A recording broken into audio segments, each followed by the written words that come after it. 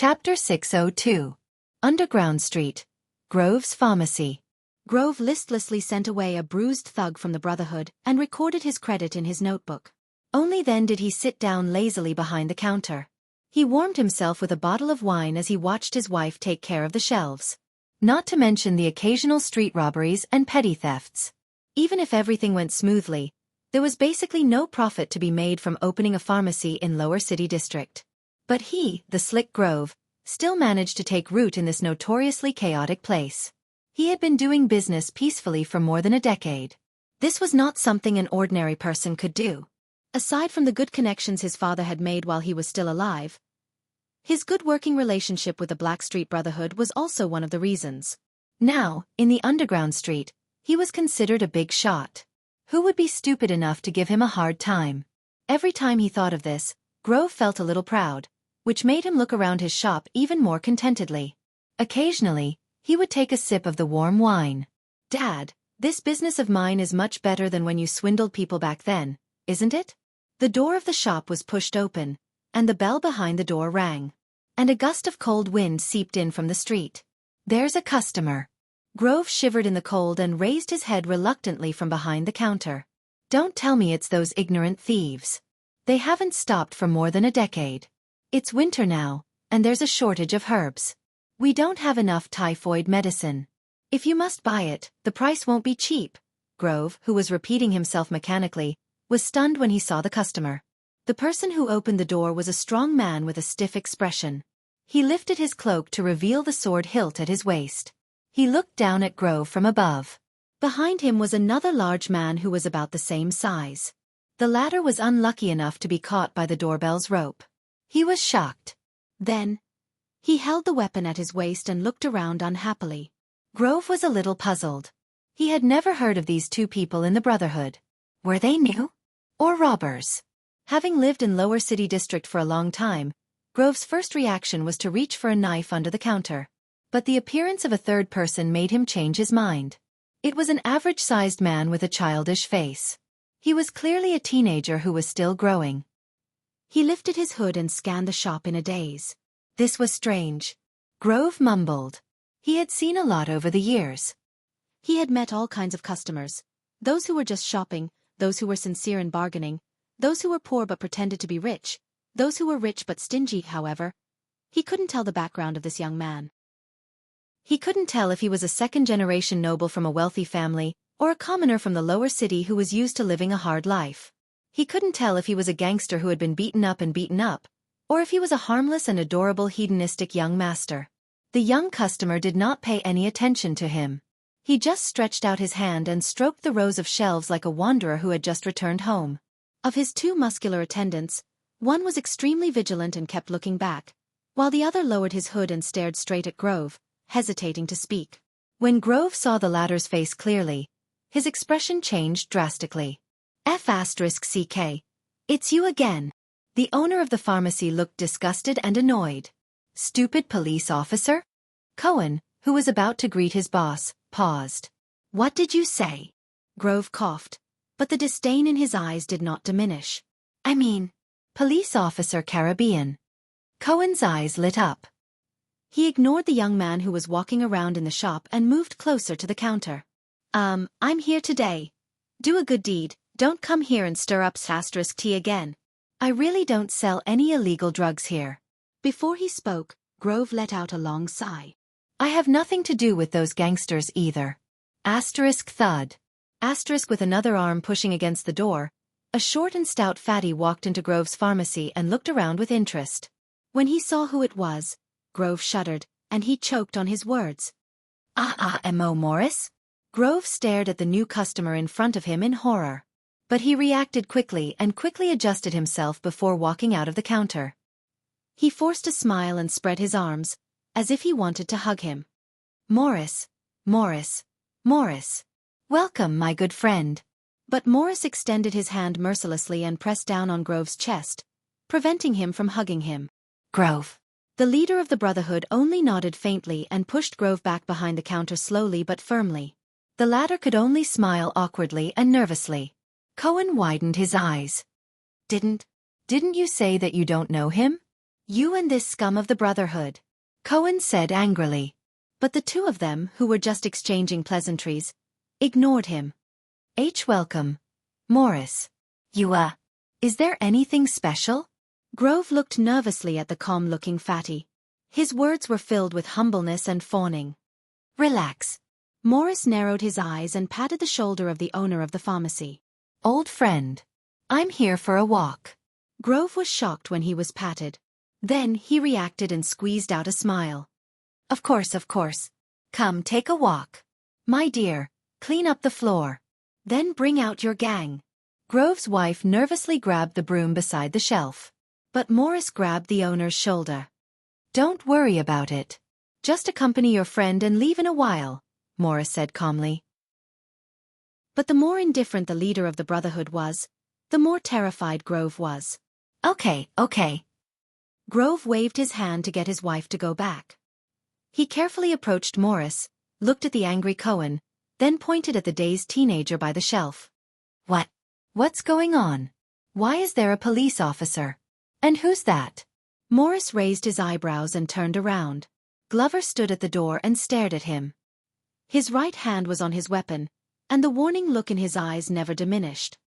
Bodyguard. The dignified fatty snorted softly. My friend's bodyguard. Grove was stunned. Friend. A little friend. Morris turned to look at the teenager between the shelves. His words were meaningful. And a big friend. Grove blinked, and the way he looked at the teenager changed. He quickly shouted, have a good time shopping, customer. Ha. With that, Grove rolled his eyes, rubbed his palms and giggled. Morris, since you're here, I'd like to hand in my money for next month in advance. Yanni, bring me the money bag. Morris furrowed his brows. Money?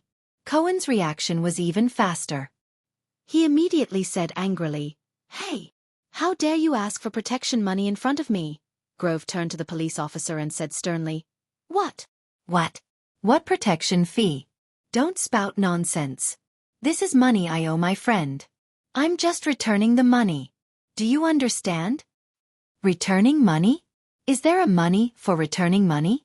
Cohen jumped up and said earnestly, I'm telling you, don't be afraid. I'm telling you, don't be afraid. The police officer is here to uphold justice for you. On the other shelf, the shopkeeper's young wife walked over shakily. But dear, didn't you just hand in the money last month? Grove seemed to have found a breakthrough.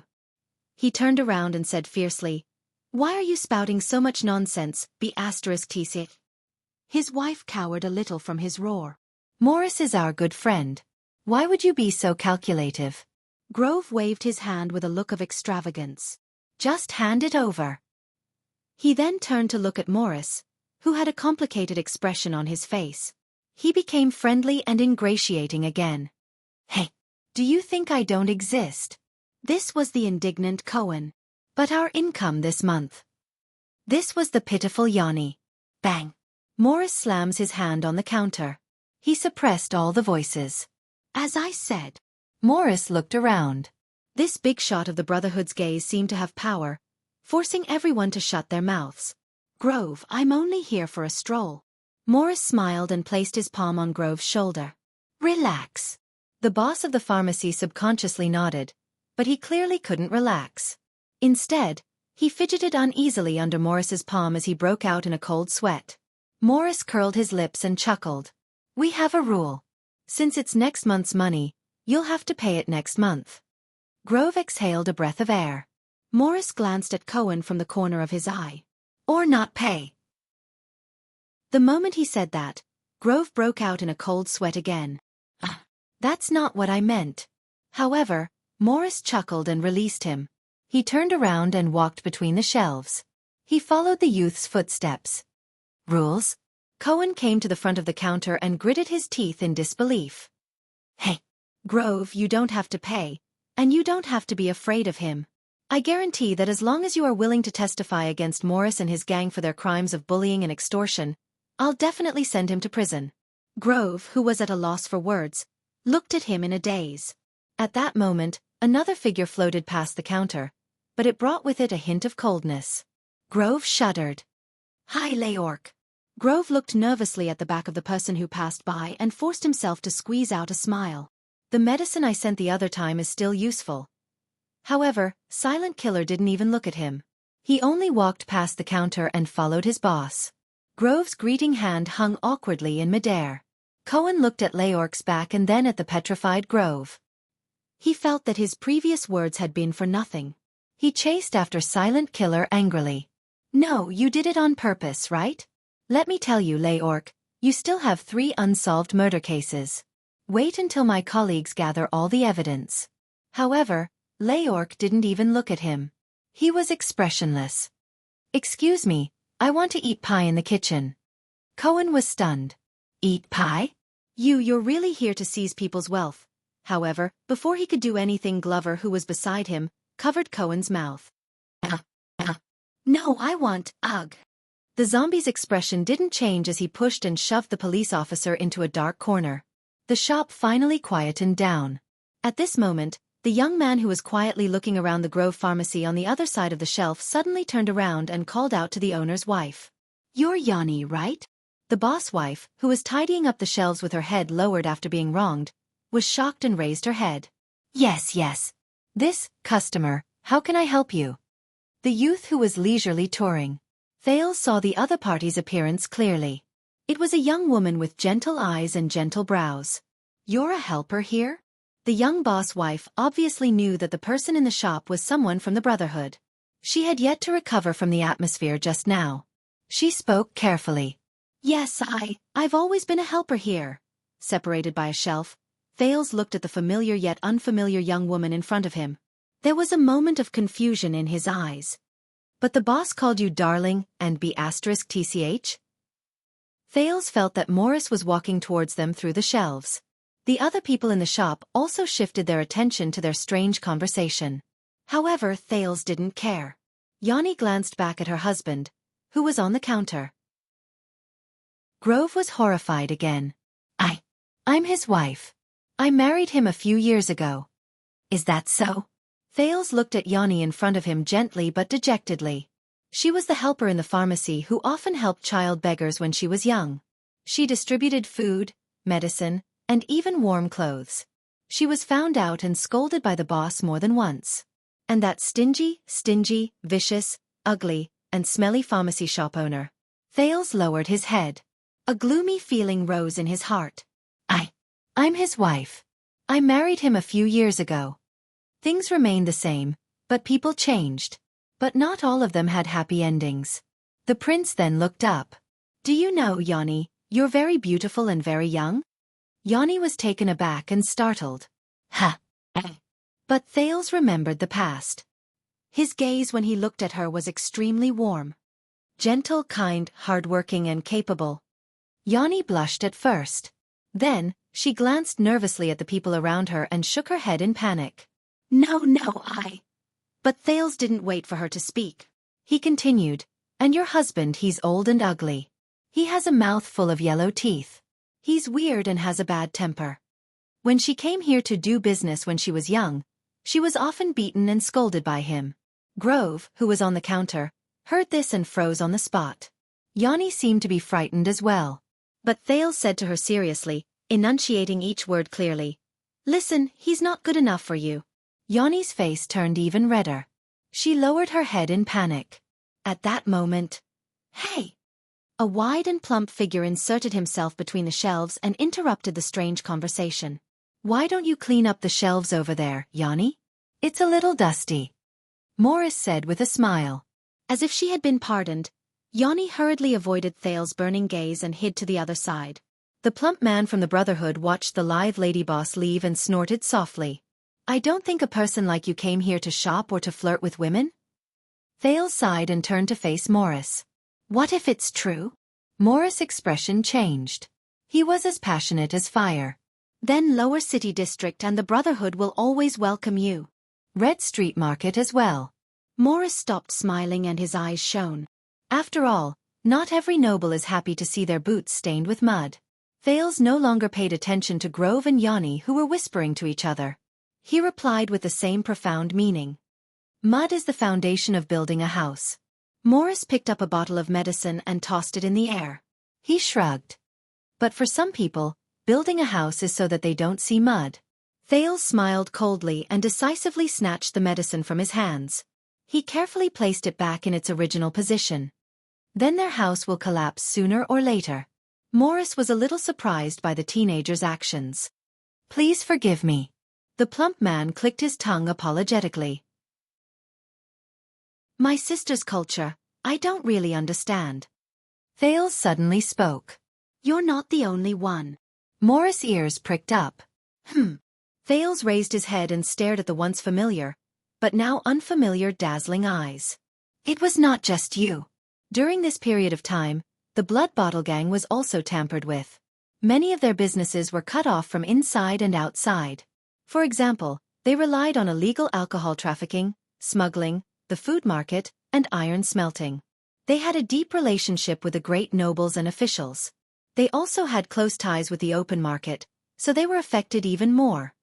Morris' expression became solemn.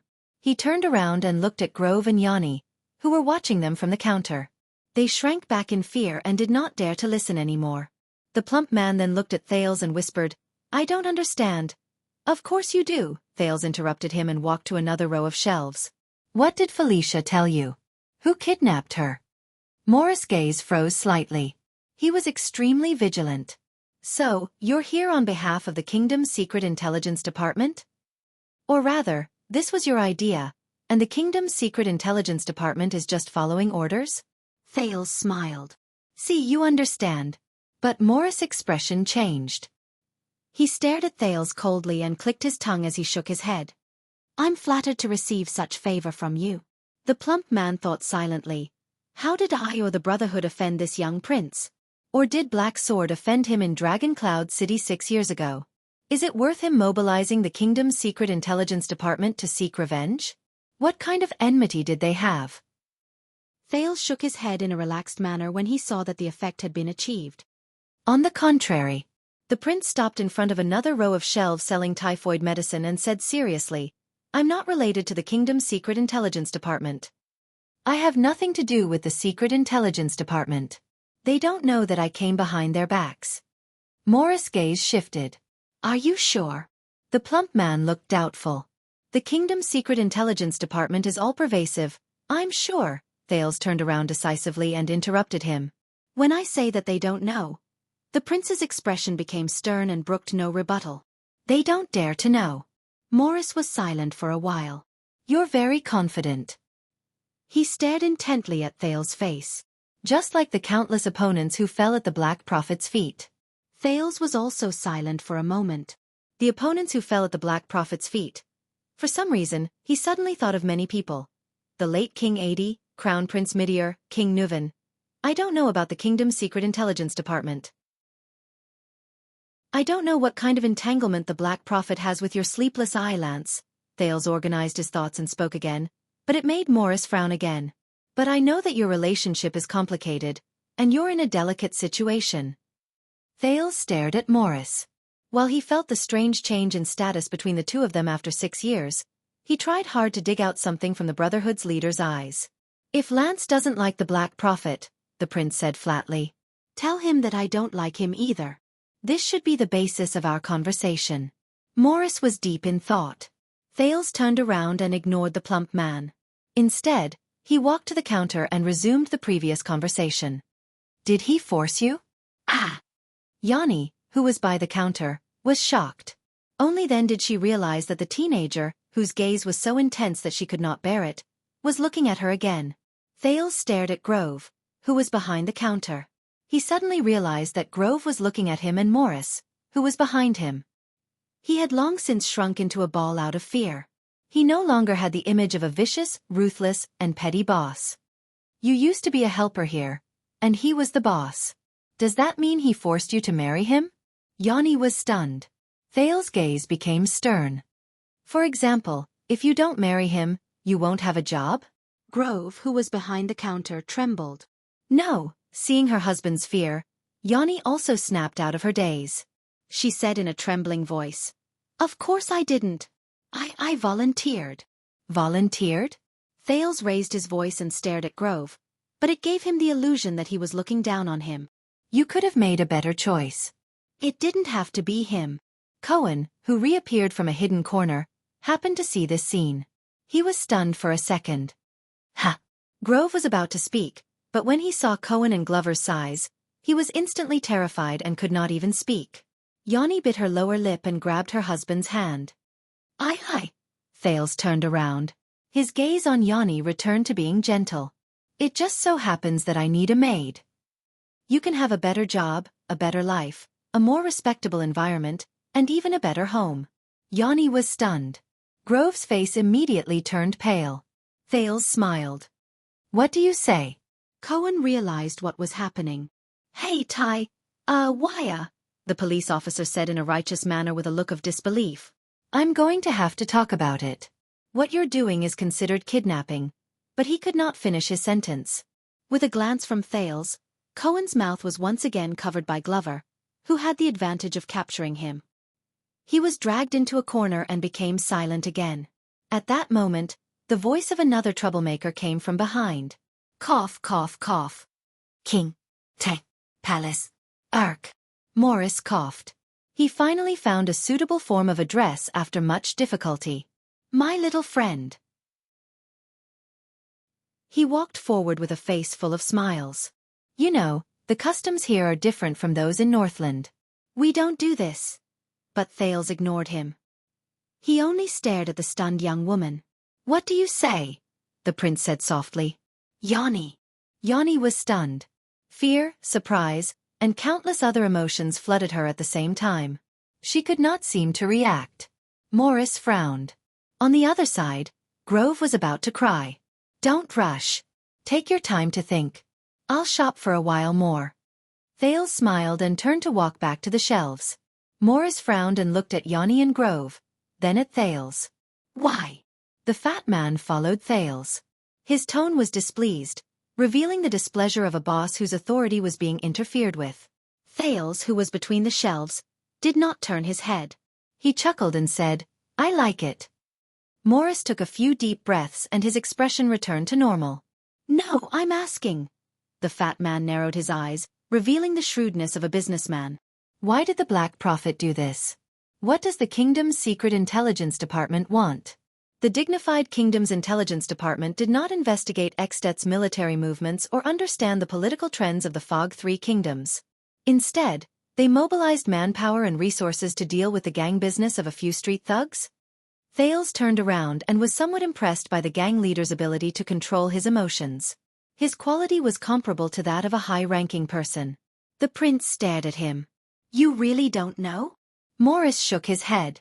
Just like how I don't understand why a dignified prince of a country would condescend to a muddy place like ours to talk with us bumpkins? His tone revealed his suspicion. Thales met his gaze quietly and recalled the moment when the man had exposed his identity. Even if he was born in a humble family and mingled in the streets, there were still people he could not underestimate. Moreover, strictly speaking, this was Black Street Brotherhood. It was Black Sword's territory. Black Sword. Thinking of the man who was strong enough to fight a mystic, Thales shed his contempt and did not dare to be negligent. First of all, although the Black Prophet is still alive, the specific affairs of the kingdom's secret intelligence department are no longer under his control. The prince returned to his negotiating mode and said solemnly, the successor is not well known, but he is young and full of vigor. He is determined to forge ahead and unpredictable. Morris frowned and rubbed his chin as he began to think. Secondly, we all understand that perhaps Black Street Brotherhood rose too quickly, and their members are mixed with good and bad people. Perhaps Blood Bottle Gang is too old to rise again and is not as powerful as before. Thales' gaze turned cold. But you, both of you are not simple thugs on the streets. Be it Black Sword or the people behind Blood Bottle Gang. Morris' fingers froze as he rubbed his chin. This damned prince. How much does he know? As for why the kingdom's secret intelligence department did this and why they attacked the two gangs that are closer to the bottom of society, I don't know either. Thales stood between the shelves coldly and crossed his arms. I neither care nor care about the details of the kingdom's secret intelligence department's actions. He disliked it even more.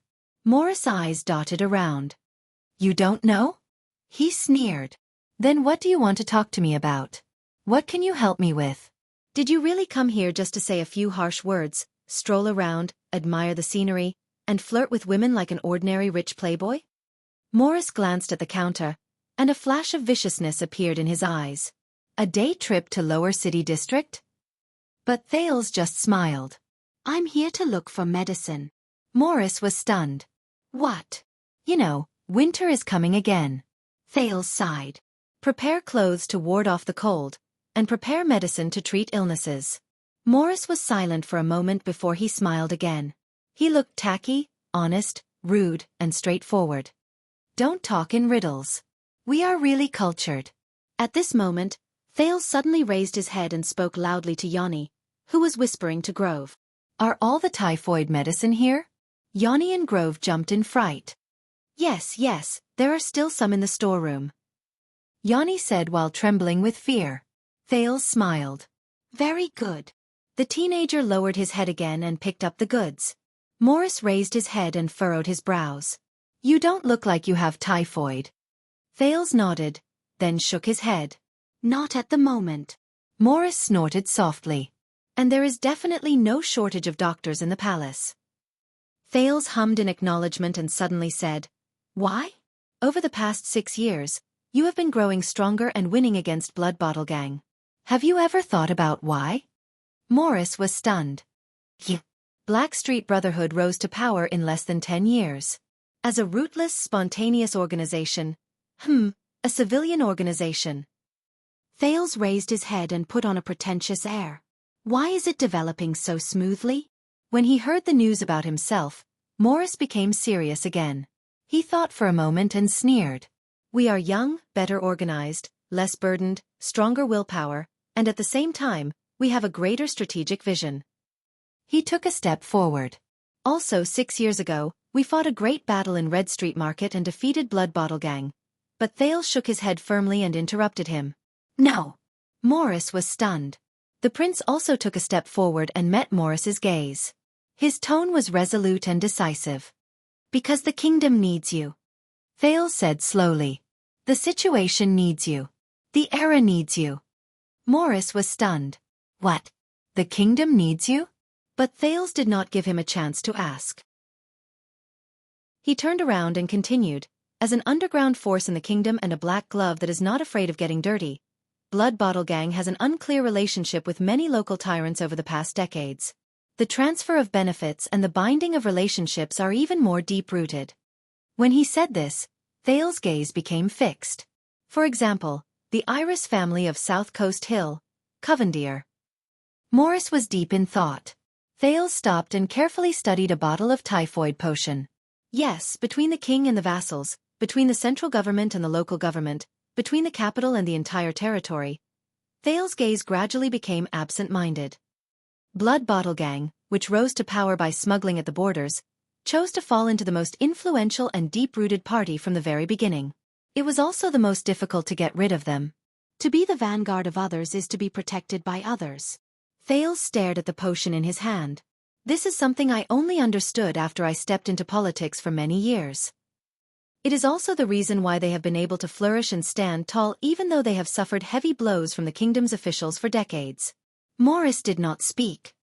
He only furrowed his eyebrows and pondered deeply. Otherwise, you would have seized the entire Red Street Market during the one-night war 6 years ago. You could have even followed up on your victory and seized more. Thales put the potion back and remembered the experience that changed his fate that night. He sneered and said, Why did you have to give up half of the territory you seized and make peace with Blood Bottle Gang, which was greatly weakened? Why did you draw a line between us? Morris scratched his chin. His dazed gaze became clear again. It's interesting to hear. It's more interesting to play with them, Thales said decisively. He turned around abruptly and looked straight at Morris. Although we are both gangsters who live on the streets and fight for our lives, Blood Bottle Gang has a large business and a deep foundation, while the Brotherhood started from the grassroots. Thales' eyes were bright and piercing, as if they were burning the air. Logically speaking, you are not their match. When the referee and the banker are on the same side, how can you still play? Morris pursed his lips and looked serious.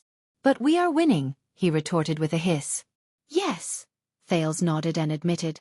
You are winning. But his gaze immediately became brighter. His voice was like a blade, and each word was like a knife. Not for anything else. It's precisely because of a series of events that happened in recent years. The Duke of Star Lake's voice seemed to have magic. Because there is already a successor to the throne, because the royal family's rule is gradually stabilizing, because the kingdom's political situation is gradually becoming clearer, because Constellation's national strength is recovering, because Xtet's inevitable decline, because the borders are no longer in turmoil, Constellation will be free from the heavy pressure. You will be victorious. Thales said resolutely. 6 years or even 18 years after the Bloody Year, the entire chess game in Constellation will change drastically, and the offensive and defensive positions will change. Central, South Coast, Northern Territory, Eastern Sea, Western Desert, and Blade Edge. When the traditional tyrants in these places will either lower their heads and admit defeat, restrain themselves, or fall from exhaustion. Morris was a little absent-minded at first, but as Thales went deeper, he gradually became serious. When agriculture, sea trade, iron smelting, wine production, salt production, tobacco production, and other huge chains of interest that were once scattered all over the kingdom because the royal family was weak and the kingdom was in chaos, they were reorganized and redistributed. When places like Blade Fang's camp, when the local suzerains, nobles, and officials' power were shuffled again and again with the royal family's regular army and the king's officials stationed there. Morris' eyebrows moved back and forth, and he could not stop. When Bloodbottle Gang, who had been drawing grey nutrients from these empty spaces, when they lost their local connections and protection, when they lost their source of flesh, blood and food, when they lost their backing and confidence. When the letters they wrote to the Covendier family for help never came back after the iris flowers submitted to the nine-pointed star. Thales' voice became calmer and more solemn. How can Bloodbottle Gang, the gang nobles who have been at the top for 100 years, not become weak, not rot and not fall? He stared at Morris' eyes, which had clearly wavered. How can you, the new challengers, not win and become stronger? Morris gulped. His eyebrows were solemn. Thales turned his gaze away and exhaled. He stared at the exquisite decorations in the small pharmacy, which he knew was made by the mistress at first glance. After the kingdom's war chariot ran over you, Blackstreet Brotherhood, as the representative of the desire and struggle of the bottom of the kingdom, as a new underground force without roots or foundation, as an external force outside of the official departments that have long been corrupted by the local nobles, as the most unruly force. Thales raised his hand and slowly clenched it in the air. It was as if he was crushing something. With the tacit consent of the royal power, it was only natural and unimpeded for you to nibble away at Bloodbottle Gang's body after it fell. When the conditions were right, success would come naturally, and you would be able to destroy it easily. Morris stared at Thales' hand in a daze. This is the truth behind how Blackstreet Brotherhood was able to completely shake their underground hegemony in the past 10 years and usher in a golden age. Thales clenched his fists, and his voice tightened. You won, not for anything else. The prince's gaze was as sharp as a sword. It is precisely because the kingdom needs you. Chapter 603. After a moment of silence, Morris scratched his chin and looked at Thales with a strange gaze. So, you came all the way here to give me a political lesson? Thales put down his fist and answered him confidently. You want an answer and I am giving it to you. Morris sized up the furnishings around him. After thinking for a moment, he raised his head again. If that is the case, then the answer is too far away from us. It is unrealistic. Thales smiled. On the other side of the medicine shop, Yanni and Grove whispered to each other while trembling. Glover tried his best to calm Cohen, who wanted to rush forward and take down Leorc. But it was as if there was an invisible wall in the middle. Everyone abided by it and did not dare to cross it to interrupt the conversation between the Prince of Constellation and the Brotherhood's powerhouse. Yes, politics is too far away from me. Politics is too unrealistic for me. These are the most common misconceptions in our lives. Thales' gaze changed. Whether it is the misophobic gentlemen who think that politics is too far away, so they are dismissive, self-righteous, and avoid public politics like a deadly plague, or the pedants who think that politics is too far away, so they are cynical, apathetic, and believe that there is everything in knowledge, or the cynics who think that politics is too far away, so they are apathetic and think that they have to return to their lives, or the keyboard warriors who think that politics is too far away, so they are fearless, boastful, and point out the general trend of the world with their words. You're still the same rascal who looks like he's just fooling around, living a befuddled life, and living one day at a time. Maurice curled up one side of his lip, showing his teeth. But Thales ignored him. Intentionally or unintentionally, consciously or unconsciously, they are all expressing the attitude that politics is too far away. But with all due respect, they either have some misunderstanding about politics, or they have some misunderstanding about distance. Morris did not say a word. Look at me now, I am standing in front of you. When he said this, Thales' voice turned cold. And do you think that during the rise of the Brotherhood, the relevant departments have always been indifferent to you and let you do whatever you want? Morris narrowed his eyes. The relevant departments? Ha, you mean the most mysterious relevant departments who are always missing when it comes to benefiting the people, and only fulfill their duties when it comes to patriotism? Morris snorted. There was disdain on his face, and his words were filled with mockery. We have our own ways to deal with them. They're like a pile of *T. Every time I'm done squatting in the pit, I have to stand up and wipe my ass. Only then can I see them in the pit of *T, baring their fangs and brandishing their claws. But Thales shook his head and ignored his emotions. Then why did you order a retreat just now? Why didn't you listen to Aoscow and follow the original plan? Gather our men and kill our way to the Blood Bottle Gang to collect the debt. Who cares who the culprit of the kidnapping case is? The Brotherhood only needs to kill to establish our might. Morris rolled his eyes and said nothing.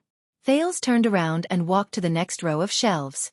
From time to time, he would pick up a medicine bottle and fiddle with it. Politics is not far away from you, Boss Morris. Even for people like you who see the kingdom as nothing and trample on the boundaries of the law, high walls and iron walls not only trap those who are willing to be in the cage, but also restrict those who think that they are outside the cage. It's an invisible net that blocks every inch of color in our line of sight and every gap in the air. Every move we make, every word we say, and every breath we breathe are all trapped in it. We cannot escape. Thales stared at the medicine bottle in his hand and felt its sturdy wall. He was lost in thought. Morris was silent for a few seconds before he let out a low snort. Maybe I should let Lance listen. The fat leader of the Brotherhood narrowed his eyes and said. He knows this the best. But Thales sneered. You too, Morris. The prince raised his head and met Morris' gaze. After all, you're the one who does the accounting and manages the money. At that moment, a fierce look flashed in Morris' eyes.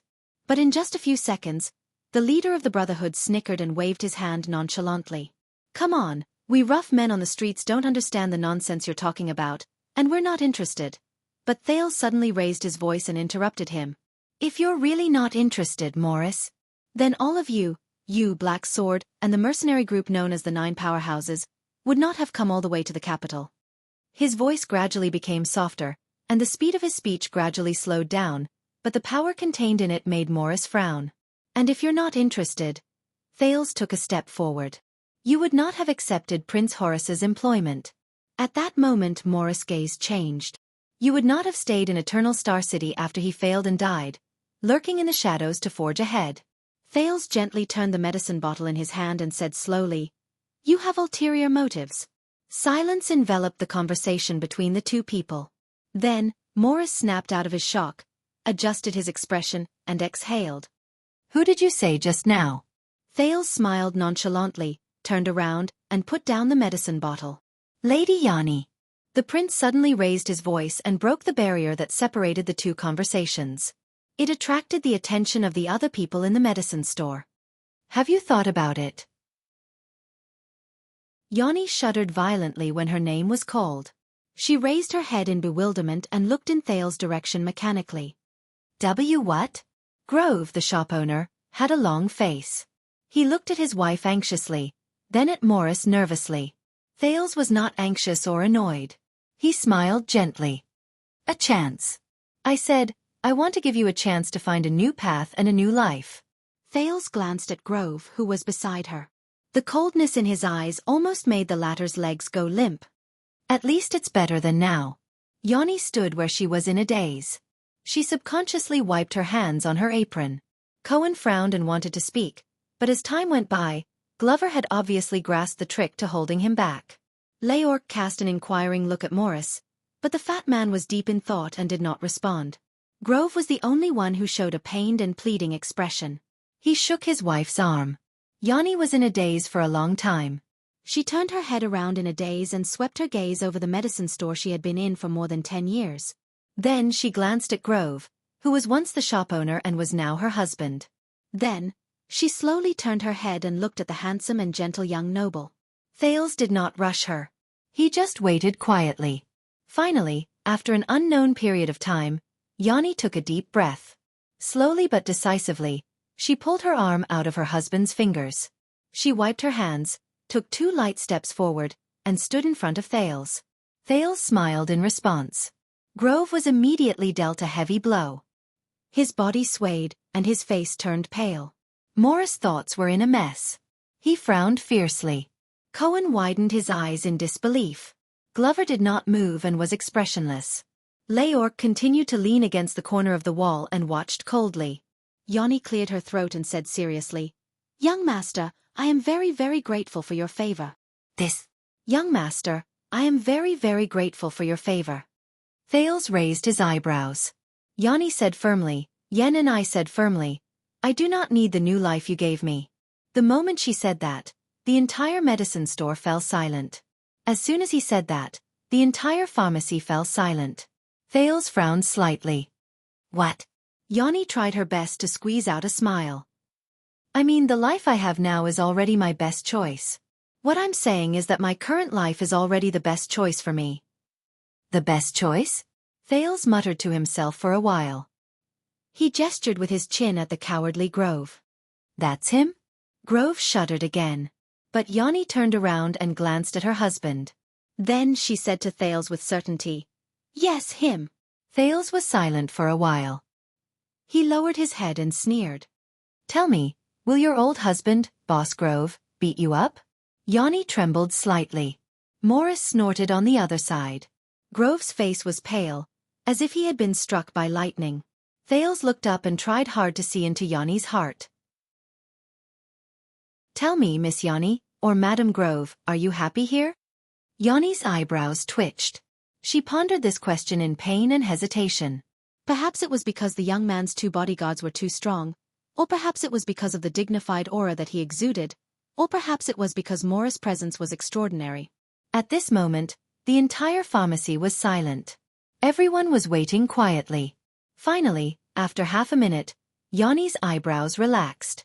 She raised her head slowly, ran her fingers through her hair, and gave Thales a beautiful smile. There were traces of weariness that should not be present at her age. I am truly grateful to you, young master. But you may not be aware. Yanni looked at Thales seriously. There was a rare sense of relief and fatigue in her words. I come from Ricenan town in the western desert. More than 10 years ago, the war took my father and brothers away. My mother and I had no choice but to leave our hometown and seek our own survival. Thales' gaze dimmed. And although Eternal Star City is rumored to be the wealthiest and most prosperous capital, this big city is actually not that welcoming to foreigners. Yanni took a deep breath and glanced at the shop that she had stayed in for almost half of her life. This street looks chaotic, barbaric, and unsafe. This shop looks shabby, old-fashioned, and dilapidated. But this is already the place that feels most like home to me in the capital. The place that feels most like home. Thales clenched his fists. On the other side, Glover furrowed his eyebrows, Morris snorted softly, and Leork buried his face deeper into the shadows. Yen and I sighed and smiled bitterly. And Mr. Grove. I mean my husband. Yanni turned to look at Grove with a complicated gaze. The latter was looking at them uneasily. Yes, he is older than me, a little fat, and a little impatient. He's usually a little stingy, calculative, impatient, selfish, and short-sighted. He snores loudly in his sleep at night. Yen and I took a deep breath and said with difficulty, and yes, if I pull him up when he's drunk, he'll hit me. Thales glared at Grove coldly. The latter was first horrified, then showed a fawning and remorseful expression. Cohen frowned. He raised his index finger and was about to speak, but for the 3rd time, he was forced back by Glover's fierce gaze and firm grip that said, If you dare to interrupt the prince, I'll kill you. Yanni slowly turned around and said softly, But he took me in, took care of me, gave me a job, gave me a place to get medicine, and treated my typhoid mother. Just when I was at my lowest at my wit's end, and was about to risk everything to look for a job in Red Street Market. Grove's eyes were filled with joy. He didn't do it out of kindness, much less love. Thales snorted coldly. He did it only for your beauty and youth. Yanni trembled slightly and suddenly looked up. Yes. Thales was shocked. At some point in time, Yanni's eyes had already turned red. She spoke agitatedly and agitatedly. Of course I know. He coveted my beauty. He saw that I was young, hardworking and capable, so he... Tears trickled down her cheeks as she raised her voice. But who didn't? Yan Ni's sudden outburst startled everyone. The young woman took a deep breath and wiped the corners of her eyes. You're young, young master. You were born into a wealthy family and live a carefree life. Perhaps you don't know what it's like to be so hungry that you lose your mind. You don't even care if a man takes off your skirt for a mouthful of bread. Thales stared at her blankly. But I know. Yanni clenched her fists on her apron. I know. She turned around and glanced at Grove. Her gaze was filled with a desolate smile. Yes, my husband is full of flaws and shortcomings. Some of them are unbearable. He's certainly not the ideal man in every young girl's heart. Grove flashed his wife an extremely ugly smile. Yanni snorted, but her laughter was bitter. Her voice was low. But the reality is, which woman's husband in this world is as good as the stories say? Especially here.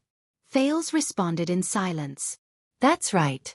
I might have a bit of good looks, and I'm younger than him. That's why he, who has money and a career, took a fancy to me. He made me work for him and made me marry him willingly or unwillingly. That's right. Yanni sniffled and said mournfully. But a talented man and a beautiful woman. Isn't this the universally acknowledged truth of a happy marriage between a man and a woman? The young woman turned her head in panic and looked at the other people in the pharmacy. Cohen, Glover, Morris, Leyork. But no one answered her question. Under the heavy pressure, Yanni lost control of her emotions. She sobbed. Just like in Isabel's search for her husband, a man can only use his achievements and wealth to exchange for a woman's age and beauty. He can't see anyone with tears in his eyes, so how can he hope for love and affection? From the commoners to the nobles, which family isn't the same? Which family isn't the same?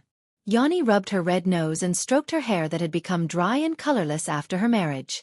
She sneered and said nonchalantly, as long as a man has fame and wealth, he can cover everything else. He doesn't care about his flaws or how he is. And to a lady, being young, beautiful, virtuous and capable is the only value. Who cares if you're happy or not? Thales could feel the agitation in her emotions and could not help but feel remorseful. Yanni. But Yanni turned a blind eye to his reminder.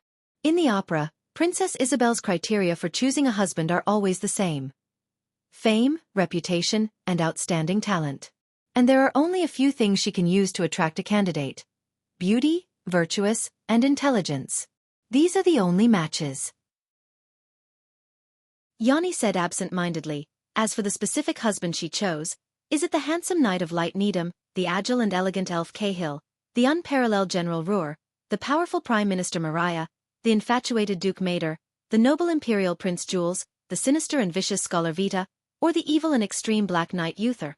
Is it really important? I take off my dress in exchange for his bread. Yanni's eyes were blank. This is the most recognized trade and match. Thales looked at her quietly and suddenly realized that the person in front of him was no longer the kind Yanni he was familiar with. 6 years later, that reserved and shy girl had experienced too much and seen too much in this ruthless neighborhood. He suddenly felt a heavy heart. He even began to doubt his choice to come to Lower City District. Just like this medicine scale. Yanni smiled sadly. She reached out to take down a medicine scale and fiddled with its weights. Everyone only recognizes the left item and the right weight. One side is medicine and the other is the weight. The left and the right cannot be mixed, and the content cannot be changed. Yanni stared blankly at Grove, who was equally stunned. As for me and my husband, we are only following the rules of the medicine scale. On the other side, Morris was caught off guard by this scene. He had other important matters on his mind and did not listen carefully. He just waved his hand impatiently. Grove, your family matters. But Thales suddenly raised his hand and gestured for him to keep quiet. Morris immediately choked. Thales sighed and tried his best to speak to Yanni in the most gentle tone. But Yanni, I just want... Yanni snapped out of her daze and sneered. She had completely forgotten about the status and power this mysterious young man in front of her, who called Morris a brother, might have. And what's the difference between you and me? Whether it's coercion or seduction, you'll use the status, power, wealth, and achievements of a certain noble family and place them on the medicine scale that everyone agrees on in exchange for my body, looks, obedience, and service. Perhaps I'll even inherit the glory of your descendants. Then everyone will see it as a good deal, as if this is the most normal thing, as if this is the only fair deal in the world. Thales' breathing suddenly became erratic. Yes, you might be better than my husband, more handsome, richer, younger, and even kinder, young master. But even if you're the king, to me, it's just taking off a dress and exchanging it for a piece of bread. Yanni shook her head indifferently.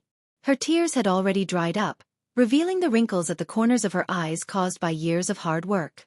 The dress is still made of cloth, the bread is still made of flour. When I weigh it, it's still the same medicine scale. Nothing has changed. Thales felt his heart stop beating. Nothing had changed. This is the sorrow of being a woman. For the rest of our lives, we must and can only work hard to weave and dye our own dresses. Only then can we take off our dresses and choose between bad and not so bad bread. Even if you think that a certain bread is extremely delicious and is practically the king of bread. Yanni glanced at Thales and sneered. In this aspect, you're not even as good as my husband, even if he's old and ugly. Grove was delighted at first, but when he saw Thales' expression, he felt bitter in his heart. At least, I've lived with him for many years. I understand him, and I know how to deal with him. At least, I know that I can be the mistress of a medicine shop here. I can live a normal and worry-free life. No matter how bad things are, I won't be so poor that I have to rely on hard labor to wash clothes and even sell my body to make a living. And this is better than hooking up with some rich and powerful noble young master, living a luxurious life for a period of time, and then being abandoned for no reason. Thales was speechless. He could only clench his fists. All his eloquence were overshadowed when Yanni poured out her heart in despair.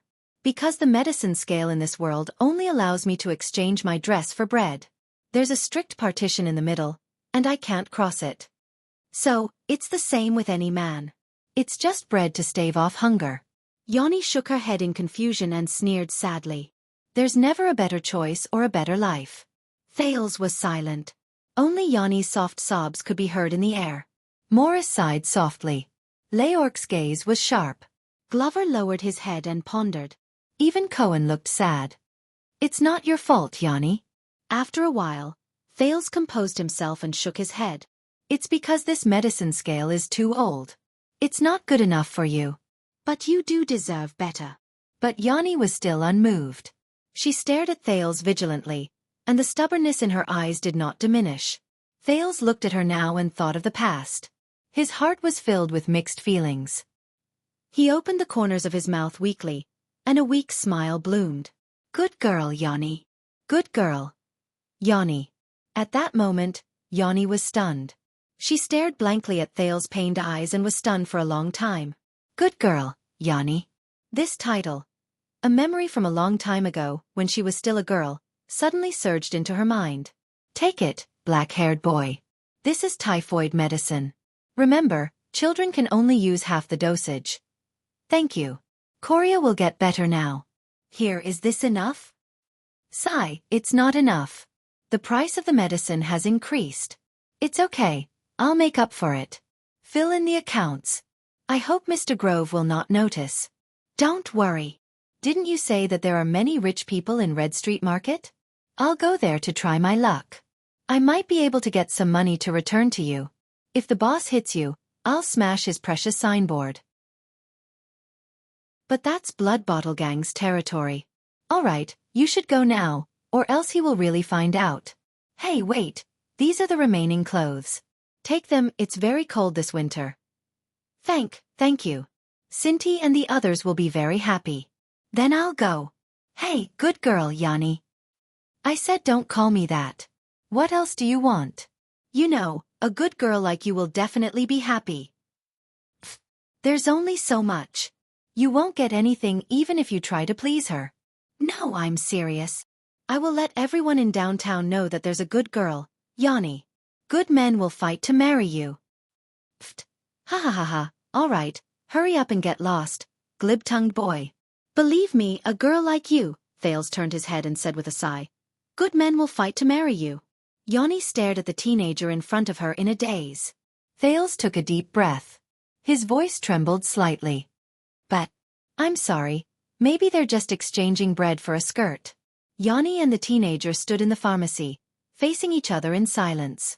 Finally, after an unknown amount of time, Yanni's gaze became gentle. Perhaps. Yanni smiled brightly. But I've understood it a long time ago. That's good enough, she said softly. Glib-tongued boy. Glib-tongued boy. Thales took a deep breath and lowered his head to press on the bridge of his nose. Is that so? Thales rubbed the bridge of his nose. He turned his head around unnaturally and walked between the shelves. Then forget about my suggestion. Good girl. Yanni stared at Thales back in a daze. Behind her, Grove heaved a sigh of relief. Then, he was shocked by Leorc, the assassin, who was staring at him coldly. After the farce, Cohen lowered his head and pondered. Glover, on the other hand, looked around vigilantly. He was afraid that the Brotherhood would suddenly turn against them, and he was also afraid that the police officer's sense of justice would act up again and cause trouble. Only Morris frowned and followed the prince into the shelves. What exactly do you want? Hearing the voice behind him, Thales raised his head. What do I want? Thales turned around. When he met Morris' gaze again, he had already returned to normal. He had become the natural and indifferent prince again. As you can see, I'm flirting with women. The teenager chuckled. But his heart was not as calm. He could only feel an unjust aura rumbling in his chest. No, I don't care if you've taken a fancy to a good wife or want to flirt with her or even force yourself on her. What I want to ask is... Morris snorted angrily. He approached Thales and gritted his teeth. What exactly do you want from us? What do you want? You're the heir of a country. Are you going to use Red Street Market and flirting with women as a pretense to persuade us to pay attention to the kingdom's politics just because you met Black Sword in At? Thales' gaze was dark. What do I want?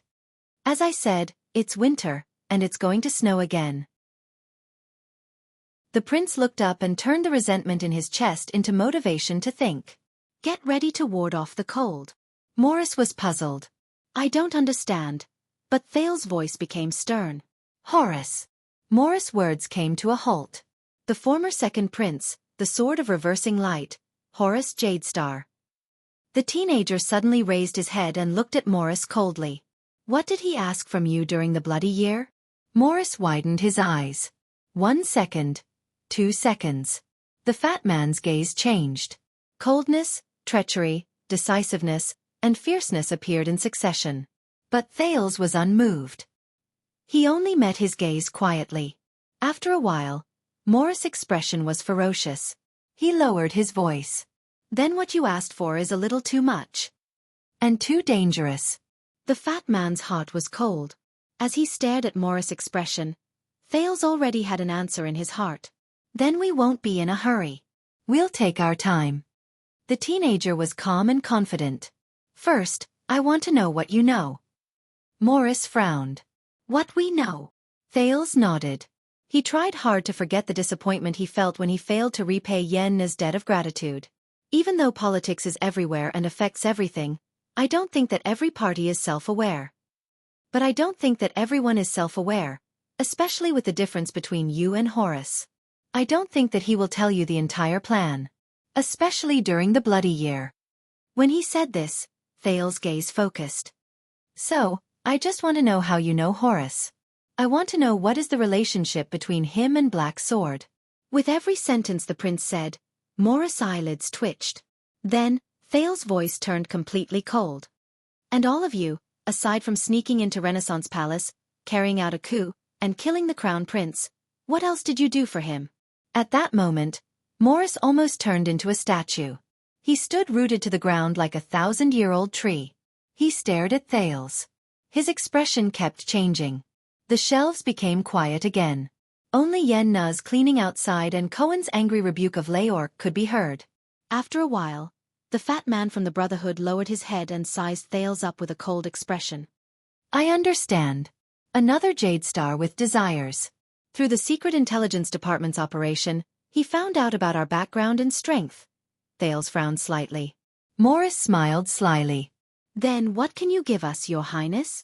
When he heard this, Thales sneered. Survival. While Morris was stunned, Thales suddenly turned around. Yanni. The prince raised his voice and attracted everyone's attention again. Grove was so frightened that he collapsed on the counter again. I need some typhoid medicine. Yanni turned around. Although her eyes were still red, she was no longer afraid or in pain. The young woman smiled faintly. Her tone was gentle. All right, young master, I will pack it for you. How much do you want? Take it, black-haired boy. This is typhoid medicine. The memories of the past slowly reappeared before his eyes. All of them. Thales lowered his head and rubbed the bridge of his nose so that no one could see his eyes. I want all the typhoid medicine in the shop today. Grove, who was sitting on the counter, was stunned. All of them? He was shocked at first, then overjoyed. He quickly flipped open the account book and started to calculate the numbers. Cohen and Glover were also stunned. Thales turned around and returned to his conversation with Morris. After your successive victories over the past decade, the situation has changed once again. The difficulties you encountered with Blood Bottle Gang is just the tip of the iceberg of the Secret Intelligence Department's next plan. Morris, like a fierce and sensitive hound, asked hurriedly. What change? What plan? Thales curled his lips slightly. Me. I'm back, he said softly. Morris was slightly puzzled, but after a few seconds, his eyes became clear again. Because you returned to the capital from the north? Thales' eyes brightened. He nodded. Everyone said that under the Black Sword, Senza is the best fighter in the Brotherhood, Fisher is the most difficult to deal with, Lance is the most mysterious, Rhoda is the most domineering, and Anton is the most vicious. But they missed it, the prince sighed sincerely. The person in charge of the accounts is Morris. Morris flashed a malicious smile. That's right. Thales did not keep him in suspense anymore. Just like 6 years ago, I descended from the sky and changed the political situation of Constellation. Now I'm back. The situation of the entire kingdom will change once again. Morris was puzzled. What do you mean? How so? Thales smiled faintly. At that moment, Fakenhas, Prime Minister Cullen, the young Duke of Iris Flowers, One-Eyed Dragon Koster, and the weathered and thin Duke of the Northern Territory, Vala Rund. The scene in front of him finally stopped at the conference hall, at the other end of the deep corridor, at the Supreme Throne. Thales' smile immediately disappeared. You don't need to know the details. The prince put away his emotions and looked straight at Morris. You only need to know.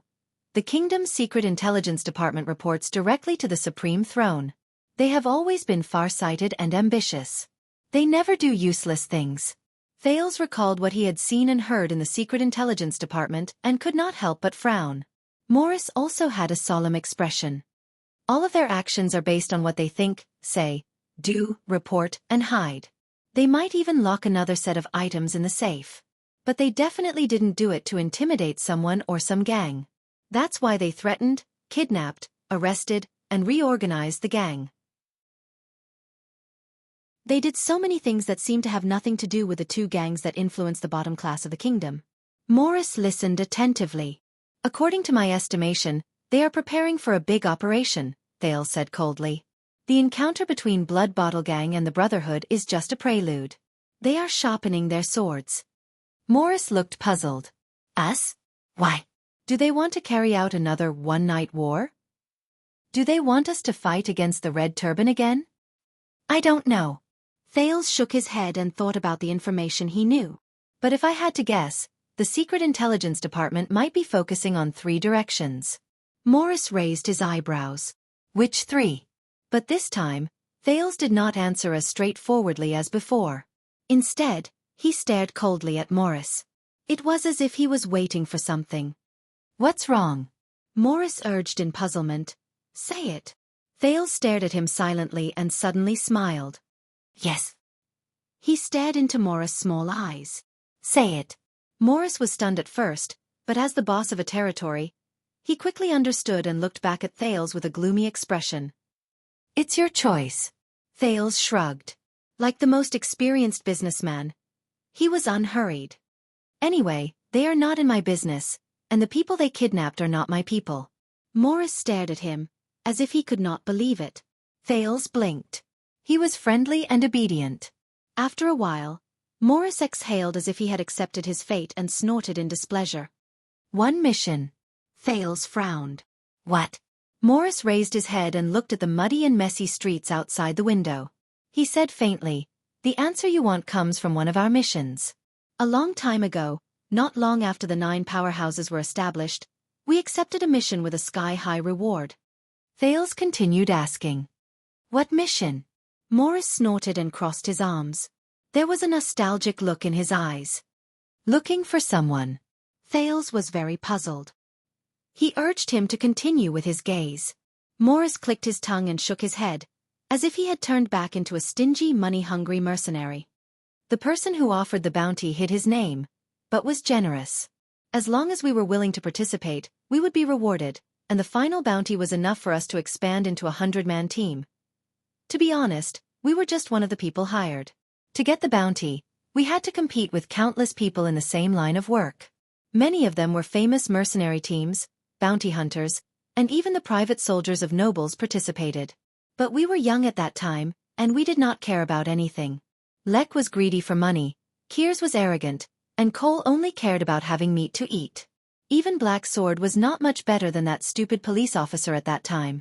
Morris was engrossed in his narration. He shook his head and sighed. Of course, the biggest trouble was not the others. He first clicked his tongue in disdain, then broke into a smile, as if he was turning the page of the most interesting story. In short, from the Central Territory to the Western Desert, from the Great Desert to Dragon-Kissed Land, from the 3 kingdoms of the Mist to South Coast Hill, we almost ran through a small part of the Western Peninsula. We chased after them, fled, fought, killed, and were killed. In short, we were in a state of chaos and were badly battered. If we wrote our encounters into bardic poems, we could sing them in my tavern for 20 years without feeling bored.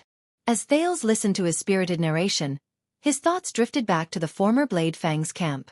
He remembered the golden age of mercenaries that his boss Tampa described, and he could not help but gradually become lost in thought. And when the mission was finally completed, and we went back to report to our superiors to receive the reward, we realized that it was not an ordinary mission. Thales' eyes sparkled. You mean? Morris sighed. In line with its sky-high bounty, we were asked to report to the military camp at Broken Dragon Fortress. Because the person who placed the bounty on this mission had an extremely high status. Thales' eyes sparkled. Military camp, extremely high status. Morris looked at the street outside the window. His words were mixed with wariness, disdain, regret, and other strange emotions. That's right. That was the first time we met Prince Horace. Morris said disdainfully and resentfully. Just when that bastard raised his wine glass and generously handed over the boxes of bounty to us. And when he casually ordered us to kill all of us. Thales was shocked. Horace. He suddenly remembered the nickname given to him by the Northlanders. The Butcher of Constellation. Kill all of us? Then. Thales frowned and said. Then how did you? Black Sword, Morris sighed and said. He and Horace were old acquaintances, especially when he placed the tip of his sword against the prince's neck. Their relationship became even better. Thales quietly ruminated on this dusty old matter. So, this was the encounter between the 9 powerhouses and Horace. The ups and downs were thrilling. Thales suddenly remembered something. Then the mission. What was the mission you accepted from Horace? Morris' eyes trembled slightly. At that moment, he broke away from the solemnity and wariness, and a smile appeared on his face again. That journey was also the first time we got to know her. Her. Thales thought of something. Morris nodded. A noble lady was kidnapped, and it involved her reputation. We had to rescue her in a low-key and secretive manner, and bring her back in one piece. Morris patted his arm and grinned. But, we only found out later. F***ck, there was no kidnapping. He snorted helplessly. In order to escape marriage, that lady would do anything, from dressing as a prostitute to crawling into the toilet. She was our biggest problem. Escape marriage? Thales remembered something. That's right. Morris exhaled and looked into the distance. There was a ghost of a smile on his face. The beautiful, sexy, intelligent, but domineering Princess Constance, nicknamed the Little Jinx. His tone was soft, as if he was afraid of waking someone up. Constance. Little Jinx. A small urn of cinerary ashes suddenly appeared in front of Thales. At that moment, his emotions fluctuated. But you know, after spending so much time with her, we, the 9 powerhouses, have given her another nickname. At that moment, Morris' eyes showed nostalgia and sadness. The 10th powerhouse. Chapter 604. You mean Constance Jadestar, my little aunt? Thales subconsciously repeated his words. Constance. Little Jinx. Escaped marriage. And the 10th powerhouse? Aha! Morris smiled knowingly at first, then gloomily. I still remember that on the day we finally returned to Constellation after going through a lot of hardships, the Little Jinx suggested that we get drunk as a farewell, so we snuck into some rich person's wine cellar, laughed and cried at the same time, and drank until dawn. Then we gave her this name. Of course, after we woke up, we realized that the wine cellar she found was actually the supply warehouse of Arched Sea City's main police station. Thales arched an eyebrow as he recalled what Aunt Elise had told him about Constance's glorious past, and he probed. I heard that she was very lively? Lively? Morris recalled the past and sighed helplessly. Black Sword said that the sunset goddess probably caught a cold when she was creating Constance, and accidentally dropped her soul into Hell's River. She could only pretend that nothing had happened, and when the gods weren't paying attention, she quickly fished it out and stuffed it in randomly. For her and the trouble she caused along the way, Morris' expression was a mix of bittersweet and bittersweet. But he shook his head and decisively cut himself off from the past, becoming solemn again. Thales listened to him and could not help but smile. He began to imagine his notoriously unreliable aunt and the 9 powerhouses wandering outside. But when he thought of the cold stone urn in the Jadestar family tomb, his smile immediately disappeared. So this is how you met Horace. Thales returned to the present and said seriously, You don't seem to like him? Hearing this name again, Morris's expression turned ugly. No one likes him. The fat man from the Brotherhood snorted coldly. And vice versa. No one likes Horace. Seeing his impression of Horace, doubt surged in Thales' heart. Then why do you still work for him? The prince frowned. Take risks for him and commit treason? Morris stared at him a little meaningfully. The fat man snorted, his expression disdainful. We don't work for him, he said coldly. Horace, that cold-blooded butcher, an inhumane pervert. A cold-blooded butcher. Thales became even more puzzled. But we are willing to risk our lives for Black Sword, just like how he is willing to go through fire and water for us.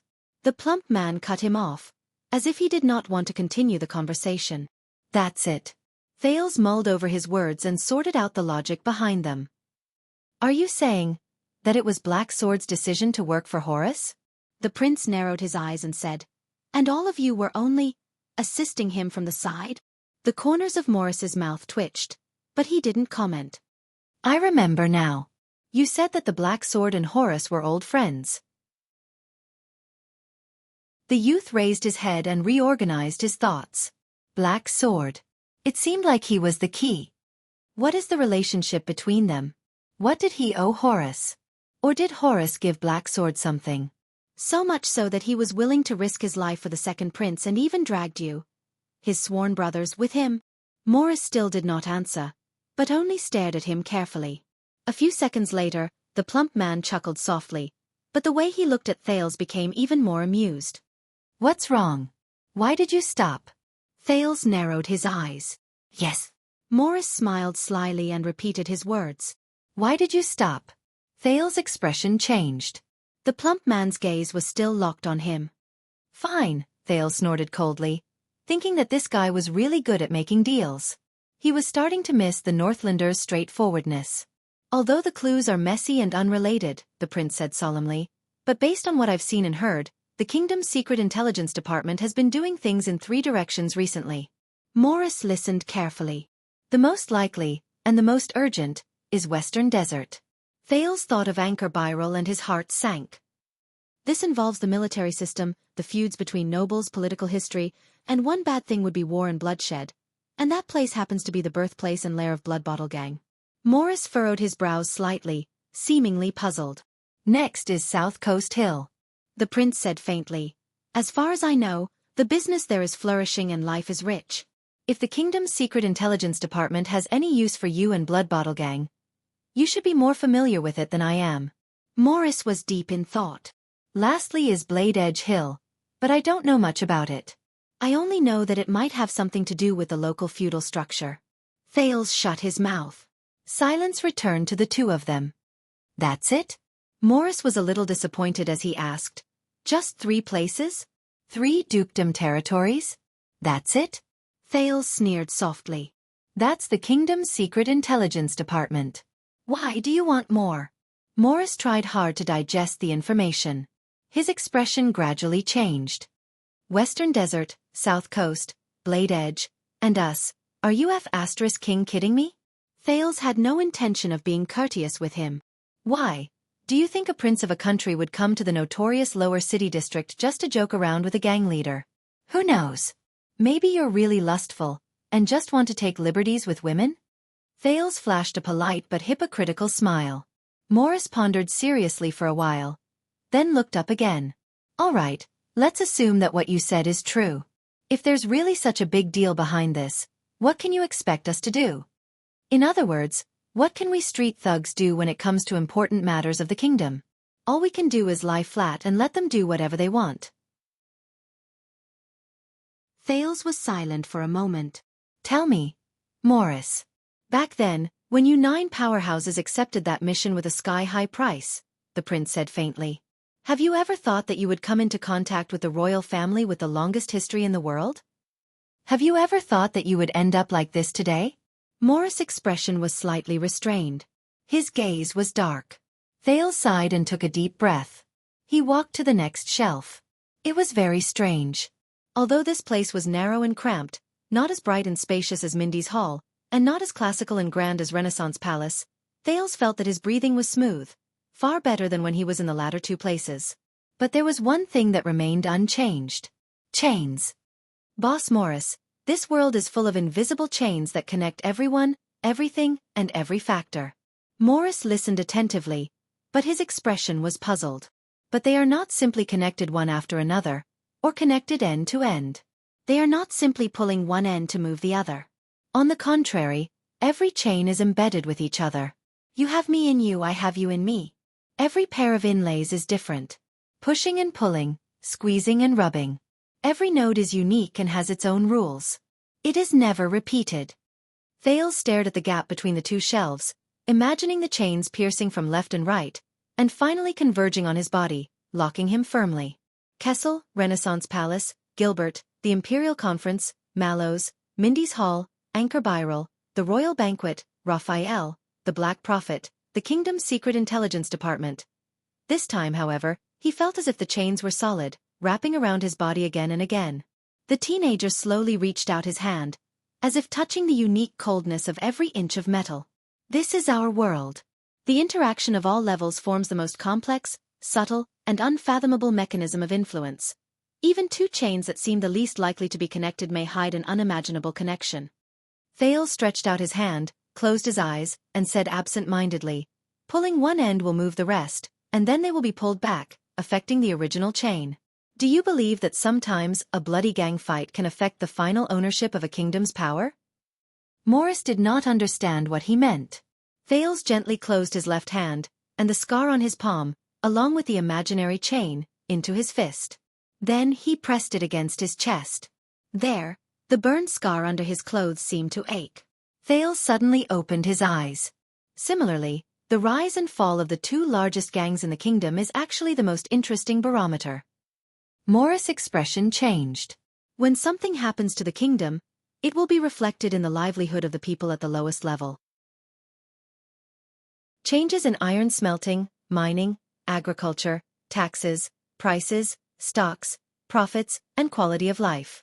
The Blood Bottle Gang is related to the interests of the great nobles and suzerains, while the brotherhood is deeply rooted in the circle of the poor.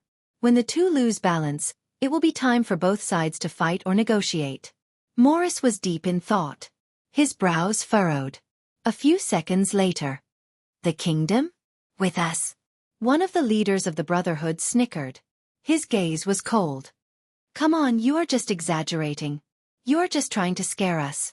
The plump man stared into Thales's eyes. From finance to market, from budget to tax, from administration to people's livelihood. Do you know how many obstacles there are in the chain from one end to the other? Do you think this is a marionette show where the king moves his fingers and the gangsters on the streets start to act? Thales stared at him for a long time and suddenly laughed. So, you do understand. The prince looked at him calmly. At least I understand more than Lance, that information broker. Morris's expression turned a little ugly. All right, I'll believe you for now. Thales turned around and fiddled with the goods on the other side. I believe that all of you are serving Horus because of Black Sword. But it still doesn't make sense. After Horus died and the bloody year passed, what made you stay in the capital, step into the quagmire of Lower City District, willingly become a gang at the lowest level, take root, grow, and dedicate your life? Morris became solemn. But soon, the solemn expression on his face turned into a playful one. Black Sword mentioned it before. Thales frowned. What? A cunning look appeared in Morris' eyes. After we returned from Northland, Black Sword told us that perhaps one day, a certain young prince would come to our door and become interested in our relationship with the Bloody Year. He sized up Thales' back. Perhaps one day, a certain young prince would come knocking on our door and become interested in our relationship with the Bloody Year. Looks like today is the day. Thales' expression changed, and he put down the goods in his hands. Damn it. It seems like it was not a coincidence that they recognized me. Black Sword's relationship with these people is closer than I thought. Don't tell me that you formed the Brotherhood to avenge Horus? Thales ignored him. He was determined to continue to hold the initiative in his hands. According to you, Horus's charm should not be that great. However, at this moment, Morris walked to the display window and sighed. Child, have you ever picked up a bundle of linen? Thales caught up with him. What? Of course you haven't, pampered prince. Morris raised his hands and looked at his rough and plump fingers. His gaze was perplexed. But I have. Thales tilted his head, puzzled. You hold on to the roots, look after the head and the tail, bundle by bundle, beat, threshed, picked, sorted, stacked, and arranged, step by step. The plump man stared into the distance outside the window and said meaningfully, At first, you thought that this task was simple and clear, and that you could quickly finish it and get away. But you soon realized that from the first bundle, some of the linen unexpectedly bounced up and returned to the bundle. You thought that it was just a small problem, but as you progressed, more and more bundles of linen broke out of your control and became entangled. Morris' eyebrows were tightly knitted together. Over time, all the out-of-control bundles even became entangled with each other and tangled into a ball, messing up the entire stack of linen bundles. You couldn't find the ends, the roots, you couldn't hold them, you couldn't shake them, but you couldn't break free and pull them out. When you came back to your senses, even your own limbs had long since been tied up. They became tighter and tighter, and you couldn't free yourself. He said in a daze. At that moment, all the linen became a mess that you couldn't recognize and couldn't untie. And when you faced the mess, you just sank deeper and deeper, powerless. Sank deeper and deeper, powerless. Thales did not interrupt him. On the contrary, the prince followed his gaze and also stared at the dirty street outside the window. He seemed to be deep in thought. You're born noble, so you find it very troublesome to be entangled by invisible chains? Morris clenched his fingers and sneered. Next time try flax. Feel the suffering of the people. Both of them were silent for a while. But Thales felt that he had read something. What about the others? Thales sighed. Aside from you and Black Sword, what about the others in the 9 powerhouses? Morris turned around and stared at him coldly. He did not answer. Looking at the man's expression, and remembering the confrontation between Asda and Black Sword, Thales suddenly knew the answer. What happened in the Bloody Year? He asked softly. Morris was silent for a while and turned his head. For some reason, looking at his expression, Thales suddenly thought of the people in the prison of bones. This made him dispirited. Enough. Let's go. He exhaled and ignored Morris. He walked out of the shelf, greeted Glover and Grove, and then walked towards the door of the shop. "Young master, may I ask where your residence is?" Grove suddenly walked out of the counter and approached Thales, but was stopped by Glover. The boss rubbed his hands obediently and said with a fawning expression, "The typhoid medicine you wanted, I can hire a carriage to deliver it." Thales frowned. "It's stored here," the teenager said coldly. "When I need it, I will inform this local friend to come and collect it." Thales glanced at Morris behind him. Grove immediately froze. The plump man from the Brotherhood snorted coldly. "Of course. Hey. Cohen popped up in dissatisfaction. "How did you become good friends?" "Goodbye, Yanni." Thales did not even look at the police officer. Instead, he looked at the young lady boss with a complicated expression. And the teenager was silent for a moment and said faintly, "Thank you." Yanni also looked at him quietly and smiled when she heard what he said. "You're welcome," the good lady, who was already married, replied softly. "It's my duty. Please take care of yourself, kind young master." Her tone was gentle, and her eyes were calm. Just like in the past.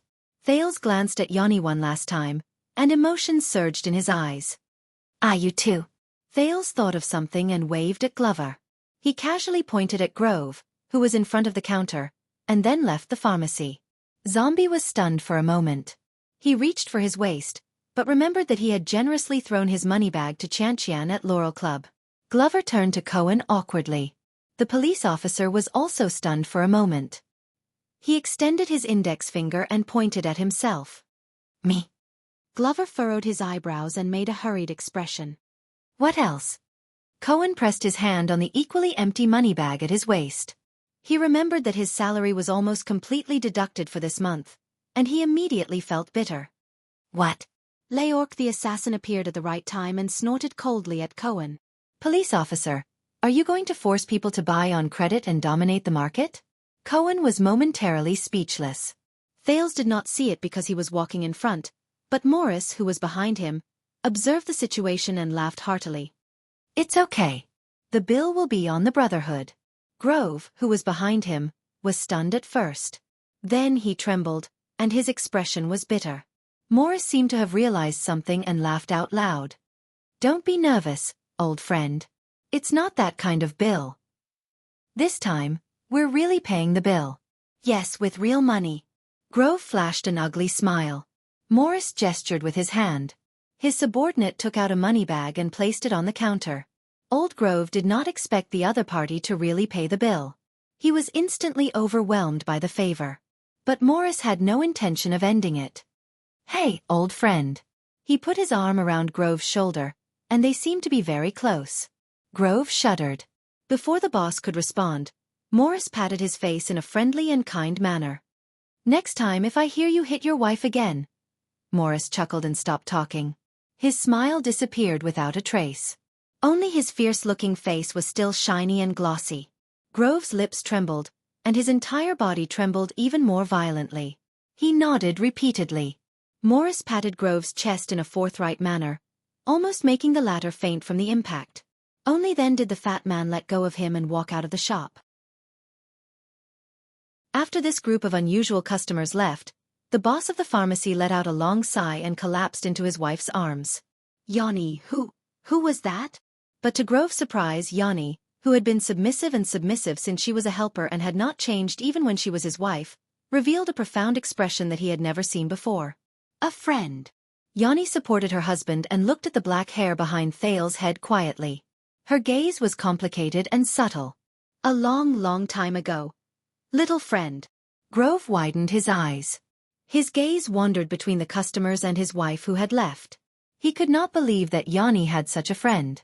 Only when Thales and Morris figures disappeared around the corner did Yanni snap out of her daze and sigh.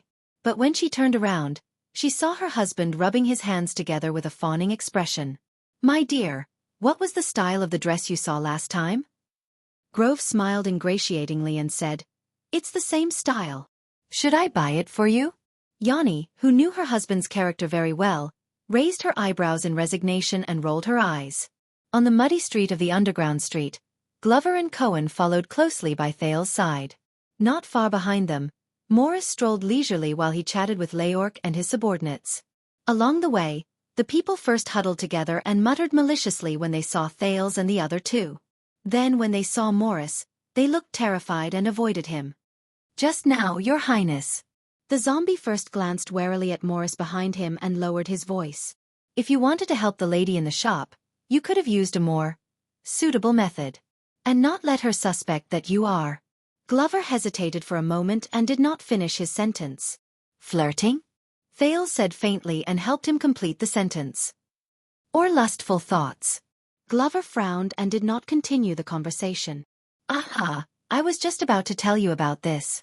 When he heard this, Cohen's ears twitched and he earnestly advised Thales, I know that at your age, you will start to be interested in girls. I know that at your age, you're starting to be interested in girls, but we need to develop the correct concept of love. Don't treat sexual harassment as flirting. You are right, Callan. But Thales did not even look at Cohen. Instead, he looked ahead expressionlessly. I want to help Yanni, not harm her. Glover was slightly stunned. He quickly glanced behind him and seemed to have understood something. Cohen was the only one who was confused and blinked his eyes repeatedly. Thales sighed. So, do you think she is happy? Thales walked past a familiar street and tried to forget his past. Is she really satisfied with a husband like that? Is she really satisfied with that kind of life? They did not expect the prince to ask such a question. Glover and Cohen were stunned. Of course not. Glover hesitated for a moment before he said with certainty, but at least she gritted her teeth and found a way to survive. Thales turned his head. Glover exhaled a breath. Lily, someone told me, the zombie stuttered, that life is miserable and bitter. Glover's gaze shifted. But so what? We just have to deal with it. It doesn't matter if the posture is pretty or not. You can still live decently in a pile of sh*t and urine. When Thales heard this, he looked at the ruins and filth on the street and could not help but sigh. You are a survivor, Callan Glover. No, I am not. Glover looked into the distance and said in a daze.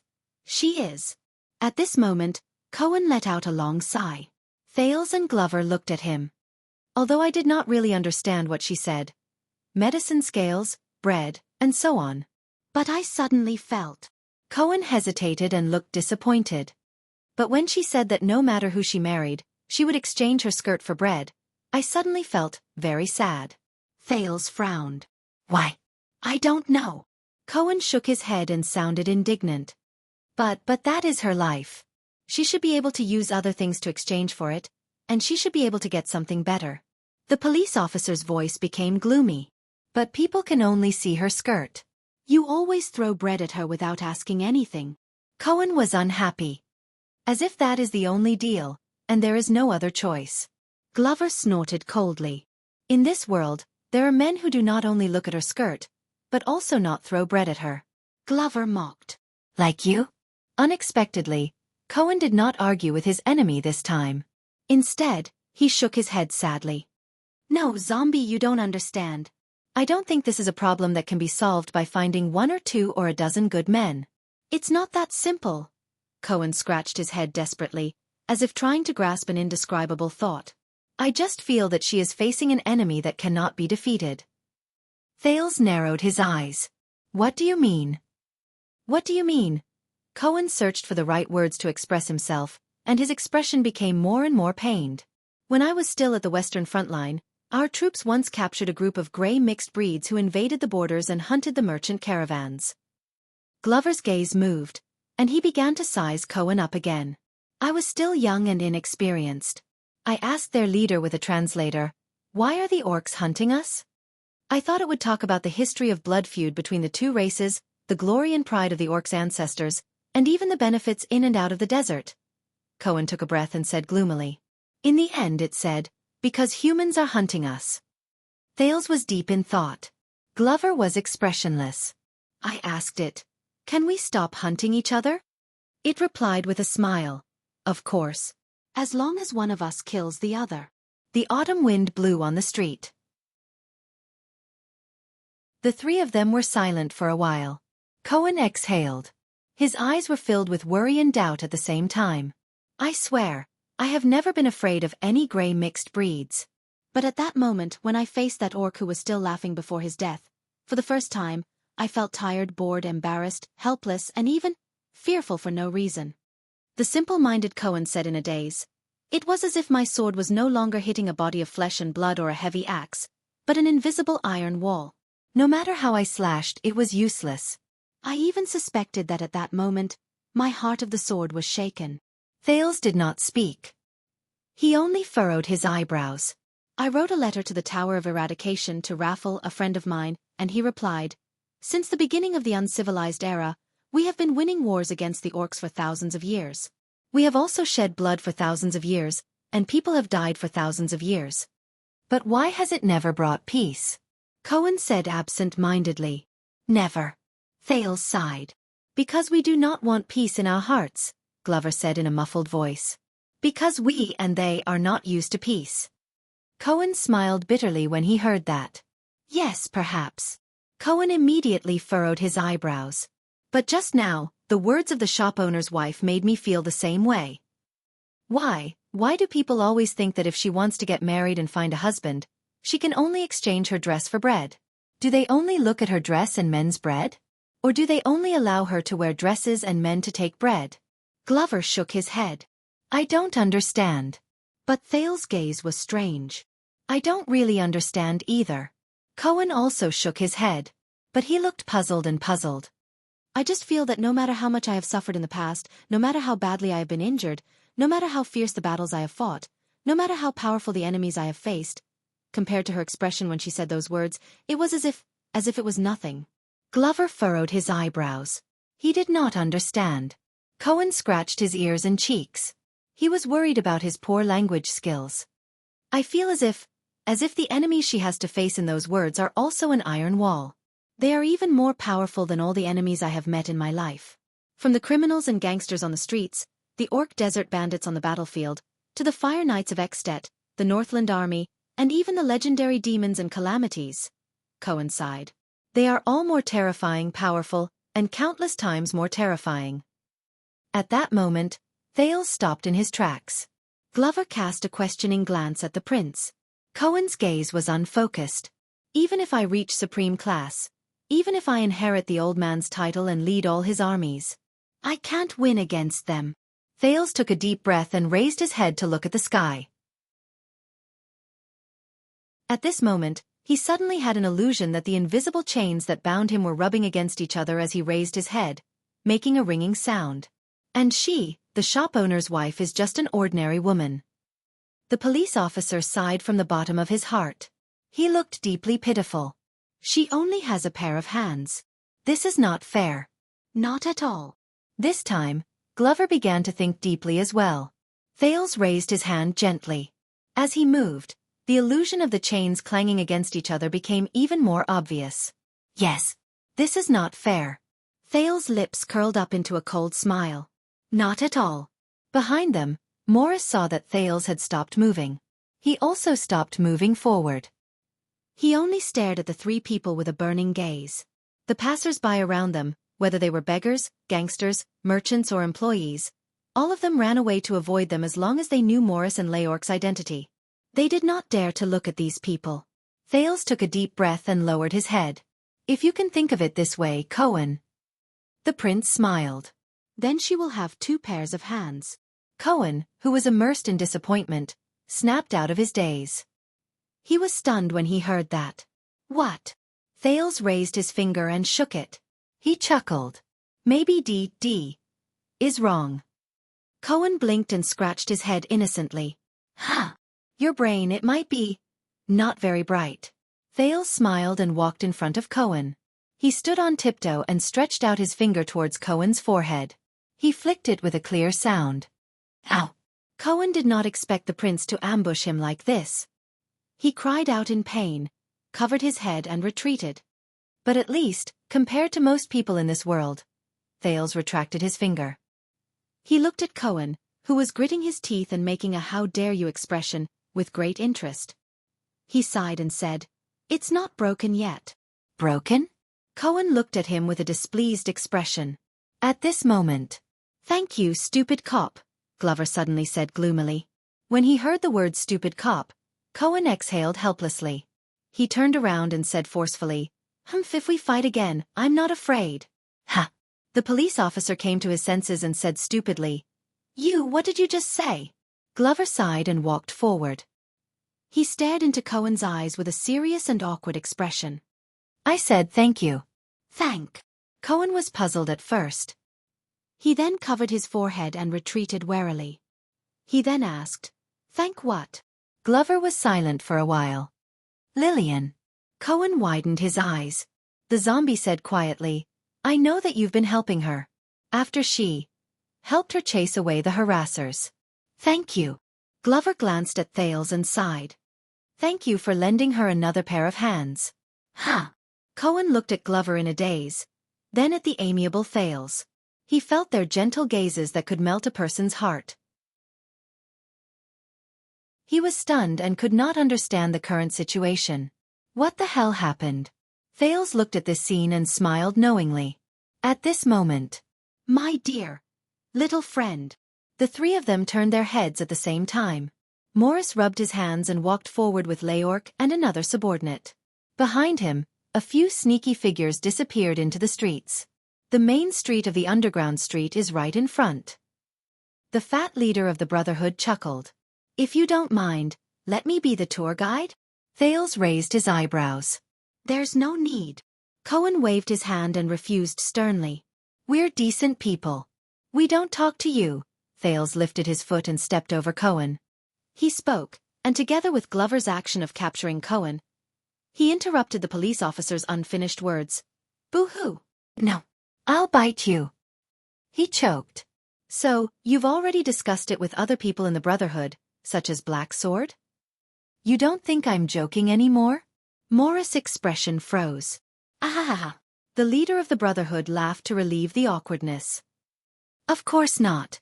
With Thales' gesture, Glover suppressed his urge to stop Morris, and turned it into strength to capture Cohen from behind. He watched as Morris walked forward and put his arm around the prince's shoulder. The two of them walked forward with their arms around each other's shoulders. But think about it, you only gave us 3 far-fetched names and told us that the secret intelligence department was going to do something unknown in these places, Morris whispered in Thales' ear. So we should wag our tails and beg for mercy from you, who bullies others with his power, and follow you wherever you go, just like the Red Turban in the past, to become your watchdogs and pawns? Thales laughed. Morris, you don't look like a street thug. The teenager put his arm around the plump man's back. His words were spoken with ease. You don't have the boorishness and numbness of muddling along, living a befuddled life. As you said, I'm in charge of accounts. Morris winked. If you want to spend, you have to make a budget first. And I think you want to deposit it with us. Morris' gaze wavered slightly. It should not be just that batch of potions. Thales nodded. He recognized that they had arrived at the territory of Black Gold Casino, the holy land of low-level gamblers. First of all, I am not Horus, nor the Black Prophet. I am not your master, but I am not your enemy either. Thales narrowed his eyes. You should know very well what my value is like. Morris did not speak. Thales chuckled and said, but I believe that what you owe me is not just this batch of potions. Morris' gaze turned sharp. But Thales continued to look at the road ahead indifferently and ignored him. A few seconds later, Morris snorted and let go of him. You said that Constance is your biological aunt, right? Thales turned his head. Morris' expression turned cold. Then do you know how she passed away? Thales' heart tightened. He remembered Gilbert's teachings and sighed. Shadow Shield and Charlton. Asda, Morris said softly. Thales paused. Asda Sakern. The plump man's voice rang. He sounded extra careful in the messy and dirty streets. But there was a hint of coldness in his words. Thales raised his eyebrows. He did not expect this name to appear here. What? Morris snorted and looked into the distance. 18 years ago in this city. His tone was indiscernible. The air mystic, Morris said faintly, as if he did not care. That undying monster. In front of Renaissance Palace. Killed Constance. Killed. Thales spent a full 3 seconds to digest the meaning of this sentence. The image of the elegant, calm, and elegant tutor appeared before his eyes. Constance? But the teenager could only widen his eyes and repeat what he had said in vain. What? Morris looked at the sky and took a deep breath, as if he wanted to suck in all the scent of blood. She bled from her orifices and suffered the cruelest pain in the world. Then, she opened her eyes and died quietly. Our little calamity, our little powerhouse, she just lay on the ground, staring at the sky with lifeless eyes. The plump man's voice trembled slightly. Lonely. Helpless. Cold. At that moment, Thales shuddered slightly and found it hard to breathe. It was just like the experience his teacher had given him countless times. What? He could only repeat it for the 3rd time. Crushed to death by it. Morris stared at the sky absent-mindedly, completely ignoring the second prince's questions. And the other idiots in the 9 powerhouses, really idiots. How could humans defeat mystics and calamities? Why did they go? Why did they go to their deaths? Right before Black Sword in my eyes. In an instant, countless chaotic and complicated thoughts surged into Thales' mind. They even surpassed the upper limit of what he could handle. But among them, Black Sword's words to the air mystic that night under Rikuru's giant statue were especially clear. 12 years ago, when you, monster, went on a killing spree in Renaissance Palace, why did you not have such concerns? What followed next was the last words of the girl who made people tremble in fear on that day, before she turned into ashes. Be careful of Asda. Thales breathed in a daze. Aside from territory and interests, this is our personal grudge with the red bandana of Blood Bottle Gang. Black Sword, including Black Street Brotherhood. Morris lowered his head. Unknowingly, he had already clenched his fists tightly. His voice trembled as he said, "Our existence. It's for one day." He turned his head to look at Thales with bloodshot eyes. Let these unkillable monsters pay the price.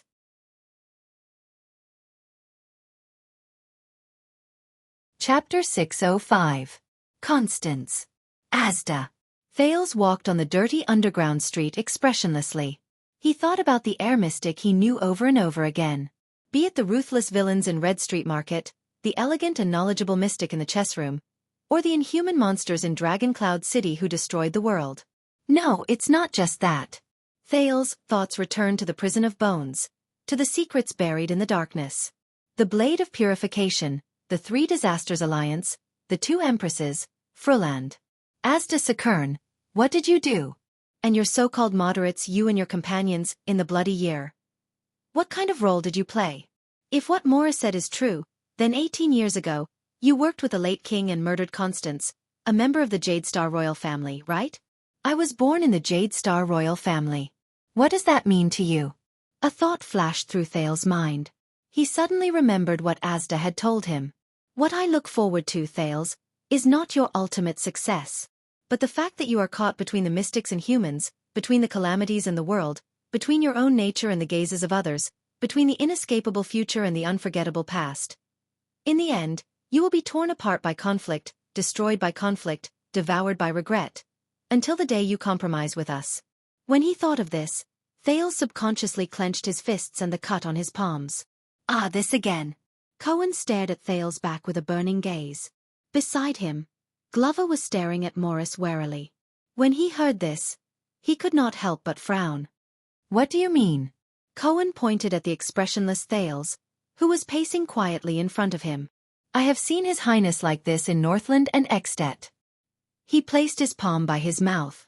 With a mysterious expression, he lowered his voice. In a dark corner of the altar, after he was alone with a Bright Moon Priestess for more than 10 minutes. Bright Moon Priestess? Alone? More than 10 minutes? Glover was stunned. He subconsciously looked at Thales' back. He was like this back then too. Cohen's gaze shifted, revealing the shrewdness and wisdom unique to police officers of the Wang family. After he came back from chatting with the priestess, he became absent-minded. His footsteps were unsteady, and he looked dispirited. His eyes were lifeless, as if all the energy in his body had been sucked dry. Glover's gaze changed slightly. But His Highness recovered very quickly. Cohen revealed a nostalgic expression. A few minutes later, he became lively again. He went to look for the little girl from Dragon Cloud City in high spirits, and he quickly planned to do something big. The next second, the zombie turned its head and glared at Cohen. His gaze was as sharp as a knife, overflowing with killing intent. Cohen's words were stuck in his mouth. "Why don't you try and make fun of His Highness again?" Glover snorted coldly as a warning. He quickened his footsteps, brushed past Cohen, and rushed to Thales's side. "What happened?" Cohen caught up with him and looked aggrieved. "I'm telling the truth. I'm not joking." "All right, even if it's fake, you don't have to be so angry." Thales was still immersed in his complicated thoughts. Unknowingly, he took a turn at a familiar street corner. The bumpy, muddy road, moss-covered corners, and signboards that were strewn all over the place. Everything was so familiar. Just like when he was a child, he walked through this street countless times. The only difference was, he was alone. He lifted his feet, lifted his legs, and put down his boots. Thales repeated the rhythm of his advance mechanically and numbly, but he felt as if his ankles were hooked by chains, and every step he took was extremely heavy. Noises of people came from the front. Thales raised his head slowly. Not far away from him was a shop with a grand appearance that stood out from the rest of the area. Many people gathered outside the shop in twos and threes. Some of them were beating their chests and stamping their feet while sighing, while others were dancing and laughing in ecstasy. Thales stopped and glanced at the luxurious signboard above the shop. He knew what was going on. Black Gold Casino. When they were young, this was one of the places that tested the judgment of the child beggars the most. The gamblers who won would naturally be generous and spread their wealth everywhere, while the gamblers who lost would be hot-tempered. Sometimes, they would even punch and kick the people who grabbed their clothes to beg. "Don't worry, brother." Under a small shed outside the casino, a thin man who was dressed neatly was continuously comforting another man who was dressed in shabby clothes and had a gloomy face. "You're just occasionally unlucky. Think about it, how many times have you won before this? Do you know, all you need is a chance to win back your money. Just one chance, maybe only 10 silver coins, but just to be safe, it's best if you have 100. Behind Thales, Cohen saw this scene, and his expression immediately became solemn. Damn it. Glover also understood what was going on, and he snorted coldly. "I know, brother. I used to be like you, but look at me now. I'm living a good life. Do you know why?" The thin man under the shed passed his wine bottle to the man and patted his shoulder regretfully. "Drink slowly, don't choke. I assure you, within a radius of 10 streets, the interest of this loan is the lowest, and it's just a peripheral business of the casino. Recently, they even have a discount. If you lose the first round, they won't calculate the interest for the part you lose, and it will start from the second round. Their exchange rate is also the best. Do you know that a while ago, the exchange rate for Mindy's was even 90-1? Haha, praise the virtuous king. And the exchange rate here is absolutely fair. I relied on this to win back my money back then." The despairing man drank a few mouthfuls of wine and listened to the thin man's words. His expression changed again. Thales looked at this familiar scene and sighed silently. But when he was about to turn around to look for Morris, a black shadow flashed behind him.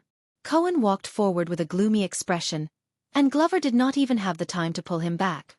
"Yes, as long as you are willing, they will immediately release the money. Look at this heavy money bag. Oh, don't worry, how much money have they lent out? It's much more than your large amount. How can it be less than your money? At most, they will let you repay in installments." Yes, right here, sign your name." "Can't read?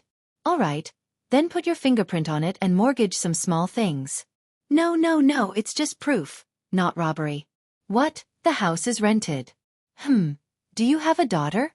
You know, sooner or later, she will get married and give birth to other people's children." The thin man happily pulled the man to a small table under the shed. The accountant behind the table lifted a money bag from underneath, and lazily took out a contract for the man to put his fingerprint on. "Then do you have a wife?"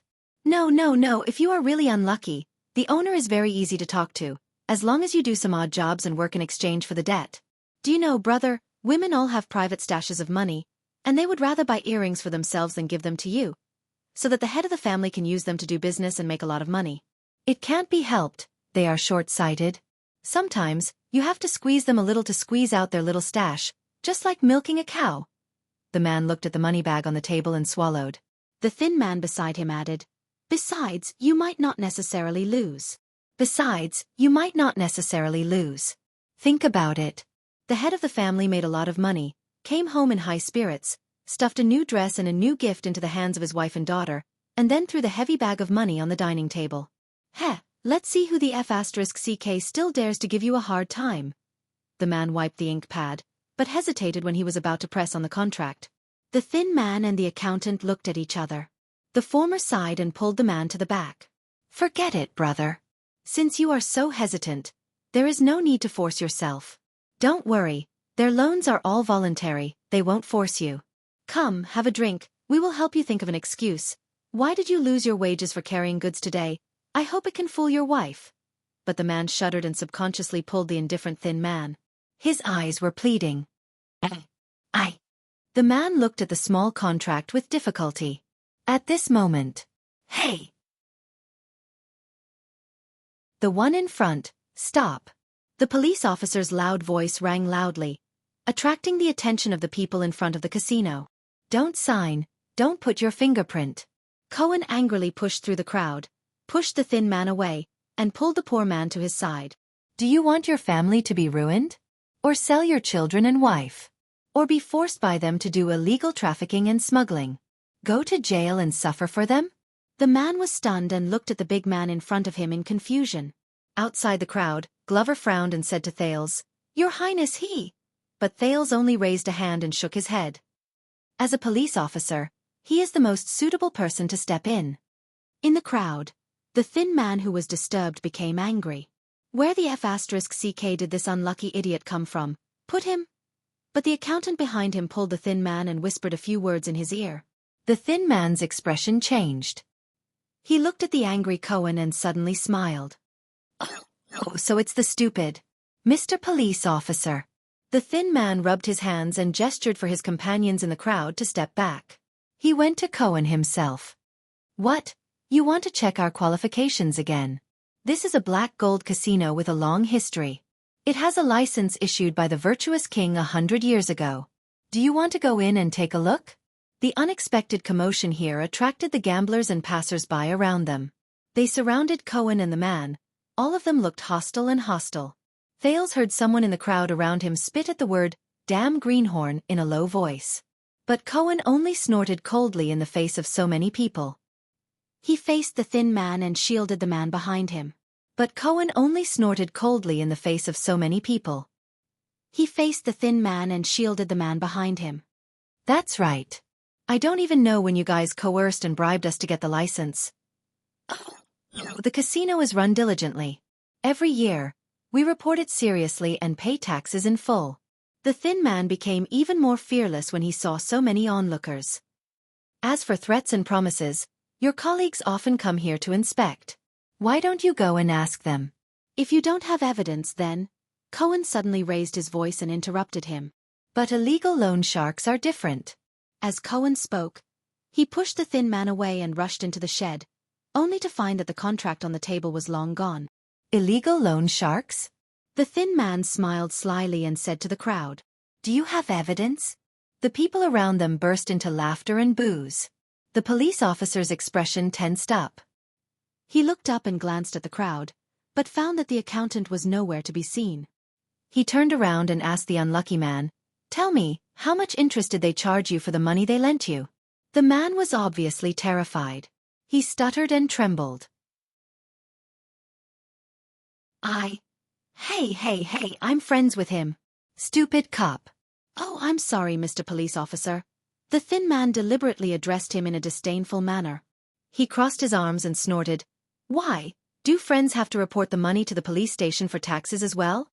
Cohen turned around suddenly, his eyes filled with anger.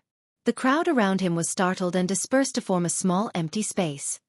"I know, it's your old trick." Cohen gritted his teeth and said to the thin man. He then turned around and reprimanded the man who was supposed to press his fingerprint. A certain guy dressed neatly, looking refined and elegant.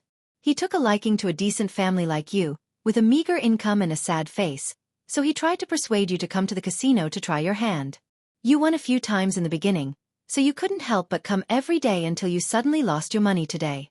You probably want to buy some jewelry for your wife and earn some dowry for your daughter, right? Let me tell you, you've come to the wrong place, idiot.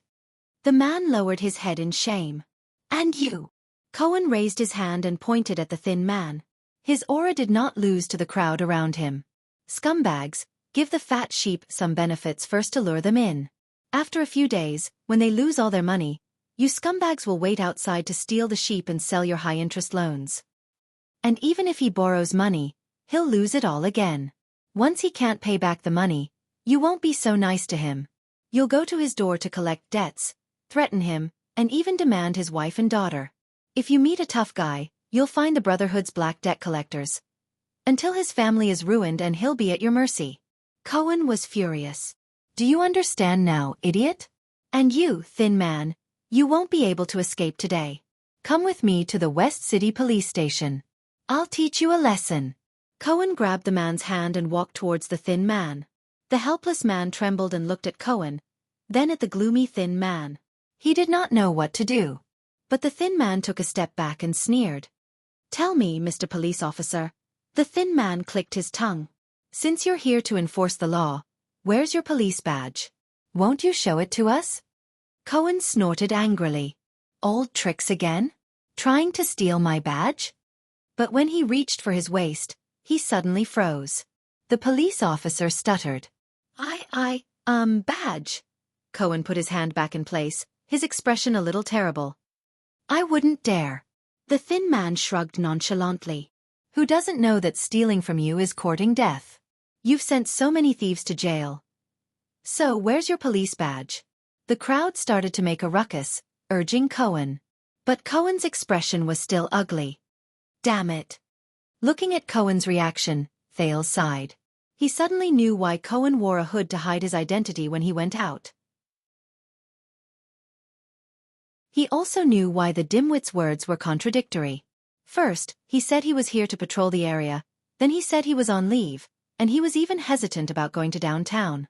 This guy. I know. The thin man pretended to be enlightened and took a step forward.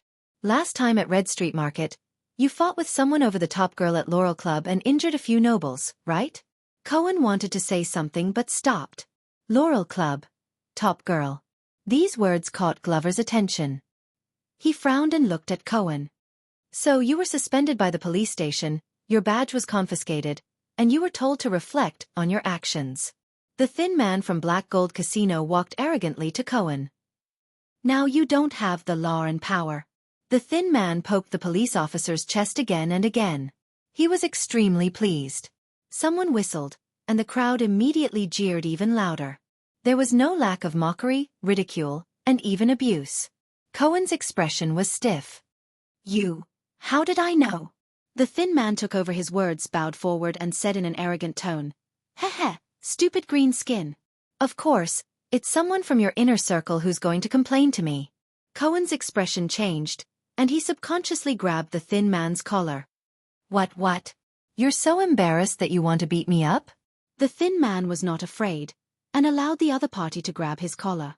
He even raised his hands provocatively and said sarcastically, Everyone, be my witness. The corrupt police officer is beating up innocent people for no reason. Cohen was instantly stunned. A few shills led the crowd towards the center, and the curses became louder and louder. The crowd pressed against Cohen, and he had no choice but to let go of the man. The latter saw that the situation was not good, and slipped out of the crowd. Amidst the chaos, the thin man sneered and said loudly, I know, you're that stupid police officer who's good at fighting. A few months ago, a brother of mine met you at the Sunset Bar, and he's been bedridden ever since. Hee, but we're law-abiding citizens. Don't scare us. If there's violence, I'll call the police. The surrounding crowd immediately burst into laughter. Many of them were gloating over his misfortune. Cohen was so angry that he could not say a word. His hand that was grabbing the thin man's collar did not move up or down, and there was no place for him to put it. The thin man looked at the trembling Cohen with a funny expression, as if he was looking at a clown. Why weren't you acting all high and mighty? Come on, hit me. Hit my face, come on, hit me. Aren't you cops the best at bullying the people? Cohen clenched his teeth, and his expression was one of struggle as he tried his best to control himself. The crowd started to jeer, and many of them were angry. "Oh my, what's this, a hood? Incognito. This material is really good. He's from a rich family. How much blood and sweat did they eat to get this? I heard that his father is a great noble. Hee. I knew he's not a good person. Come on. Would a great noble let his son come here to suffer? I'm afraid he's an illegitimate bastard. F***CKU, my stall was one day late to pay the deposit, and the cops smashed it. It's scum like you." "That's nothing. My father refused to be blackmailed by them and went to jail. When he came out, both his legs were broken. Stupid cops. Downtown is not getting better, and it's all because of corrupt officials like you. Hit him. What are you afraid of? We have so many people here. Who dares? They're the servants of the king. They're here to rule us on behalf of the royal family. Isn't that right, stupid?" Although no one dared to really hit him, many people pushed and shoved the blockhead back and forth. Mocking and cursing were endless, and someone even secretly spat on his boots. The police officer was in a difficult situation. He wanted to make a move a few times, but he forced himself to hold back. Looking at this scene, Thales sighed and nodded at Glover. But when Glover was about to walk forward, another deep voice sounded. "Is that enough?" This voice shook the air, as if it rang in everyone's ears, and everyone was shocked. The people turned their heads in unison. They saw a short and stout fat man walk into the crowd with lazy steps. "Then let's disperse." The onlookers looked at each other. Seeing that his entertainment was interrupted, the skinny man in the crowd turned his head and said angrily, "Who the F***CK are you again?" But in the crowd, a horrified voice sounded. It's M.O. Morris. That's Morris. The Brotherhood. The Brotherhood is here." At that moment, there was no need for anyone to remind them. A low exclamation broke out in the crowd. The feeling of fear quickly spread. With Morris at the center, the people in front of the casino suddenly scattered, leaving a large empty space. It also revealed Cohen, who was in disheveled. He pushed away the gambler closest to him and looked at the people around him, unconvinced. But no one was paying attention to the police officer anymore. Fear, surprise, escape, with all kinds of emotions, everyone stared at Morris, who suddenly appeared. The scene was silent for a moment. Thales looked at the silent crowd, then at Morris, and could not help but frown. In the casino, many people secretly turned around and slipped away, while some timidly retreated and lowered their heads.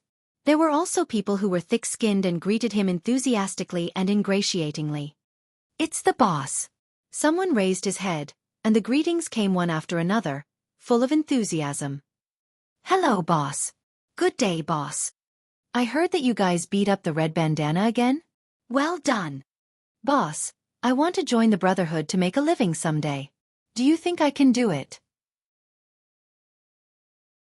But in the face of the noise from the crowd, Morris did not say a word. He only raised his arm gently and clenched his fist in the air. As if there was a silent command, the lively crowd quietened down again. Asterisk thud. Thud. Thud. Asterisk only Morris' footsteps could be heard in the casino. He slowly walked past Cohen and snorted at the disheveled police officer with a faint smile. "I think you need a little help from me?" Cohen was indignant at first. He wanted to speak, but he held it in. Morris turned his head again and looked at the skinny man in the casino. The skinny man's face was pale, and he quickly nodded and bowed. "Ha, Boss Morris. He, it's a misunderstanding, a misunderstanding. I didn't see you, and I didn't hear that you were coming. You're such a busy person. How could you have the time to come here?" Another customer appeared behind Morris. Leork glanced around coldly. The crowd visibly shivered again. The skinny man's expression became worse. He tried his best to make small talk, but the fear in his eyes was clear. "Hey, Boss Leork, you're here too. Oh, my two bosses. Do you want to come and play? Welcome. Welcome. Please come in. We have a private room." But Morris only raised a finger and shook it. "Today's business is over. All of you get lost." The skinny man was stunned. The crowd also quietened down. They did not even dare to breathe loudly. Leork snorted coldly. He turned around and looked around. He said softly, "Someone didn't understand?" The silent killer's voice faded away. Whoosh! In the next second, the crowd seemed to explode. Amidst the endless footsteps, no one dared to stay any longer. They turned around and left. They did not even dare to look back. Cohen stood on the spot and looked at the scattering crowd in a daze. He could not come back to his senses for a long time. The skinny man wanted to slip away, but Leorc grabbed his shoulder from behind. "I remember. I've made an agreement with Xianxia." Morris came to him. The fat man was calm and collected. He spoke slowly, but there was a hint of coldness in his words. The profits from this casino belong to him. After all, his men are injured or dead, and he needs a lot of money. I'm just taking care of him. The skinny man trembled slightly. He turned his head around mechanically. His smile was uglier than a cry. "Boss, you see," Morris interrupted him. "But we also agreed that we would only deal with those unscrupulous merchants and rich nobles. And that guy just now? He looks like a poor coachman. He does not have any profits." Morris narrowed his eyes at the skinny man. The skinny man gulped and looked at Morris with a fawning look. "Boss, sorry. Before we took action, we really did not know what that guy did," Morris snorted. The skinny man immediately shut up. "So when you looted a sheep, you did not check its fur before you took action? Are you more amateur than a beggar?" Morris glanced behind him, intentionally or unintentionally. "If you touch the Prince of Constellation one day," Thales furrowed his brows. Morris' gaze turned cold. "Then wouldn't my entire street be in big trouble?" The skinny man was about to cry. "You must be joking. Why would the prince come to us?" Hiss. Leorc, who was behind him, suddenly exerted force. The skinny man was in so much pain that he begged for mercy. All right. About this, Boss Morris, you see, there are not many rich people in the 3 districts of the city. Even the nobles are afraid of the Brotherhood's reputation. We were forced into a corner." Morris just looked at him expressionlessly. The skinny man felt that he had a chance. He wailed and said, "Besides, we are just looking for business at the entrance. It is not considered as earning money from the casino. After all, we have to eat. The skinny man's expression changed. His voice suddenly became hoarse. He looked like he was in pain. He started to gasp for air. Cohen was shocked. He instinctively touched his neck. Morris looked at the skinny man quietly. There was no emotion in his eyes. Leorc coldly let go of him. The skinny man fell to the ground with a thud. He grabbed his neck with both hands and breathed in pain. Tears and snot flowed down his face, but he could not form a complete sentence. "No, boss, don't. Please. Hey!" Cohen could not help but take a step forward. "You want to kill me in front of me?" But his arm was immediately grabbed by someone, preventing him from approaching. It was Leorc. "If the boss wants to kill." The silent killer pressed Cohen's hand. He clicked his tongue in disdain and shook his head in disdain. "He doesn't need psionic powers." Cohen clenched his teeth. In the next second, the skinny man's breathing suddenly became smooth again. Ha! He fell to the ground and cried for the right to breathe again. Thales looked at everything in front of him silently. For some reason, he was reminded of his interaction with the air mystic. This time, I gave face to Xianxia, and also to this police officer. Morris bent down and bared his teeth. He was kind and calm. "Next time, remember, do not refute me." The skinny man, who was extremely terrified, could not say a word. He could only nod his head desperately. "And do not harm the poor. The city is our route." Morris clapped his hands. He did not care at all. "Get lost." Leorc kicked him and said coldly. The skinny man struggled to get up. He cried and nodded as he retreated. "The rich are the same." Cohen came to his senses and added with a roar. "Anyone!" The skinny man's figure disappeared around the corner. The entrance of the Black Gold Casino was suddenly deserted. "Wow, police officer." Leorc glanced at Cohen and sneered in disdain. "Words are really useful." Cohen bit his lip and his expression was unpleasant. Thales and Glover walked forward. Cohen did not dare to look at them and turned his head away in shame. "Have you been here before?" Police officer? Maurice looked with interest at the deserted street, which had been frightened by him. Cohen came to his senses and saw that it was Morris. He turned his head away in disdain. Of course, this is my jurisdiction. Whether it is patrol, investigation, manhunt, or the crime crackdown arranged by the police station every year. But this place. Cohen wanted to say something but did not. In the end, he could not continue. Morris exhaled. He felt at ease as if he had returned home.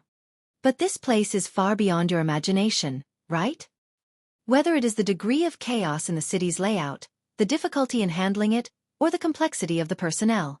Cohen turned his head away angrily and did not reply. Thales sighed silently in his heart. For Cohen, being helped by the leader of the Brotherhood is almost a great humiliation. Do you know, when I heard that there was a new, extraordinary and rash greenhorn in Western City's greenhorn nest, I knew. Morris patted his belly and clicked his tongue. You're going to be unlucky. The fat man from the Brotherhood continued to walk forward. Leorc followed closely. Me? Unlucky? Cohen was stunned. Thales had a lot on his mind. He waved his hand and followed the fat man's footsteps. Glover reached out to grab Cohen's arm, but the indignant police officer shook his hand off and followed stiffly. Humph, Cohen said stubbornly. I'm fine.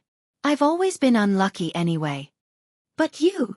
Cohen glared fiercely at Morris back.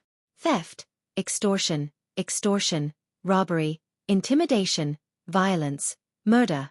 No, it's more than that. The police officer counted with hatred.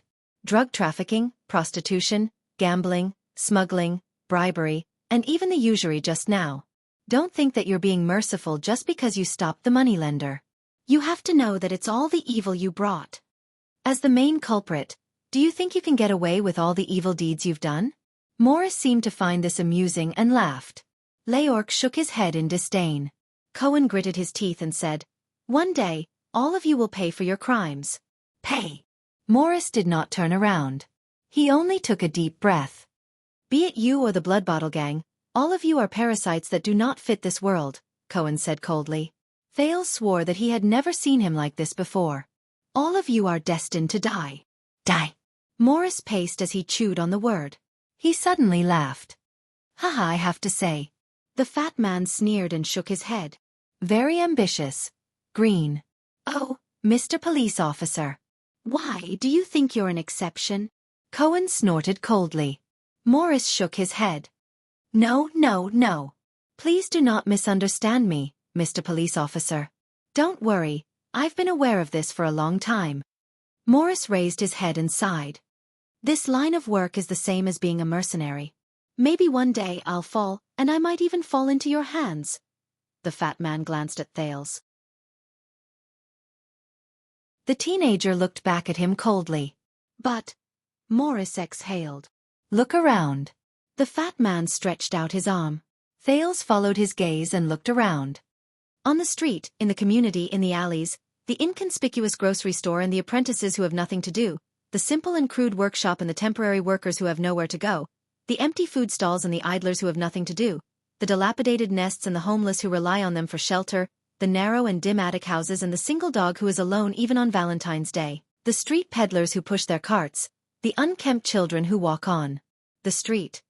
Including the lower class, more miserable and more frowning professions, beggars, prostitutes, hooligans, gamblers, authors, gangsters, including the Groves just now, the coachman who was forced to borrow money from loan sharks, the crowd surrounding you and denouncing the police officer, and even the family of the little girl who tried to blackmail you on the streets, Morris sighed. Hundreds, thousands, tens of thousands. These people, who do you think they are? Cohen frowned. Poor people. Cohen paused for a moment and said indignantly, What I mean is, poor people. They're all poor people who have been harmed, deceived, coerced, and had their blood sucked by you. Glover thought of something and frowned. Morris burst into laughter. Thales sighed softly. No. Cohen. They're not just poor people. They're even more. No. Morris finally stopped laughing. He turned his head and looked at the indignant Cohen. You don't understand, Mr. Police Officer. All these people, they are all our people. Cohen was instantly stunned. The fat man from the Brotherhood narrowed his eyes, and a dangerous glint flashed in them. They all belong to Black Street Brotherhood.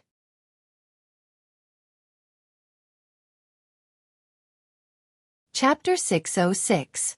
All of them are from the Brotherhood? They turned a corner, and Cohen looked at both sides of the street in confusion. Everywhere on the street?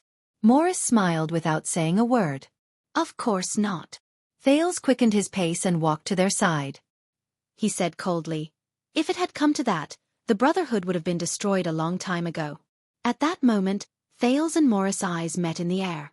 The former was cold, and the latter was laughing. They began a game that only they knew. But Thales' tone immediately changed. But there is no doubt that when we appeared in these people's sight, we were already targeted by the Brotherhood. Cohen frowned. Glover subconsciously placed his hand on his weapon, and vigilantly observed every passerby on the street. Exactly. Morris laughed heartily. From the moment you stepped on the first brick in Lower City District, the craftsmen's shops, peddlers, beggars, merchants, and passers-by along the way have already seen you clearly. Cohen raised his head and spat. Bah, who doesn't know that all the shops on this street have to pay protection fees to the Brotherhood? They are all under your threat. But this time, it was Thales who interrupted him. But what he said wasn't wrong. The prince looked outside a shop. There were a few temporary workers who were sweating profusely as they unloaded goods. These people are indeed members of the Brotherhood. Cohen was puzzled. One moment it was not the Brotherhood, the next moment it was the Brotherhood. Is it the Brotherhood or not? Morris seemed to be deep in thought. Oh, Your Highness, do you know? I don't know. Thales' expression did not change. I only know that you want to use this opportunity to show off your muscles to me and show the Brotherhood's foundation. Morris, whose thoughts were exposed, turned around in embarrassment. Mr. Police Officer, and this person? Both of you have extraordinary backgrounds. You must know and have seen the Blood Bottle Gang. Morris adjusted his emotions and chuckled with contempt and disdain. They have been around for 100 years. They are a gang aristocrat, with a long history and a complicated background. The chain of interests behind them is deep and solid. Most of their members are scum who walk in the gray area. Glover's gaze fell on him. But Morris changed the topic and said meaningfully, although in your eyes, they are doing the same business, as their mortal enemies, the Brotherhood, are completely different. At that moment, Thales saw a shop in front of him.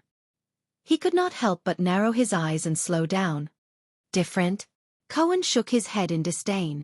You're saying that even though we're all scum, they're scum of the old, while you're scum of the lowly. Leorc snorted coldly behind him. This is your bar? Everyone turned around. Thales stood rooted to the spot and stared at a tavern across the street.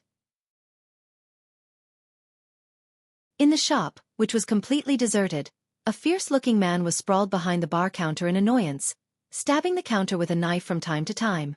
Cohen and Glover raised their heads and looked at the rusty old iron signboard at the top of the tavern. Sunset bless you.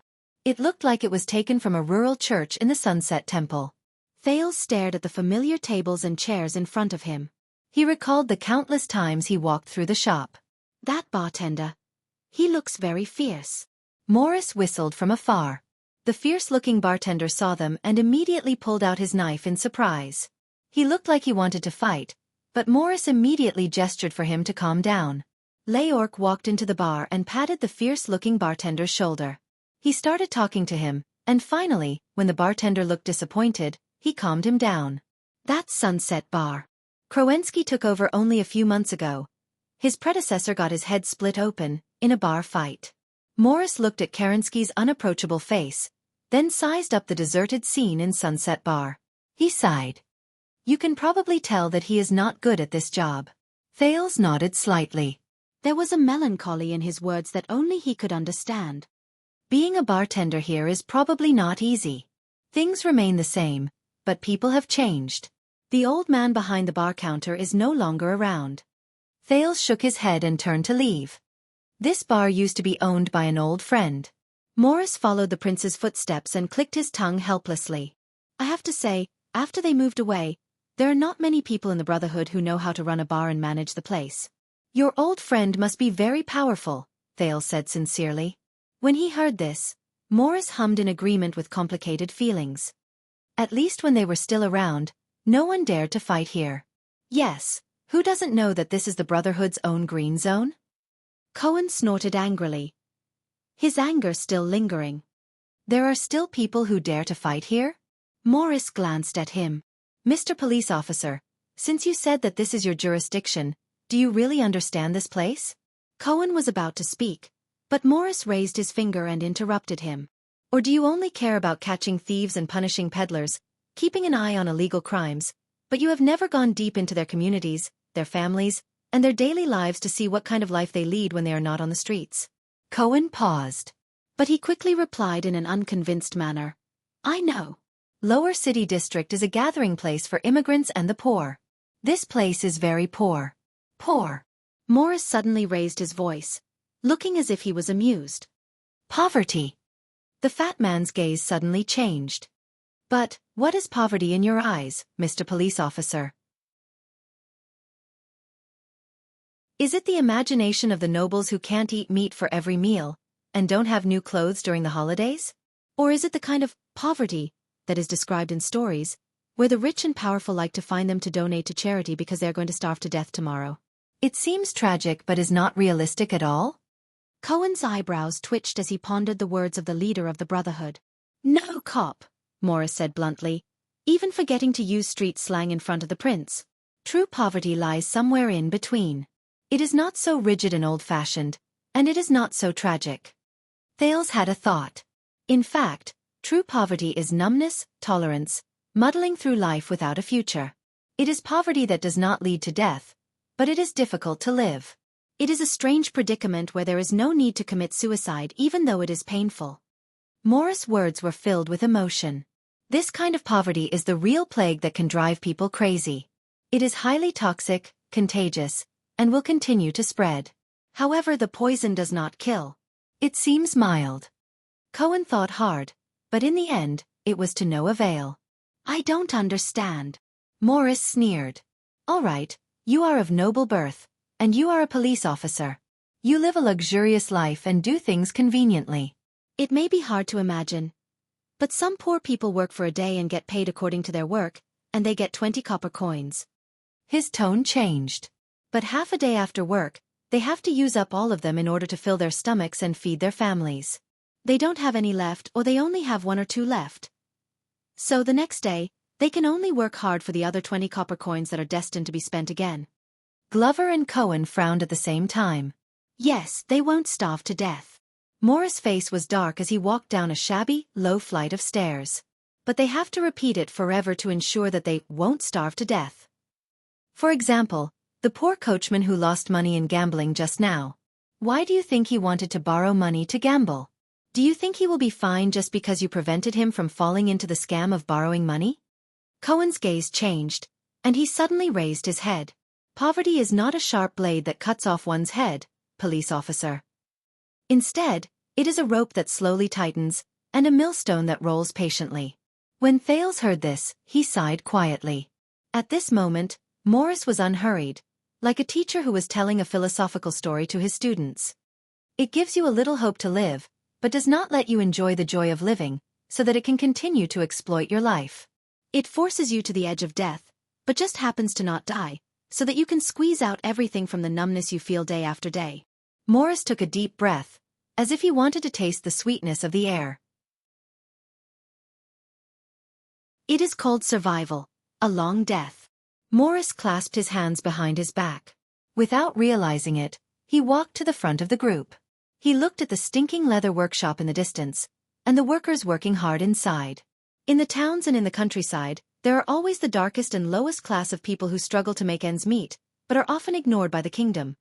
Foreigners who enter the city to seek work, farmers who lose their land, merchants who go bankrupt and are in debt, handicapped people who lose their labor, craftsmen who are eliminated by the market, poor people who have nothing to live for, beggars without dignity, old people without descendants, widows who have lost their pillar of support, lousy men who only know how to swing their fists after they retire from the army, lowly workers who have no choice but to sacrifice their bottom line and sell their dignity, but are still discriminated against and bullied. They are all poor hosts, and they are everywhere in the kingdom. There are far more of them than you can imagine. The lower city district is just the tip of the iceberg, and it is the better kind. Cohen tried to loosen his clenched fists a little. I know, but this cannot be. But Morris ignored him. They are often unable to speak, or even if they speak, no one will pay attention to them. They are not even seen, even by a conscientious and kind-hearted police officer like you. In the peaceful and prosperous official announcements, in the passionate and magnificent historical narratives, in the eyes of most happy people who do not have to worry about food and clothing, they do not even exist. Or perhaps, the meaning of their existence is to prove the sympathy and morality of others, and to bring the latter correct, hypocritical, and cheap self-satisfaction. Morris' tone became incomparably cold. They are excluded from the discourse, and it is difficult for them to understand, and they do not have the spare energy to feel what it means to pursue and desire, ideals and ambitions, dignity and responsibility. These are things that can only be seen in bardic poems and stage plays. His expression suddenly became ferocious. Under such circumstances, if they do not seek and change, people will slowly deteriorate, and they will become objects or beasts. In the face of a difficult life, a harsh environment, a hopeless future, unfair reality, domineering public power, and the most urgent need to survive, they must find a way, they must have something to rely on, and they must grasp at the last straw.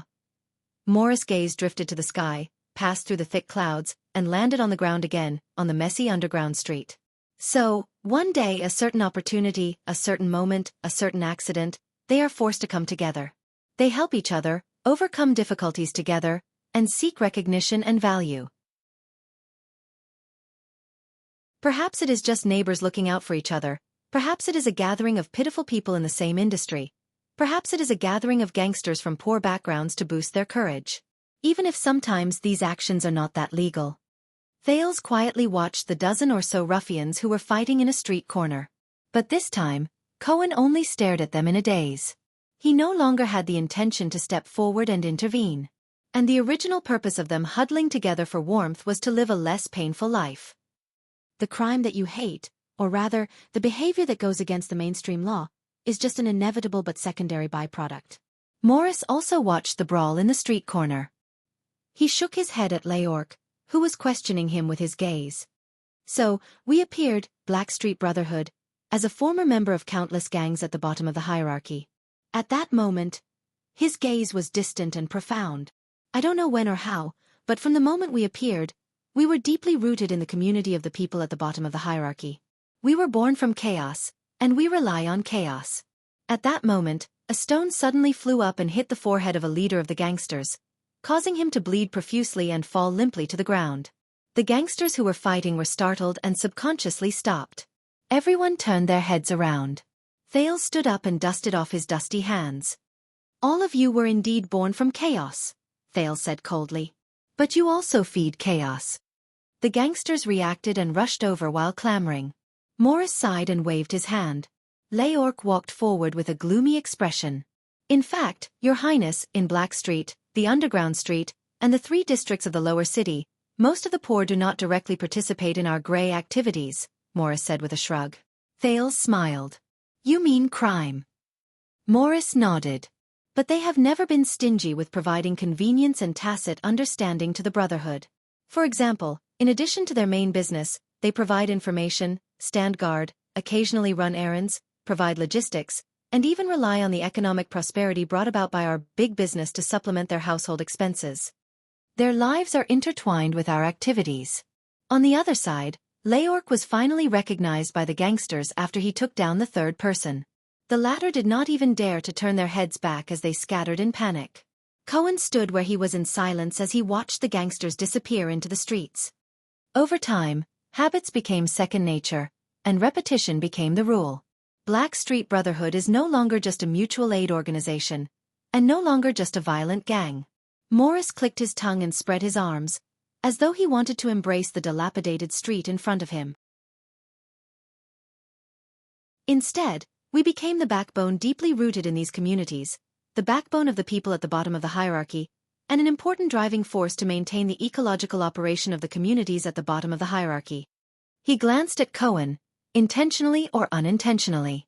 This is much more effective and practical than the police station, which is not seen once every 10 days or half a month, the patrol team, which has to suck the marrow out of their bones when they come, the inefficient and lazy low-level officials, the relevant departments that only appear for city inspections and political achievements, the king's warrant that only exists on the bulletin board and receives the same treatment as a small advertisement for syphilis treatment, and the charitable citizens who are passionate and talk about morality but have never set foot in this place, who are filled with sympathy but are far away and only know how to move themselves.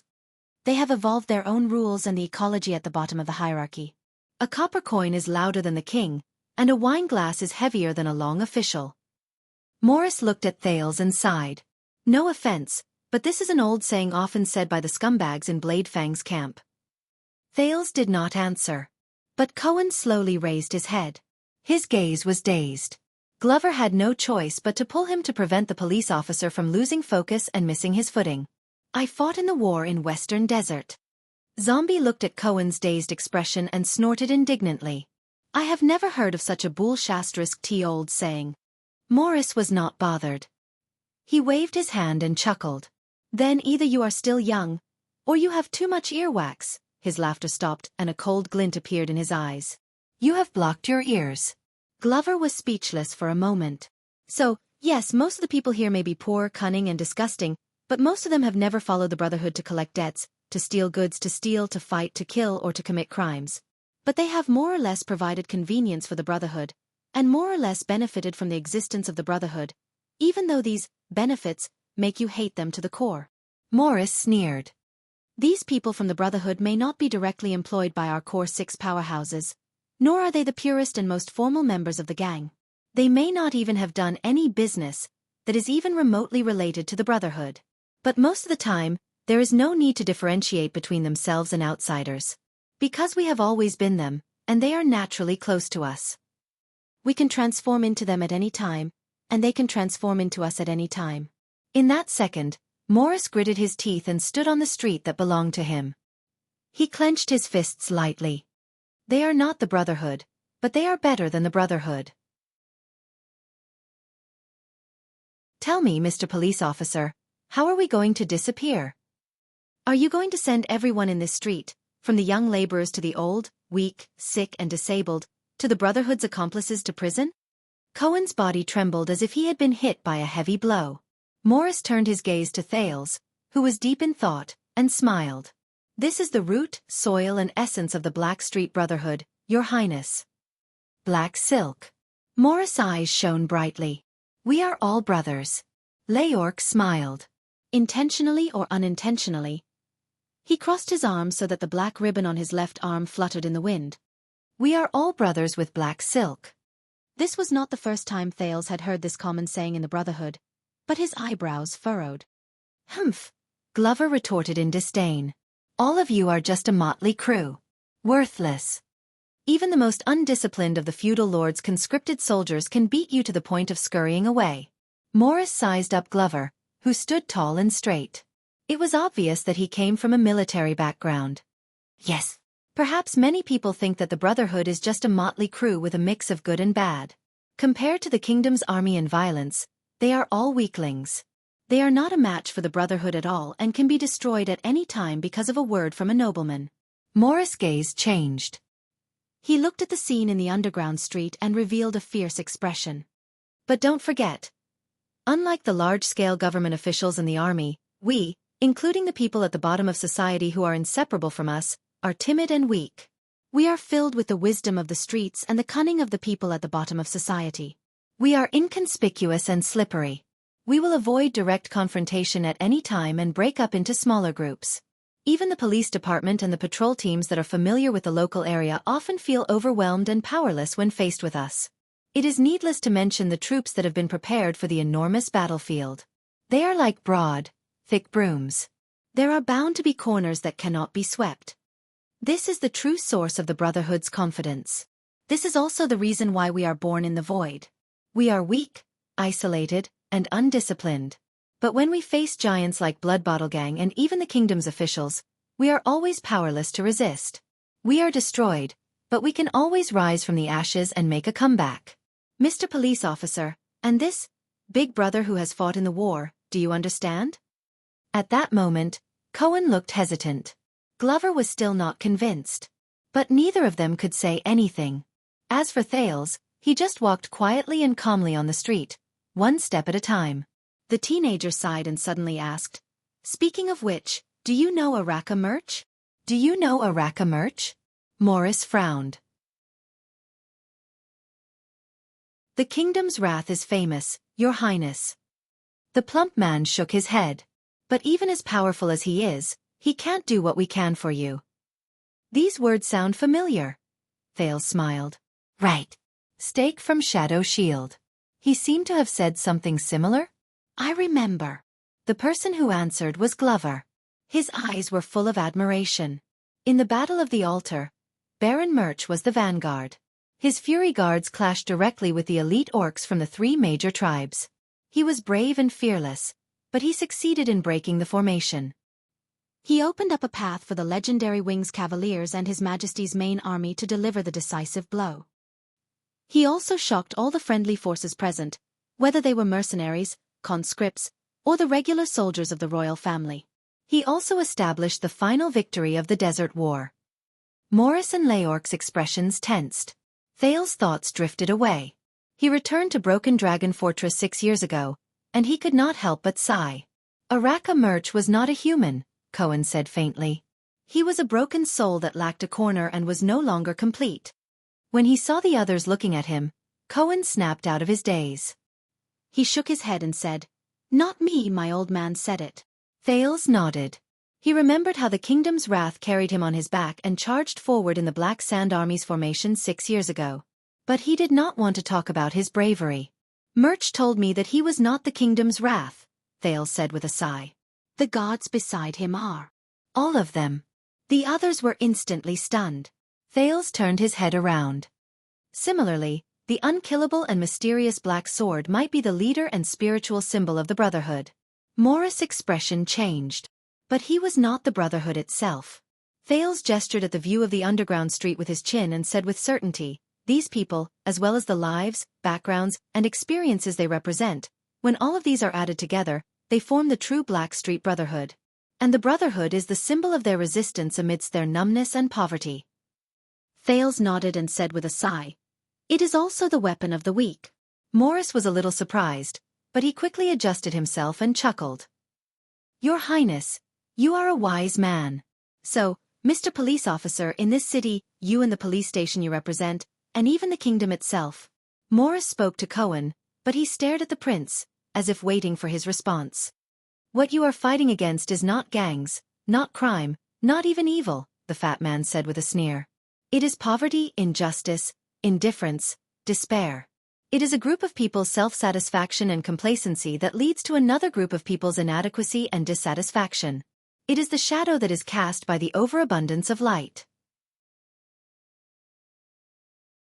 You represent the power of this country, stand in the position of the strong, and face the resistance of the weak."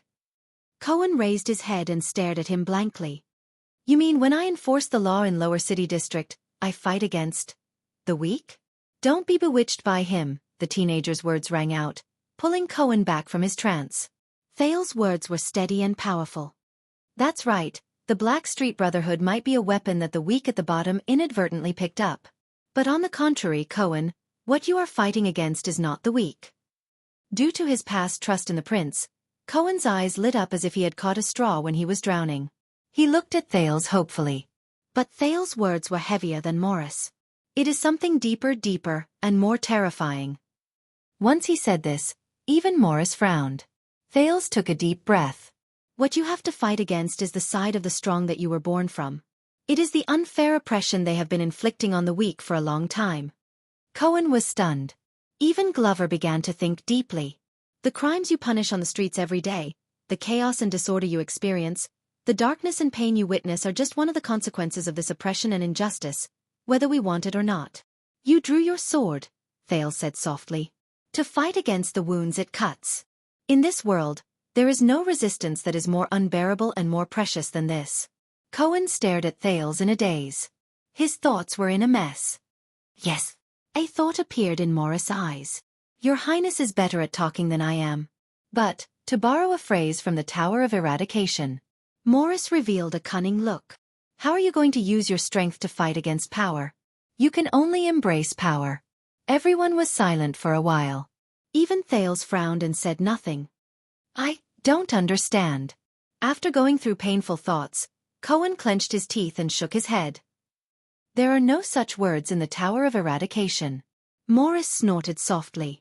Yes, the plump man's words were drawn out, and there was a deeper meaning behind them. There are no such words in the tower. At this moment, Thales suddenly asked, "Who are you, Morris?" The plump man from the Brotherhood paused for a moment before he smiled from ear to ear. "You are a forgetful person, Your Highness. I am Morris, a small-time ruffian in the Brotherhood." Thales snorted coldly. "No, I am asking." The prince's eyes were like lightning as he stared at Morris coldly. "Who are you?" Morris' smile froze for a moment. A small-time ruffian would never say something like this. "You have already shown off your muscles," Thales said in a deep voice. "Why not show your true self?" At this moment, Morris' smile disappeared completely. Thales' expression did not change. He only stared at him deeply. Sensing that the atmosphere was not right, Glover and Leorc subconsciously placed their hands on their weapons and exchanged hostile glances. But Morris only paused for a moment before he chuckled softly. He sighed and raised his head to look at the sky. "Morris Ishka." The plump man's tone was full of sarcasm and hatred. "Ishka?" Thales frowned. He had never heard of this surname during the prince's lessons. "I remember you saying that you did not have a surname." Morris lowered his head, nodded, and shook his head in a self-deprecating manner. "Not anymore. I am from Dragon-Kissed Land, born in Chang'in City." Morris' gaze was unfocused. "Starting from my great-grandfather, my family has been the private financial officer of the Archduke of Chang'in City for generations. From Dragon-Kissed Land, born in Chang'in City." Thales' expression changed. "I see. You are from Anlenzo Dukedom, and your background is not considered low." "And he is indeed in charge of the accounts." But Thales immediately asked, "Then how did you end up in?" Before he could finish his question, Morris interrupted him and answered very straightforwardly. "A few decades ago, Anlenzo Dukedom had a land annexation rebellion." Morris smiled sheepishly. That was a political game played by the upper class. In short, it was a mess. In the end, the incompetent Archduke Shida pushed our family out as a scapegoat to appease the anger of his feudal vassals. Thales sensed Morris' emotions and did not continue to speak. Glover and Cohen looked at each other. Even Leorc seemed a little surprised. Morris sighed. "You know, when the rope was around my neck, I was still a child." He touched his almost shapeless fat neck. "At that time, my mother was hanging to my left." "I still remember that her rope swayed for a long time." Thales frowned. "And outside the scaffold, the prison warden was expressionless, like a stone statue. The people watching the execution were extremely fanatical, like an endless tide. I was still young at that time. When I was hanged, I only thought." Morris stared at the street absent-mindedly. "It was so unbearable. Sunset and bright moon bless me. If only I could take a breath of fresh air." He said faintly, "One breath, just one breath, so that I won't feel so much pain, so that I won't want to die so much." The atmosphere was gloomy. No one said a word. Only Morris' voice rose. He spoke of the past. "For that breath of air, I am willing to give up anything." Morris' eyes were blank. "I am willing to do anything." The silence lasted for a while. Morris woke up from his memories. "So when I woke up in a pile of corpses that was like a small hill, I understood one thing." The leader of the Brotherhood took a deep breath. He cherished the freedom of breathing. "This world is not fair, Your Highness." Morris' hand moved away from his neck. He revealed a fierce expression that was unique to leaders. "Even the air that we breathe. We have to fight for it with our lives." From the mouths of those who can breathe freely. Thales did not speak. "I have other matters to attend to, Your Highness." Morris' mood obviously changed. He turned his head. "Forgive me for taking my leave. Leorc will treat you well for the rest of your sightseeing trip." Once he said that, while everyone was still in shock, the plump man turned into another street corner without turning his head and disappeared before their eyes. Thales and the others were left behind. They stood where they were silently. "So that's my boss. Leorc snapped out of his daze from Morris' background. He regained his gloomy expression that was not to be trifled with. Where do you want to go next? Glover and Cohen looked at each other. In fact, Thales snorted coldly as he stared at the spot where Morris' back disappeared. I was almost robbed of my wallet by a little girl who begged, and I was almost blackmailed. I am very unhappy now. Leorc was stunned. Glover and Cohen were equally stunned. Thales turned his head and said solemnly, "So, in Lower City District, where do these little beggars stay the most?" On the other side of the street. Morris, who looked unhappy, turned a corner hurriedly and met up with another person in a cloak. If Thales was here, he might have recognized that it was the subordinate of the Brotherhood who whispered into Morris' ear when he met him. Lance. Morris was not interested in talking much. He directly called out the person's name. How is it? The person in the cloak, the Brotherhood's chief of intelligence, the sleepless eye Lance Corpion lowered his hood. Fatigue and haggard were written all over his face. Prince Thales was assassinated at the banquet last night, Lance said faintly. There are many rumors in the streets, but because the assassin is from Western Desert, the target of the rumors is the vassals of Western Desert, saying that they have ulterior motives. Morris frowned. Really? Lance snorted coldly. Anyway, that's what the Secret Intelligence Department said. What else? Mindy's Hall, which is also the prince's mansion, has just been sealed by the royal guards and the city hall. They said that they want to find clues about the assassin. So, he is not in cahoots with your boss? It's the former boss. I am not sure. But I know that an old friend has returned to the Secret Intelligence Department. He used to be the person in charge of the Western Desert branch. Something big might happen in Western Desert. Morris did not speak. He was deep in thought. Finally, it was Lance who broke the silence.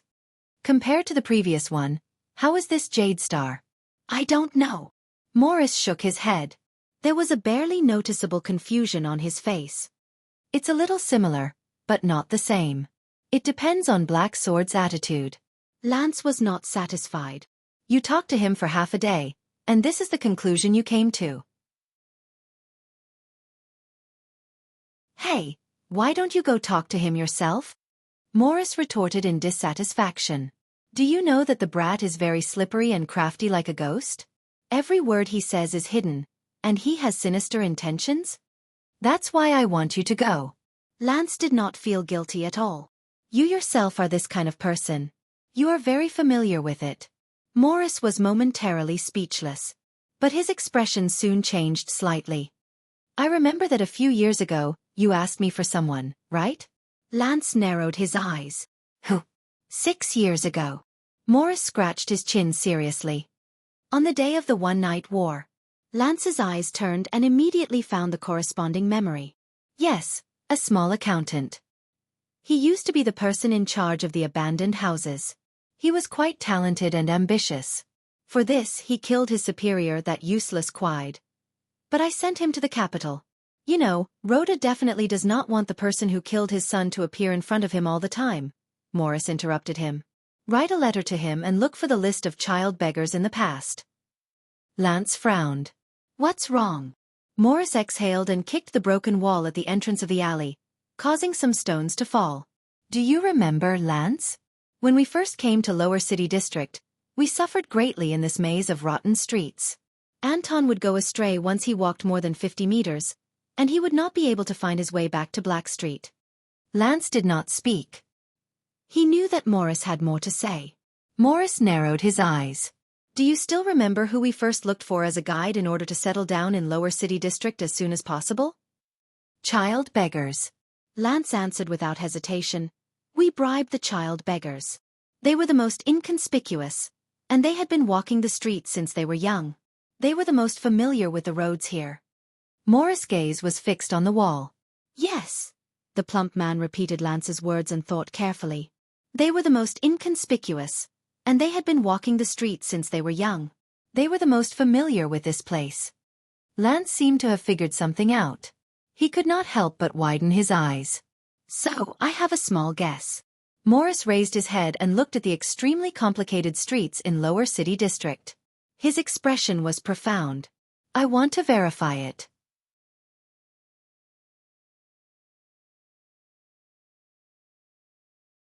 Chapter 607. Cohen lowered his head and walked in the alley of the underground street. His eyes were absent-minded, and he ignored the beggars and tramps under the eaves on both sides of the street, as well as their secretive gazes. Cohen. The unkempt man on his left covered the bloodstains on his clothes. Further away, a ruffian was peddling the items in his pockets furtively. A beggar under the eaves of the opposite house was fighting with another emaciated man for the ownership of an ownerless ring. But Cohen just walked past them absent-mindedly. He did not see them, nor did he hear them. What does that have to do with me? Cohen. The glory of the stars allowed him to focus on his own world.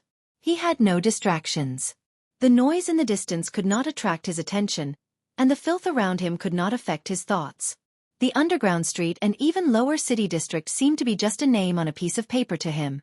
He seemed to be walking beyond the horizon, transcending everything and forgetting himself. Just like many of the nobles he knew, they had their sights set on the kingdom, their hearts were on the world, and they were destined to achieve great things. But Cohen. Finally Cohen, who was absent-minded, shuddered and staggered back to his senses. What's wrong? Cohen looked around subconsciously. Leorc was still 10 steps away. His attitude towards them was full of disdain and rejection. Glover dutifully guarded the prince by his side, using his body and expression to block all malicious gazes. Cohen lowered his head. The speaker. The second prince looked at him deeply. His gaze was full of inquiry. Pull yourself together. There was an unquestionable tone in Thales's words. You've been a police officer for 6 years. Morris' words shouldn't have affected you so much. What Morris said? Cohen's eyes were slightly dazed. You're not fighting against gangs, criminals, or even evil. You represent the power of this country. You stand in the position of the strong and face the resistance of the weak. Cohen shook his head furiously. No, it has nothing to do with what that scumbag said. It will not affect me. As if, Glover interrupted him coldly. Cohen stared at the zombie in a daze. He looked like he was struggling. Thales sighed. Listen, Cohen, you have to know that Morris is a member of the Brotherhood. Everything he said. No. Unexpectedly, Cohen suddenly spoke loudly, startling both Thales and Glover. Even Leorc frowned and turned his head. Thales frowned as he looked at Cohen. Cohen doesn't usually react like this. If it's not him. No. At this moment, Cohen's expression changed as he muttered anxiously. Hey. Glover patted Cohen carefully. At the same time, he glared at a few idlers who were attracted over from afar. You're fine. Cohen suddenly looked up. When you turned the situation around in Heroic Spirit Palace and forced all parties to stop fighting and retreat, Your Highness. The police officer stared at Thales eagerly, as if he was searching for an answer. They, the extensions, were they moved by your words? Thales was stunned. Extensions? But Cohen shook his head, his expression bitter. My old man's reply was like this. Words are only expressions, actions are only about the heart. As for sweet words can bewitch the heart, this is just a beautiful fantasy of the writers. Thales' expression changed. He wanted to say something, but stopped himself. He said that it was not your words that moved the extensions, Your Highness. The police officer lowered his head dejectedly. It was their true thoughts, their personal experiences, and their interests. You were just the person who lifted the curtain and revealed their true intentions. Thales was silent for a while. Count Tarami Caribbean is indeed the descendant of the wise minister. The prince sighed. If there is a chance in the future, I will visit your father. Cohen's gaze was conflicted, as if he was going through a cruel struggle. At that time I was not convinced by the old man's words, but... It's the same, Your Highness. Cohen exhaled. That fat man is good with words, but he could not have swayed me with just a few words. Unless there was something else that swayed me. He stared at the narrow alley quietly, as if he could never see the end. Thales looked at him and sighed in his heart. I refuse to admit it, but... Cohen hesitated for a moment, but in the end, he gathered his courage and spoke decisively. Yes, my heart of the sword was swayed. My moves became more and more practiced, and the edge of my sword became sharper. Cohen gritted his teeth and said, but the person wielding the sword was rusty. This is the reason why I stagnated and did not improve in the past 6 years.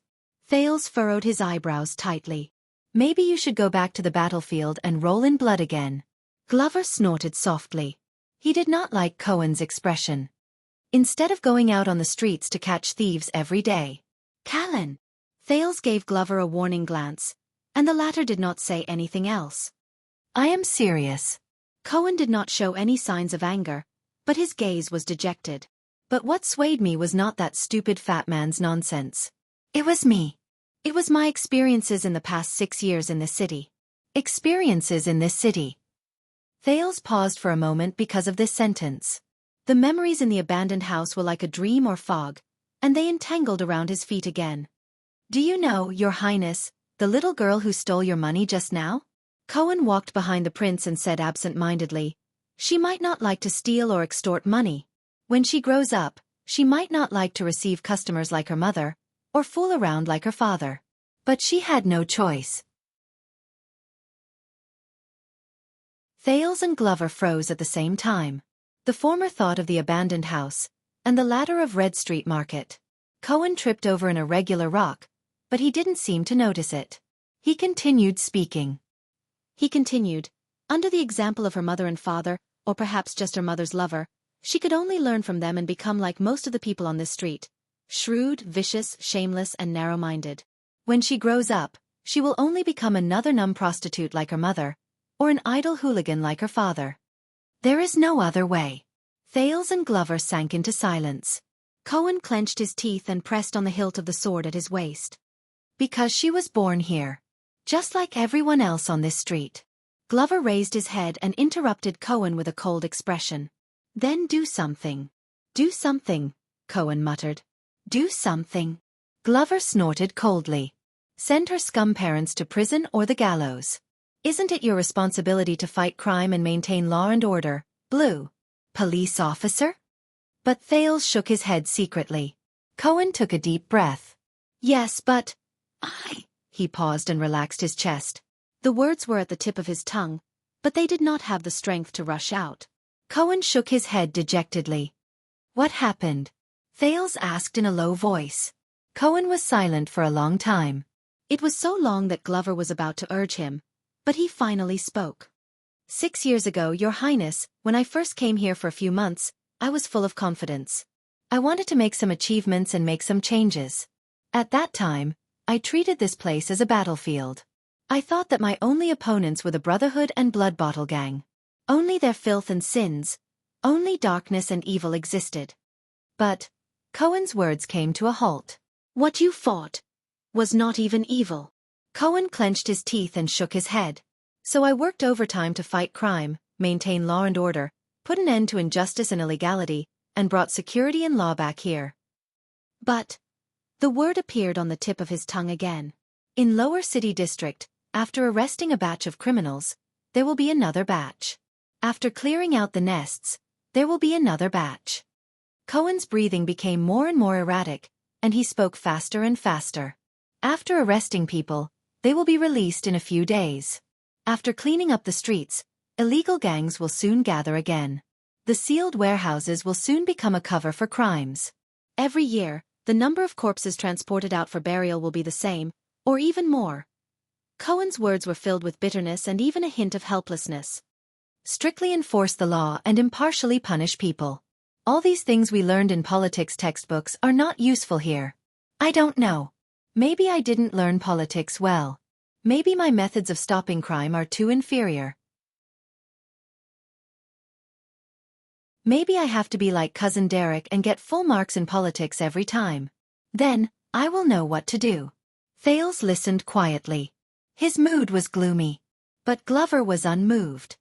It's useless to only catch small fries. Cohen raised his head and said hurriedly, I did it. He stared at Glover. I did it. I learned from some of my colleagues.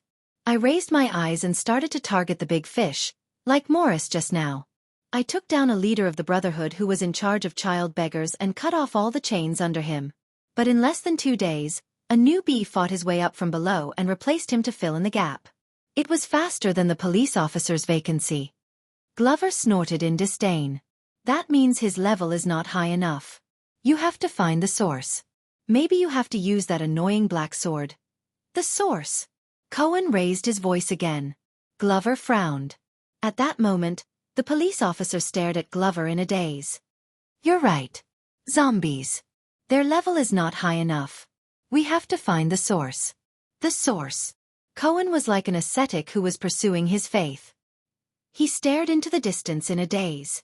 As the police officer in charge of Lower City District, the area I can reach is too shallow. It's too close. I can't solve the root of the problem. So, I thought I have to do more. I have to push harder, go deeper and penetrate deeper. Cohen took a deep breath. So, I chased after them to the source of those sins.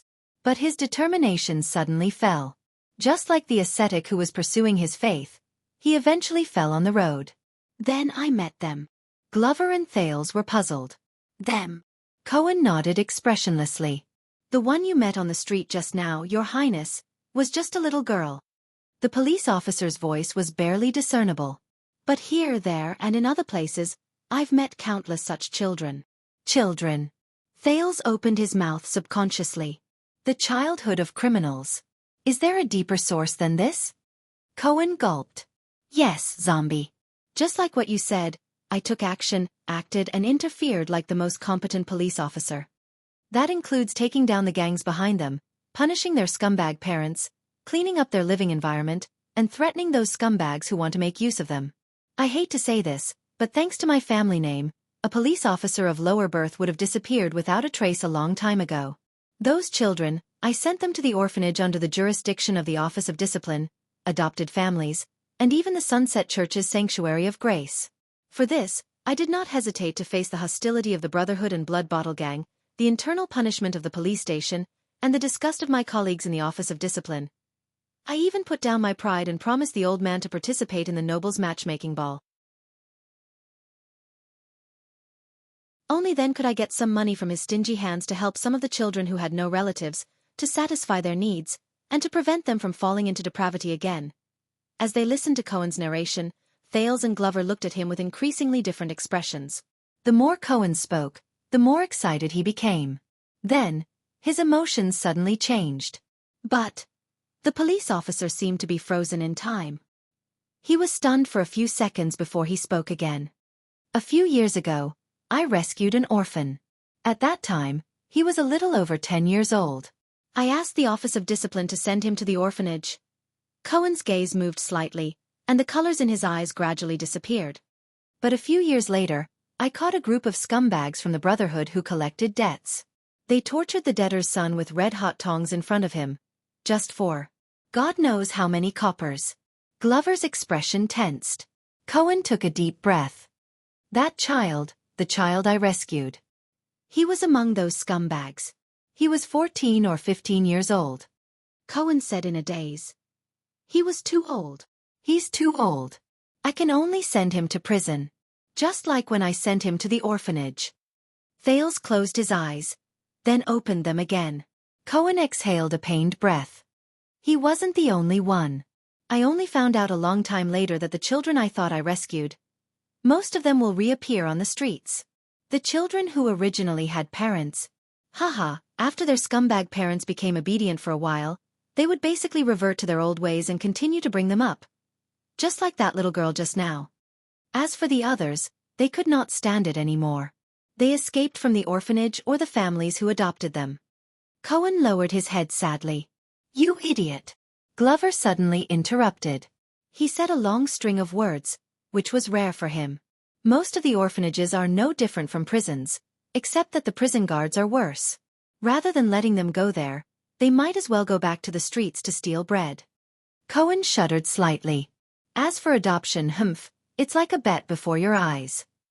Glover's tone was cold. If you're lucky, you might be able to eat some leftovers in the stable as proof that your family can receive orphanage compensation from the Office of Discipline. If you're unlucky, the zombie tightened his collar and did not continue speaking. Cohen frowned. How did you know? Glover interrupted him coldly. I heard it. Cohen frowned. From whom? No one. Glover seemed to be extremely wary of this topic. He raised his index finger and warned sternly. Enough. The problem ends here. Thales sighed softly. Although Cohen was extremely puzzled, He did not pay too much attention to it. He only sighed helplessly. Yes, the orphanage and the families who adopted them. I know about their situation. I went to take a look later. These good governance measures from the era of the virtuous king have long since deteriorated. Cohen lowered his head. As for the Sunset Church's House of God's Grace, it's even more disgusting, a deep voice was heard. Cohen and Glover were both shocked. They turned their heads. The quiet killer, Leork, who had appeared beside them at some point of time, snorted softly. His gaze was vicious. I once had a friend who went in. Cohen and Glover looked at each other, but Leork ignored them and said coldly. He continued coldly. There was a very good old priest in the House of God's Grace. He patiently taught him how to read every day, recited the sunset scriptures, and learned etiquette and morality. My friend was young at that time and had never received such care. He was very grateful. Until one day. Leork snorted softly.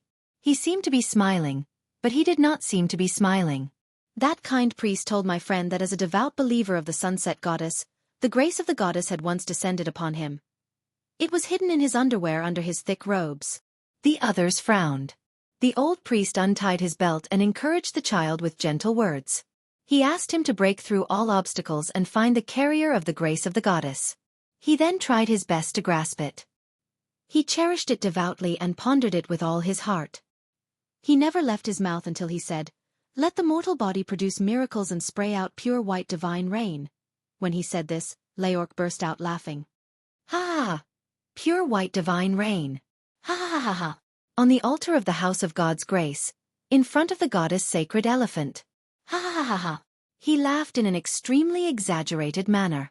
He even bent over, but there was no joy in his eyes. Instead, there was a frightening morbid look. However, the others, including Thales, only felt a deep chill and oppression. Your friend, Glover replied warily and coldly. He relayed it quite clearly. Leork's smile faded and he glanced at him coldly. Because he was not the only one. The group was silent for a while. Then, Cohen sighed. I did not expect to say this, but Leork, I am very sorry. There is no need for that, Leork rejected him mercilessly. Because the knowledgeable and holy master priest still made a mistake in the oracle. Many years later, on the day he retired, my friend and he discovered it together. When he heard this, Thales, who knew the tranquil assassin's nature, had a change in his gaze. I see. The so-called grace of the goddess, the divine rain. Leork lowered his head and gently pulled out the blade hidden at his waist. There was a fierce glint in his eyes. It is bright red. Cohen and Glover's expressions changed slightly. They were silent for a while. Then, when Leork sheathed his blade, he woke up from the silence. Cohen raised his head and looked gloomy.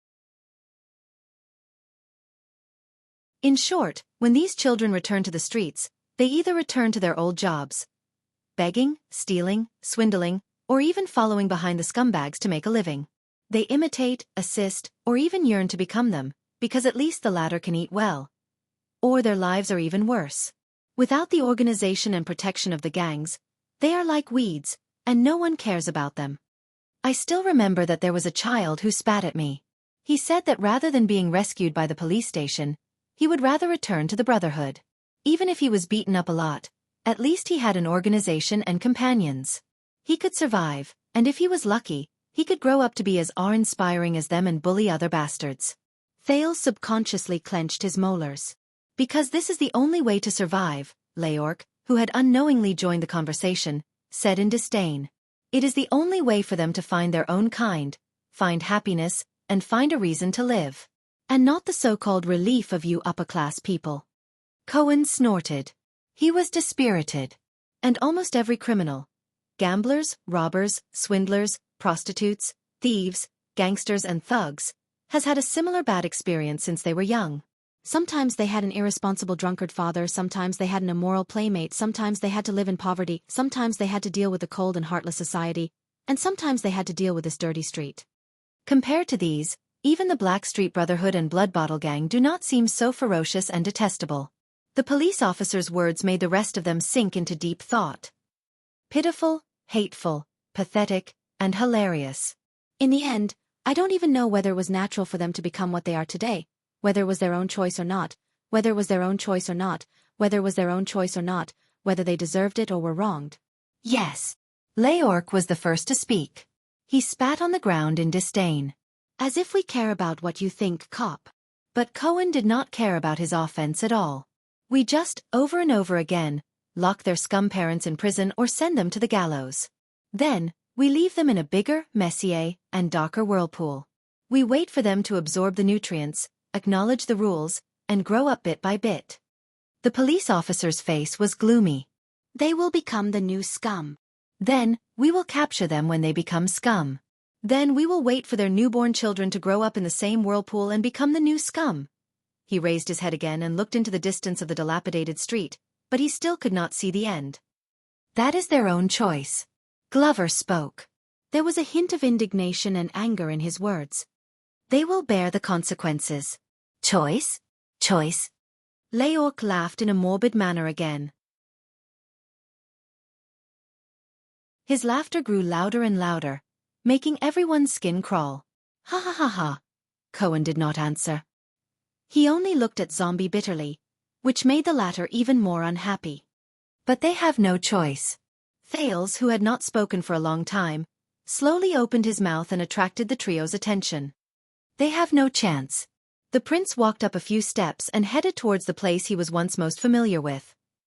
In this kind of community, the socio-economic status of their parents is limited. Sorry, I mean they can't go to school since they were young, can't acquire a skill, and can't see the wider world. Thales walked past a corner that he had passed countless times when he was young. They are bound here and can't find a normal and stable job. They can only wander between idleness and committing crimes. They have no time to care about morality and the law. They can only prioritize things that can support their survival. They can't understand ideals and dreams.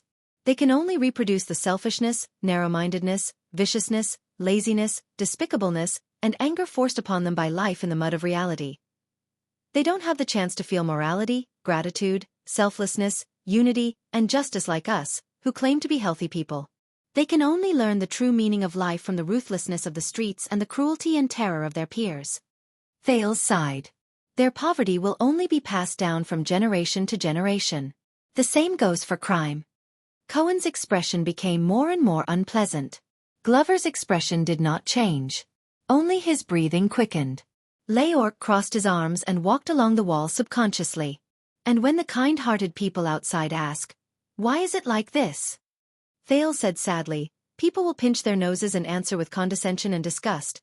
Because they are scum, because they have a bad upbringing, because they do not learn well, or even because they were born that way. Selfish, narrow-mindedness, viciousness, laziness, despicableness, anger, ignorance, and even committing crimes. It's all their own choice." The teenager's words suddenly sped up.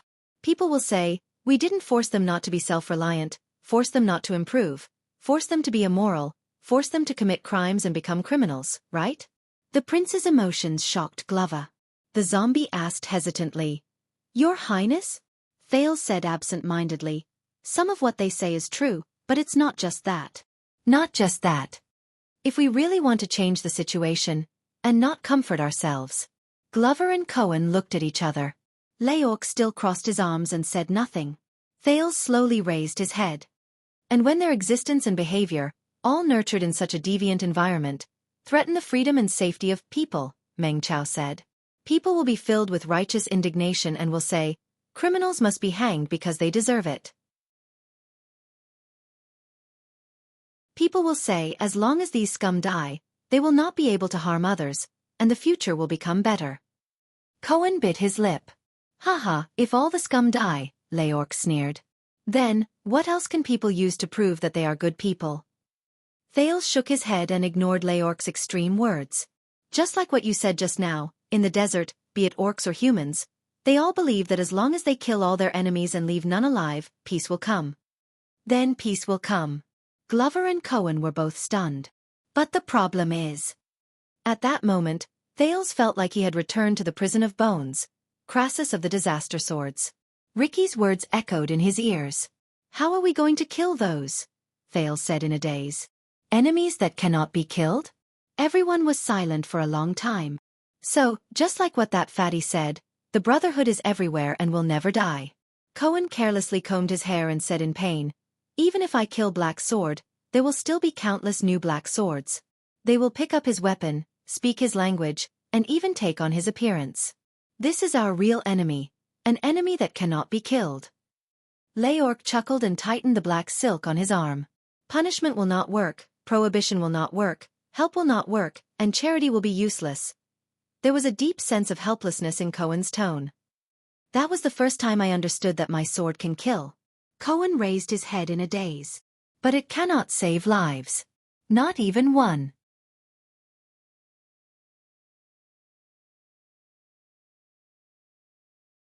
Chapter 608. Glover snorted angrily. At the very least, you can stop others from killing. The zombie stared ahead. Then you can save lives. Cohen laughed bitterly and did not answer. No. The person who spoke was Thales. This made Glover's desire to refute fade away. Trust me, zombie. That's not it. Thales shook his head.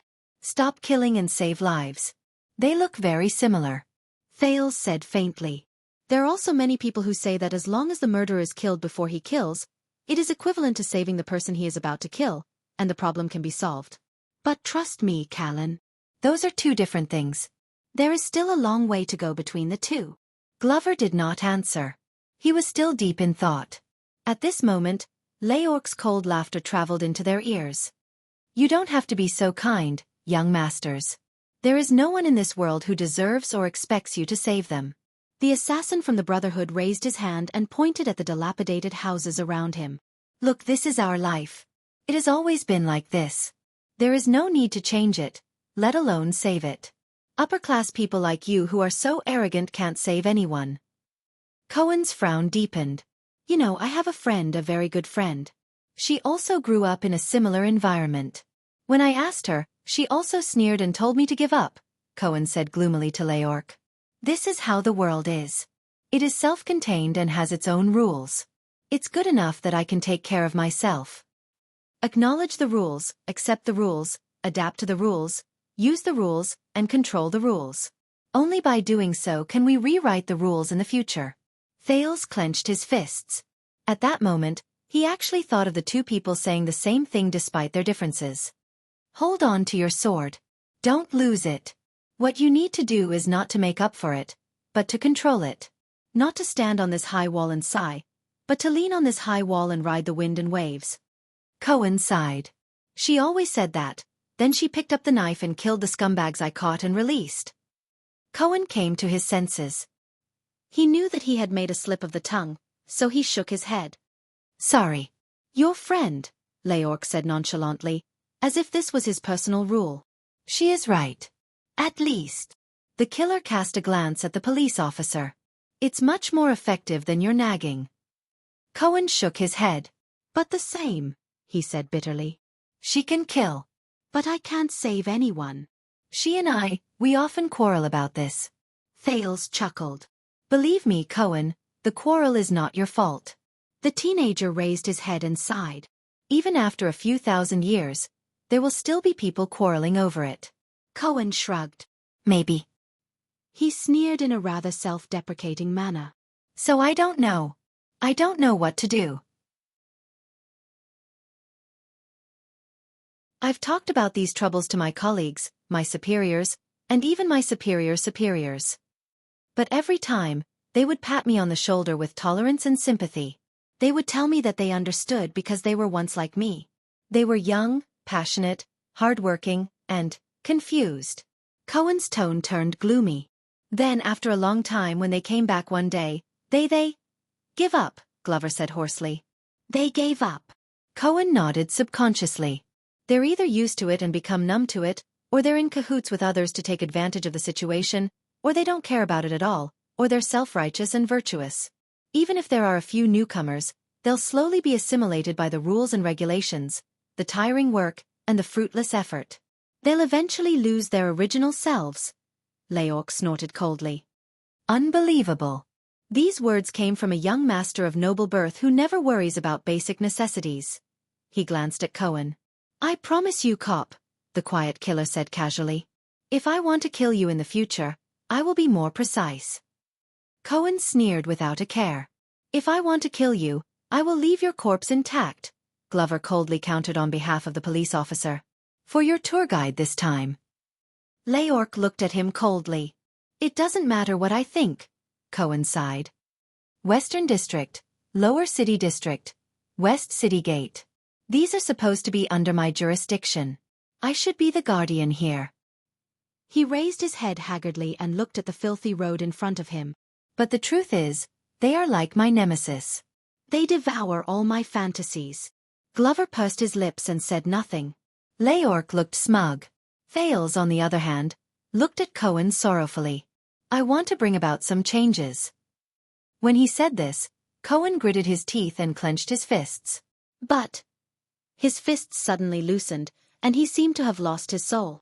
That fatty Morris, and you, your highness, you made me understand that what I am fighting against is not just crime. Cohen said in a daze, I don't know. I don't know if what I'm doing is useful.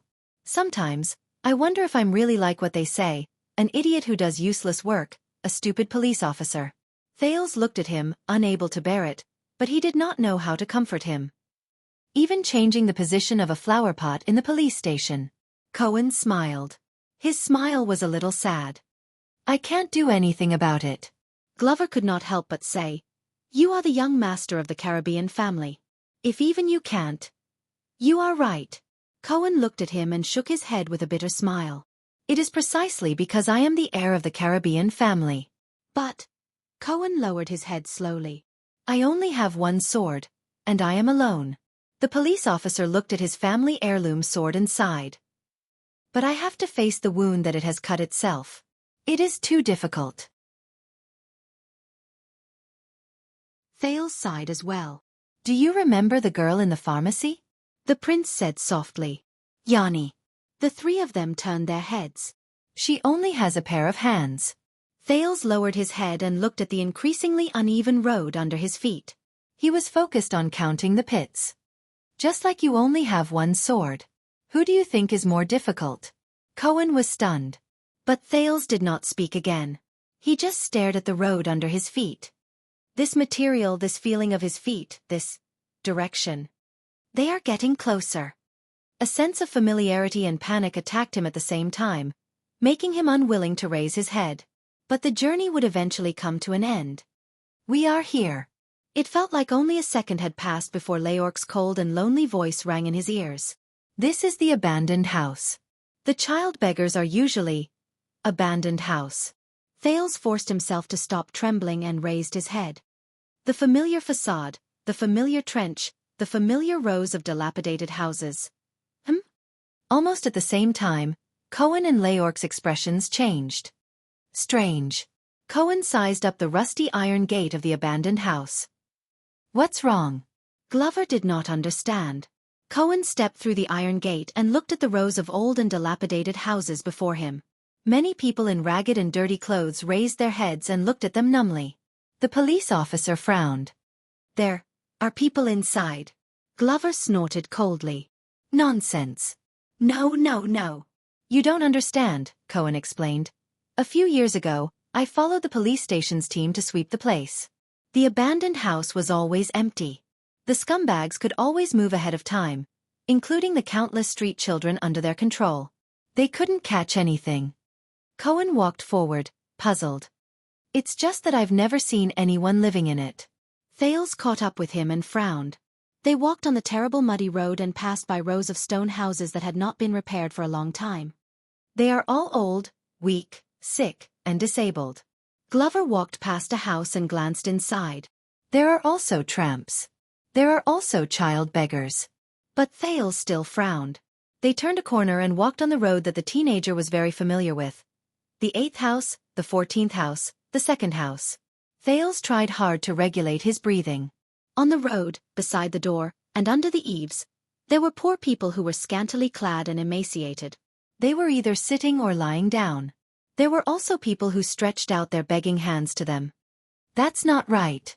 Leork kicked away a tramp who extended his hand to touch his boots. He could no longer stand it. The abandoned house is not right. Glover turned his head in disdain. What's wrong with you? Leorc shook his head. I haven't been here for the past few years, but... He looked around vigilantly. The management of the abandoned house should not be so lax, and, according to the usual practice, there should only be child beggars and thugs here. And there should not be so many tramps. Some of them are not from the Brotherhood at all. Glover still could not understand, but Cohen narrowed his eyes. Thales was the only one who did not speak as he looked at the abandoned house that was filled to the brim by the poor people. At this moment, a lazy voice came from a broken recliner beside him. Hey, if you are here to rob, then you have come to the wrong place. The four of them turned their heads. A pitiful man with a sallow and emaciated face straightened his back on the recliner and yawned. The abandoned house belongs to Blackstreet Brotherhood. Leorc's gaze shifted. Mère Tessa. When he heard this name, the man with the sallow face shuddered. He struggled to get up from the recliner and stared at the quiet killer. In the end, he called out his name in a daze. You are Leorc. Yes. Leorc recovered from his astonishment. Why are you here? The expression of the man named Mère Tessa changed several times. In the next second he stood up, turned around and left. Hey, wait. Leorc chased after him. Thales and the rest were baffled. Who is he? Leorc gritted his teeth and chased after him. He joined the Brotherhood in the same year as me. It's just that I haven't heard his name for a long time. Mère Tessa, stop. Mère Tessa's footsteps were limping, and he was not agile. Get lost. Stay away from me. The man did not even turn his head around, but he retorted irritably. Leorc's gaze turned cold, and he suddenly sped up. Asterisk thud. Asterisk a dull thud rose. Mère Tessa felt his feet stumble. He then lost his balance and fell to the ground in pain. You forced me to do this.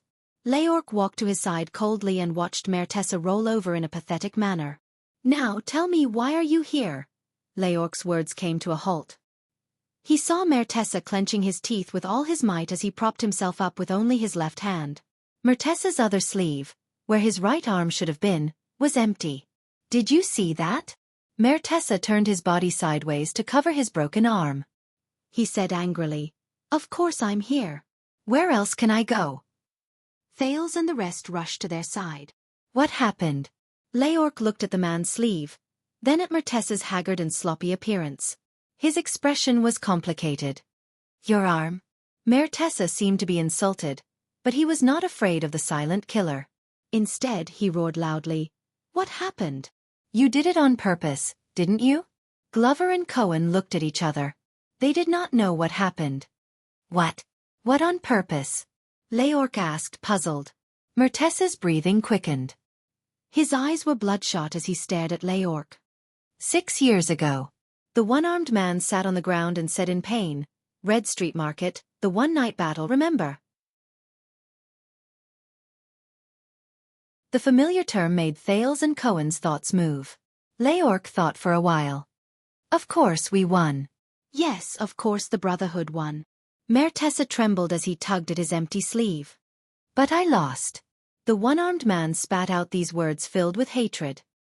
He took a deep breath and turned his head away from them. Leorc was silent. They said that you went missing. Mère Tessa snorted coldly. Yes, I did go missing. That damned red bandana, and that damned explosion. I was buried under the rubble for 3 whole days, and it was the patrol team Steel Skins who dug me out. When I woke up, I was already in prison. Didn't I go missing? Explosion. Thales looked at Mère Tessa's severed right arm. He felt complicated. They said that it was a miracle that I survived. But look at this. Mère Tessa sneered and shook his empty sleeve. What's the difference between a gang's thug becoming like this and being dead? Leorc raised his head and exhaled through his nose. He did not know what was on his mind. Mère Tessa panted angrily. The others were silent for a while. Mère Tessa, what happened here? Leorc spoke again. His tone became much calmer. What happened? But Mère Tessa's words were very rude. Leorc raised his head and saw that the people around him were either leaning against the wall or hiding under the door cracks. They were all looking at them timidly. Abandoned house. Why are there suddenly so many tramps here? Are they members of the Brotherhood? And the child beggars? Mère Tessa interrupted him impatiently. Don't you know? Aren't you the one who killed Morris? How could you not know? I only care about killing people. Leorc lowered his head. I don't care about child beggars. Mertessa snorted disdainfully and spoke in a strange tone. Of course. After all, you are Morris's favorite. Look at your little round butt. Leorc sighed. In the next second, the quiet killer's expression turned cold. He moved his arm. Asterisk thud. Asterisk as Mertessa screamed in pain. Leorc forcefully pulled his left arm backward and pressed his face against the ground. Listen up, Mertessa. I'm not being polite to you because your butt is round. The quiet killer pulled out the blade at his waist with his other hand and said coldly, I'm also not interested in your severed arm and your bullsh *T. Now answer my question or I'll make your arms more symmetrical. Cohen furrowed his eyebrows, but Glover pressed him down tightly and shook his head. Ha ha ha ha. Mertessa seemed to be a tough nut to crack. Even though the pain was unbearable, he glared at Leorc with hatred and spat out 2 words. F***CKU. Leorc's expression turned cold. He pressed Mertessa's face into the ground. At this moment, Moody? An old and gentle female voice came from the dilapidated house beside them. Mertessa shuddered. Moody? Where are you? Everyone saw a hunchbacked old woman walking out of the door shakily with the help of a tree branch. She tried her best to extend her hand into the air. Her gaze was lost, and her eyes were abnormally pale. Moody, I can't find our cauldron. The one with less rust and only 2 nicks. I'm afraid it was stolen by the people in the 6th house again. The 6th house. Thales was in a daze. Then, the sound of the old woman's branch tapping on the ground brought him back to reality. Mother, go back. Mertessa struggled to get his mouth out of the ground and shouted anxiously. Now! Leorc stared blankly at Mertessa under him before he raised his head to look at the old woman. When Thales saw the old woman's expression, his expression changed as well. But we still need to fill our bowls with water for cooking. We don't have a container. The old woman with white eyes extended her hand in puzzlement. She turned her head and listened carefully. Moody? What are you doing? Who's with you? The old woman's words came to a halt. Damn it. She turned her pale eyes in Leorc's direction and put on a cold expression. No matter who you are. At that moment, the old woman appeared calm and collected. We don't have money. Mertessa struggled even more, but he could not resist Leorc since he had lost an arm. Leorc just stared at the old woman in front of him in puzzlement. Look at Moody. Not only did he lose his right arm, even the right side of his body is not very agile. The old woman sighed. How else can we earn money? You won't be able to get anything. Leorc was silent. But the old woman's words seemed to have angered her son. Damn it, mother. Mertessa's face was filled with humiliation. Shut up and go back into the house. But the old woman turned a deaf ear to Mertessa's words. Instead, she calmly spoke in Leorc's direction. If this doesn't make you stop. This old woman has a little friendship with the people in the Brotherhood. Moody is also a member of the Brotherhood. If blood is spilled, it won't look good. A few seconds later, Leorc quietly put away his weapon and let go of Mertessa. He looked at the old woman, and his tone became much better. Mother Bess, your eyes, are they blind? Blind? Ha! The old woman widened her eyes as if she had heard a big joke. My ears are good enough to hear that there are 4 of you, 3 of whom are armed. The old woman's words came to a halt. Wait, you know my name. So, you're one of the brats in the Brotherhood? Leorc sighed. Don't worry, I'm just passing by. Leorc stared at the blind old woman, Bess, and lowered his head in disappointment. I'm just visiting an old friend. But the old woman named Beth ignored him. Instead, she asked her son, what's wrong? Moody? I'm fine, mother. Mertessa, who had escaped, sat on the ground and panted angrily. I said, just King, hurry up and go back. The old woman sneered. Maybe I'm not your real mother, Moody. Maybe I still need you to remind me so that I won't trip over the stairs. In the next second, Bess slammed her branch on the ground. She raised her voice abruptly. But at least I didn't let you freeze to death on the road or suffocate to death in the sewers when you were still a little kid who only knew how to cry. So, you King brat. UF asterisk king son of AB asterisk TCH. Show some respect. The old woman's swift and fierce roar caused everyone to tremble involuntarily. Mayor Tessa rubbed his forehead in pain. He felt helpless and uncomfortable. Ah! Mayor Tessa gave up on talking back to his mother and sighed. All right, I'll talk to the 6th house about that stupid pot. Now I beg you go back to the house. Thales and the others looked at each other. That's good, that's good. Bess regained the old woman's weakness. She hunched her body and muttered as she turned around. The Brotherhood, ha! How much more do we owe them? That devil's black sword. Mother! Mayor Tessa began to roar angrily again. Bess snorted softly and stretched out her branch to explore the way. Then you guys have a good chat. After all, this may be the last time you see each other. The last time? What's wrong? Leorc glanced at Mertessa's injured body. Is he terminally ill? Bess trembled as she touched the mud wall. No, I'm talking about you guys. Once you join the Brotherhood, you won't live long. Leorc stared at Bess fixedly. Mother. This was the umpteenth time Mayor Tessa had shouted angrily. But at the same time, there was another voice. Granny. Bess's figure froze. The old woman slowly turned around with an amused expression. A young voice. It's crisp, powerful and changing. 15 years old at most. Thales walked forward and stared at the old woman. You said that your name is Bess? The blind old woman turned her head and sniffed a few times in Thales' direction. The smell of nobility, but it's somewhat familiar. There's also a hint of cosmetics. Why, did you just come back from Red Street Market? But Thales ignored her words. You said that you're a member of the Brotherhood. Thales stared at Bess's face. Why have I never heard of you? Bess opened her mouth and laughed hoarsely. Maybe it's because you haven't grown hair down there? Glover and Cohen had strange expressions on their faces. The old woman's expression immediately became stern. She raised her voice in Thales' direction. And your little chick is still as soft as a caterpillar and can't get hard on its own? Impolite little brat? Mayor Tessa said in pain. Mother! Enough!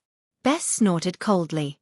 Her white eyes were lifeless, but they sent chills down people's spines. Little brat, go find Morris in this neighborhood and ask him if he's heard of the black-hearted widow Bess. And ask the other ungrateful brats in the Brotherhood how many of them have not been spanked by me. Thales was silent. I see. He looked at Bess's face quietly, searching for a memory that flashed through his mind when he was young. He grinned. Thank you. I'll keep that in mind. Mother Bess. Thales repeated Leorc's name. It's best not to, the old woman said coldly, unappreciative. This old woman would rather have some peace and quiet. She slowly but skillfully stepped over the pit on the ground and disappeared behind the wall, leaving behind only her swift and fierce voice. Moody, don't forget that pot. Thales quietly watched the old woman leave, as if he had returned to the past, the moment when he remembered the events of this world for the first time. Look at you, brat. Cry. Damn it, why don't you cry? Don't be an idiot. No, it's better if you're an idiot. I'll be less worried. At that time, her voice was not so old, but it was as rough and ear-piercing as it was now. You have to call me Mother Bess. Mother, do you understand? Even if you become successful in the future, I'll still be the one who raised you. Little brat, may the god of the underworld take care of you as soon as possible so that you don't cause any trouble. At that time, Mother Bess's face was full of disgust, but there was also a hint of reverence. All right, Thales. This is your name. Don't mind it. I know it's not nice, but I didn't give it. It's okay. I'll raise you until you're old enough, and I'll be free. I won't have nightmares all day. At that time, the Brotherhood's nursery nest was dark, narrow, damp, and simple. All right. All right. Hurry up and take him away. I don't want to see him again in this life. Why? Haha, you won't believe me even if I tell you, but he's destined to cause a lot of trouble. A monster born to a monster. At that moment, Thales opened his eyes and buried all the clear and blurry fragments deep in his heart. There was still one more chapter. He would finish writing it around 12:30. End of this chapter.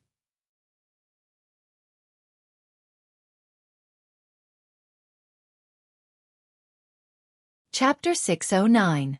Seeing that his mother had left, Murtisa heaved a sigh of relief and collapsed to the ground. Leorc looked in the direction where Bess had disappeared. His expression was complicated. You and Granny Beth have been living here for the past few years? Murtisa snorted in disdain. Leorc frowned. You know Boss Morris can help. This is what Mommy wants. Murtisa interrupted him rudely. She said that the Brotherhood has changed.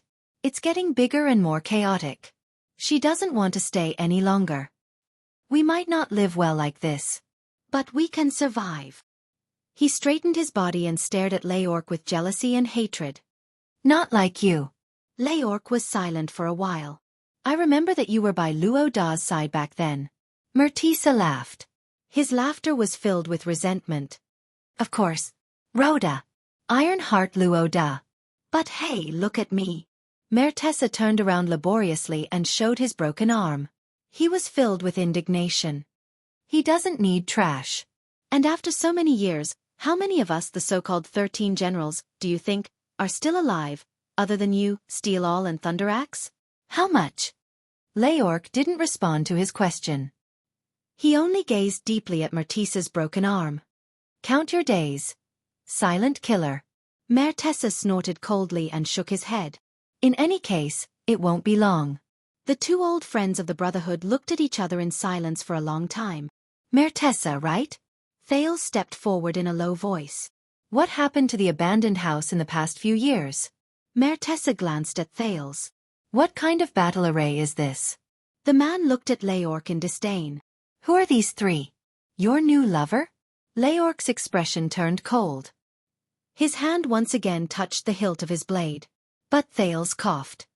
Look, Murtisa, people are watching us. The prince smiled and gestured to the curious faces around him. So, the longer you stay with us, the more those who stole your pot, the sixth house, right? Will be curious about what we talked to you about, or... Thales stopped smiling. How much money did we give you? Murtisa's expression changed. Bah! Murtisa said hatefully. You must be Morris's little bastard. You're as cunning as him. But Thales did not care. He just stared at him quietly. Now, do you want to answer the question? What's wrong with the abandoned house? Murtisa snorted twice. He looked at Leorc and the other two big men before he spoke in an unconvinced manner. If you still remember Leorc 6 years ago, on the day of the one-night battle. At this point, Murtisa glanced at her severed arm and spat fiercely. F***CK. No one else said anything. In short, when we were killing people in Red Street Market that day, something happened to abandoned house. Luo Da's son was in charge of looking after this place. In the end, that trash drank too much and killed a bunch of child beggars. The rest ran away. He drank too much and killed a bunch of child beggars. Thales listened to the story quietly with an expressionless face. It was as if it was someone else's story. Leorc narrowed his eyes. Quiet. I remember that trash, and I also remember this. Murtisa nodded gloomily. Someone said that it was a conspiracy of the Blood Bottle Gang. In the end, that trash was killed by a few child beggars. Thales subconsciously raised his hand and pressed on the scar on his chest. But the worst thing was that the guy's father was my former boss. Luo Da destroyed Sunset Pub because of the child beggars. I heard that he even skinned the assistant who was in charge of abandoned house along with his son to go with his drink. Thales furrowed his brows. Murtisa shrugged. I know Luo Da, believe me, this is something he would do. Leorc's expression did not change. I know. Boss Morris talked to Ironheart, and they solved this matter. Murtisa spat in disdain. Solved my foot. He looked at Leorc in displeasure. After this happened, who in the Brotherhood would dare to take care of the mess that is abandoned house? Murtisa turned around and looked at the tramps around him. With this precedent, if something happens to the child beggars again, it will be a slap in Morris' face. He will definitely settle the score with you. Even if you manage the child beggars well, it will be worse. Luo Da is concerned about his son. If he knows that you are in charge of the child beggars, he will definitely find you an eyesore. Who knows, some of the child beggars will become restless. Just like what happened to Quide, they will slit your throat when you are drunk. Murtisa laughed mockingly. He sounded like he had given up on himself. With this, The only people who are willing to come to abandoned house will be the old, weak, sick, and disabled. Mère Tessa. Leorc hesitated for a moment. You? Mère Tessa spat in disdain. His tone was filled with pain and disdain. Do you know what is even more interesting? Luoda has always believed that his son's murderer has not been caught, so he asked me to guard here and wait for the child beggar to walk into the trap. Look, this is a good reason. It is a good excuse to throw away trash. The last sentence was almost shouted out by him. Walk into the trap. Thales subconsciously raised his head and looked at Mère Tessa again. But Mère Tessa did not care how his words related to the person in front of him. He only laughed self-deprecatingly. You see, people like us. Heh, we are sloppy and do nothing. We open the door at dawn and lock the door at night. Over time, the child beggars gradually become naughty and lazy. Many of them run away. Even the street business is not profitable anymore. Mère Tessa said gloomily, the new thugs are even more unwilling to come. We have just taken over Red Street Market. Who doesn't want to go there and enjoy life? Cohen, who had been listening attentively, could no longer stand it. He took a step forward. So what about the child beggars in abandoned house? Have they become fewer? Mère Tessa looked at Cohen, who was standing in a standard military posture, warily. Which one are you? Cohen panicked. A newbie in the Brotherhood. Thales pushed Cohen back without changing his expression. A retired soldier from the army. And then? Mère Tessa looked at Cohen suspiciously. The Brotherhood has really improved and become more promising. He snorted softly. In the past, the soldiers who had served in the army were only willing to join Blood Bottle Gang. Mère Tessa, Leorc reminded him in a low voice. Mère Tessa waved his hand in annoyance. After that, for some reason, the city hall set their eyes on this place.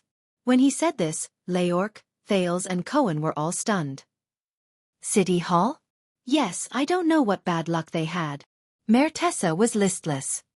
Every once in a while, the government would send a mighty team of green skins, blue skins, and even steel skins to attack the abandoned house. The reason was to crack down on human trafficking, crack down on child labor gangs, and so on. The most exaggerated time was when the child beggars in the abandoned house had to be evacuated once a week to avoid inspection. It was chaotic, and even businesses in other places were affected. Cohen's gaze slowly changed. He scratched his head. Oh, I remember. There were a few big sweeps, but Thales pinched him and asked in a low voice. Why? I don't know.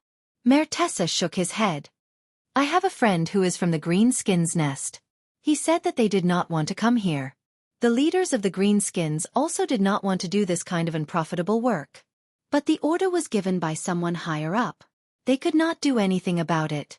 Even if they put on an act, they could only obey. Leorc was still puzzled. Cohen was also puzzled. Glover looked on indifferently from the side. Only Thales stood by the side in a daze. His mind was in a mess. The city hall set their eyes on this place. The order was given by someone higher up. Thales subconsciously clenched his fists. If that's the case... He clenched his teeth and resisted the surge of gratitude that rose from his chest. Thank you, Gilbert. So, the abandoned house had been messed around, and the income was not enough to make ends meet. The losses outweighed the gains. Boss Morris decided to tear down the fence around the abandoned house and let the child beggars out. Then, they would be scattered among the various small gangs. A pile here and a circle there. It's better than being caught in one fell swoop. Mère Tessa's expression darkened. He then sneered. Once the child beggars are gone, we useless people. Haha, aren't we even more useless? Leorc was silent. Cohen did not care about Mère Tessa's feelings. He anxiously took a step forward. So, the child beggars of the Brotherhood are no longer kept in the abandoned house? Instead, they are placed in the various gangs on the streets? Mère Tessa raised his head and looked at Cohen. His gaze lingered on the hilt of Cohen's sword. He was slightly puzzled, but he still answered. More than that.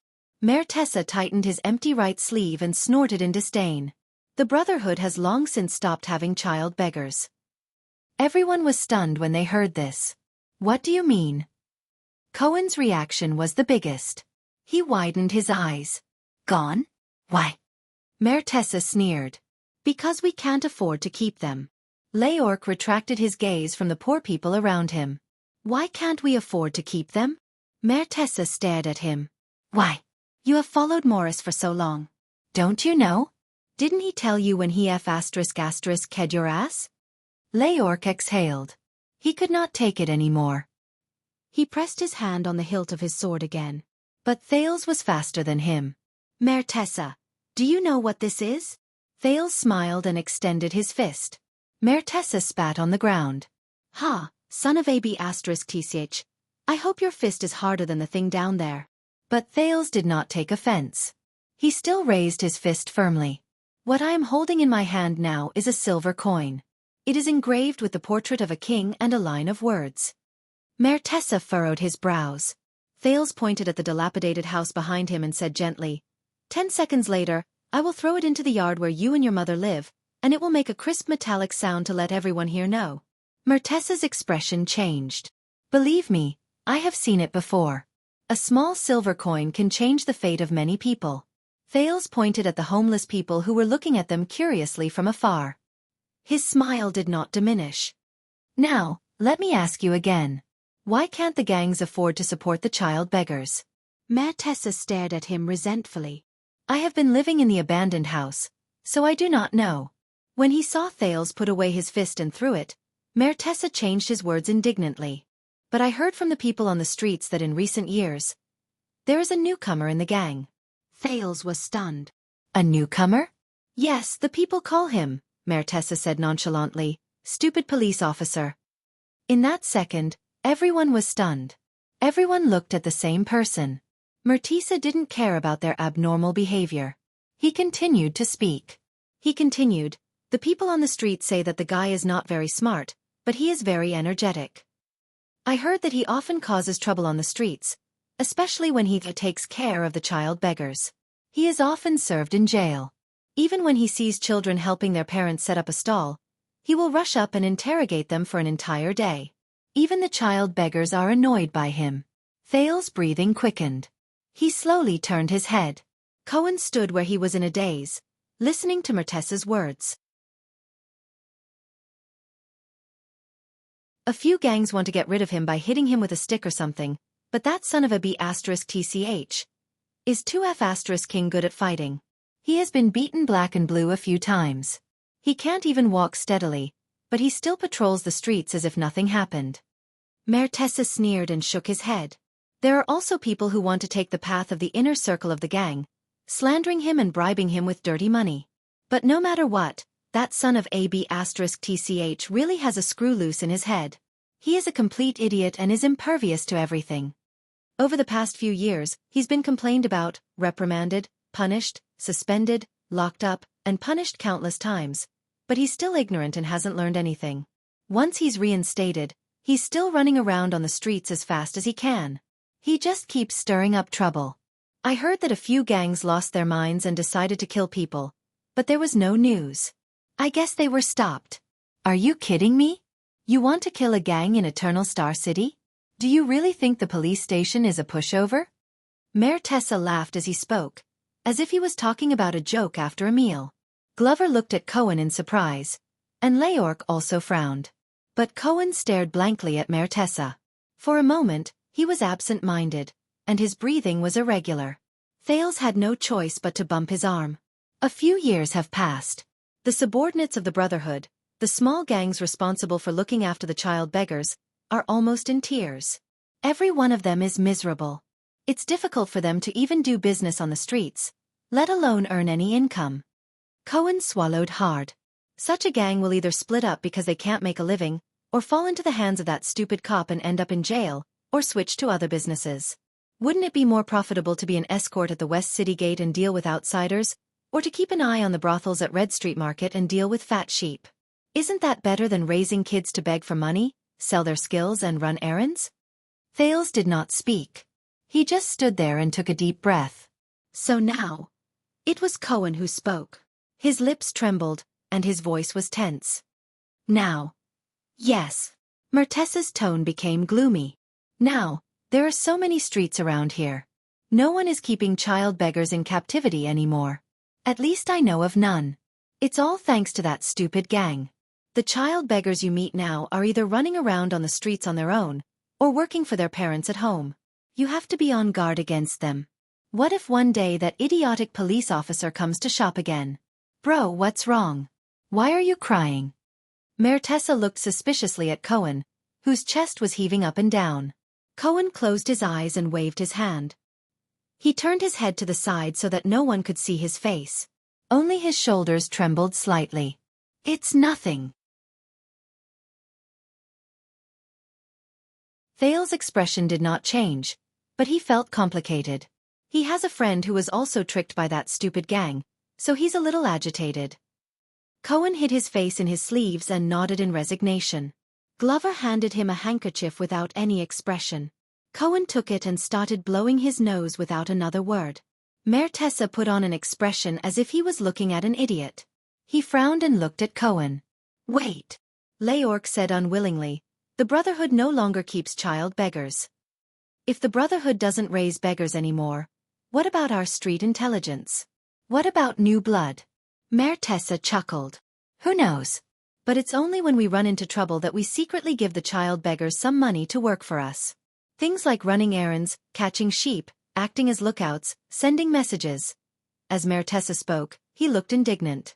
That's right. Over the years, you've gotten Red Street Market and a large number of territories from the Blood Bottle Gang. You don't even have enough manpower to collect protection fees in these new territories. Who would care about the child beggars? In the past, the Brotherhood was suppressed by the Blood Bottle Gang to the point where they could not raise their heads. But now, look at you, the awe-inspiring Leorc.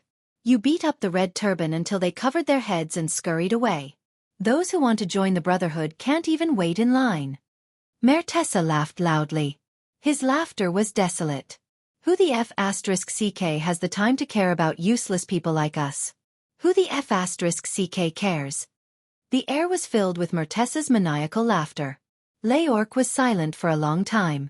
Mayor Tessa was done laughing. He quietened down. Now, who else has a question? Cohen was still rubbing his face. Glover twitched the corners of his mouth indifferently. Thales shifted his gaze away from Mayor Tessa's sleeve and did not speak anymore. Leorc stared at him deeply and shook his head. Very well. Mayor Tessa bowed strenuously and said sarcastically, Now, forgive me for leaving, gentlemen. Once he finished speaking, he turned around and limped towards Beth's direction. Leorc quietly looked at his back and his empty sleeves. Aren't you going to the 6th house? The silent killer suddenly spoke. At least, go and get the pots and bowls back. Mayor Tessa sneered without turning his head. The people living there are another batch of the Brotherhood's former thugs. Even though they are either disabled or sick, Mayor Tessa pressed on the spot where his arm was broken, and his voice was dejected. But there are many of them. Leorc trembled slightly. Mayor Tessa's footsteps rose and fell, and he gradually disappeared into the distance. Mayor Tessa, wait. Leorc sighed. He walked forward and handed over a bag of money. Listen to me, Boss Morris just happens to need. Mayor Tessa subconsciously took the bag of money. But a few seconds later, his expression changed from astonishment to anger, shame, and then ferociousness. Morris, Morris, Morris. Can you not F***king keep saying other people's names all day long? You are a human. Mayor Tessa's eyes were bloodshot. He threw the bag of money away and roared, And he is not your father. Mayor Tessa's violent reaction startled everyone. Leorc stared at the bag of money on the ground in a daze and took a deep breath. Listen to me, Boss Morris. He is different from Rhoda. He is not the same as you F***king idiot. Mayor Tessa roared angrily. I don't need your charity. Get lost. One of the former 13 generals angrily dragged his crippled body and left while trembling. This is the so-called coming out to mingle. Glover seemed to have thought of something. He looked at Mayor Tessa's back and said faintly, All dignity is an illusion. Cohen sniffed and still hid half of his face in his sleeve. No. I actually think he is not bad. Boo-hoo. Only Leorc did not say a word. He looked at his old acquaintances back from afar and closed his eyes. Thales walked past him and also looked at Mayor Tessa's limping footsteps. He sighed with emotion. This is his end, even if he was once one of the 13 generals. If one day you become like him, what will you do?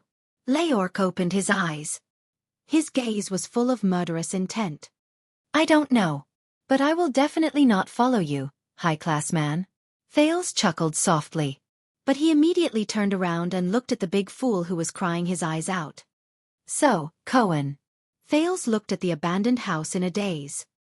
He looked at this place that was once heavily guarded and cruel. The Brotherhood no longer has any child beggars. The police officer shuddered. Thales raised his head. For the first time, he felt that the sky in Eternal Star City was no longer gray. It's all thanks to a certain persistent and stupid, idiot police officer. Cohen let out a heavy whimper. He put down his arms and threw the handkerchief back to Glover, who had a disgusted look on his face. I don't know, Your Highness. Wow, what I mean is... Cohen's eyes were red. He sniffled and said sincerely, Wow. Thales smiled. Although it was very complicated and dramatic, but... Those child beggars who escaped, the city hall who came to clean up the abandoned house, and the most important thing was you. Your hard work, Cohen. Cohen breathed desperately and felt the blockage in his chest. He looked at the prince gratefully. They did change something. With endless emotions, Thales walked forward and was filled with emotions. They were useful, even if there was only one sword. Cohen swallowed hard at his sore throat. His emotions were complicated. I don't know, Your Highness, I don't know. He buried his face in his hands again. Glover sighed and took out another clean handkerchief. Do you still remember, Cohen? Thales knew how the police officer was feeling at that moment, but he was gradually lost in thought. What we did in Heroic Spirit Palace 6 years ago. Cohen looked up in confusion. You said that I saved the world. Thales said faintly, as if he had returned to the winter 6 years ago. I didn't understand at that time, but, just like what you said, our desperate efforts in Heroic Spirit Palace may seem insignificant. Thales took a deep breath, turned back to the way he came and walked forward. But for those who might be affected by the war in the future, our efforts, indeed, saved the world. Thales walked past everyone and curled up the corners of his lips at an angle that no one could see. Thank you, Cohen. Glover followed Thales and bumped into Cohen, who was still in a daze. No, I didn't do anything at all. Cohen came to his senses and quickly caught up to Thales. He threw the second handkerchief to the zombie. I'm stupid, I don't understand a lot of things. No, Cohen. Thales took the lead and walked towards the exit of the abandoned house, which was no longer blocked by iron locks. Only slow idiots can become heroes. Cohen paused for a moment. At that moment, shameless boasting. Leorc straightened his back and picked up the money bag that Mère Tessa threw away. He said coldly, even if the Brotherhood doesn't care, do you think that these child beggars will learn by themselves on the streets? Their situation will only get worse. Leorc squeezed the money bag tightly. A hint of pain appeared on his face. In the end, they will still end up like us. You are still far from success. Cohen frowned. Glover snorted and gestured in Mère Tessa's direction with his chin. Why don't you worry more about yourself? How can you not become the next him? In that second, the veins on Leorc's arms popped up. You are right. Thales suddenly took over the topic. We are still far from success. The lower city area is still chaotic, the kingdom is still in darkness, society is still unfair, and we are still fighting against those enemies that cannot be killed. Glover looked at the prince. He did not understand why he said that. Thales' expression darkened. In fact, we will never succeed. Even if we do our best and spend our entire lives, even after a few thousand years, our descendants and our descendants' descendants will not succeed. Leorc smiled coldly. But Cohen was the one who replied. But so what? Everyone turned their heads and looked strangely at the police officer who spoke. We will not succeed. That is the meaning of this matter, is it not? Glover froze. Leorc frowned. It is precisely because we cannot do it. Cohen breathed absent-mindedly and clenched his fists. It is more meaningful to persist in doing it. He came to his senses and raised his head in embarrassment. He looked at the others carefully. Am I right? Leork's frown deepened. But Thales laughed. It was a very carefree laugh. Well said, Cohen. Thales sighed. Do you know who is the greatest knight in the world? Huh. When he heard the cultural studies question, Cohen's expression instantly turned bitter. He scratched his head. When I was young, the old man and my teacher always taught me about the 10 great knights in the history of the empire. But I seem to remember a knight named Needham. Thales shook his head. No. The greatest knight in the world, Thales said faintly. His name is... Glover and Cohen were completely focused. Even Leork was staring at him. Thales closed his eyes and took a deep breath. Then, he slowly opened his eyes and extracted the great name from his distant memory. Don Quixote. At that moment, everyone was stunned. Everyone had a confused look on their faces. Only Thales was still smiling. I was not good at school when I was young. May I ask who he is? Cohen asked carefully. Thales was silent for a moment. He is a knight. A knight who is determined to charge towards the most impossible goal. Glover and Cohen were both stunned. The prince raised his head. His eyes were filled with confusion. But he is still charging. Even if he never succeeds. In the next second, Leork suddenly took a deep breath.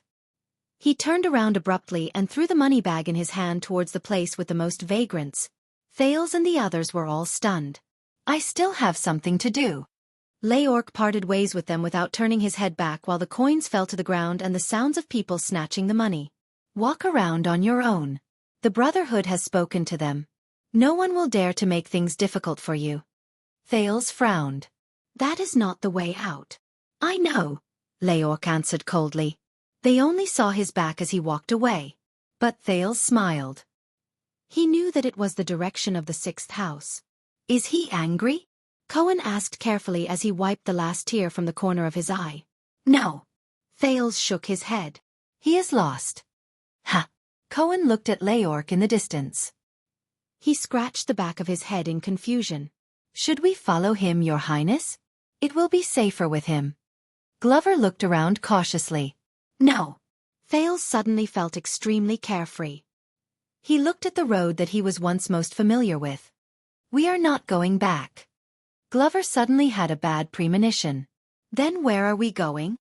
Cohen asked dumbly. I recommend the Western City Police Station. Thales shook his head. His gaze was firm. Renaissance Palace. Glover frowned. What for? Thales stopped in his tracks. He turned around and stared at the horizon. Glover felt a chill in his heart. He knew that it was the direction of Renaissance Palace. Thales took a deep breath and exhaled slowly. Charge.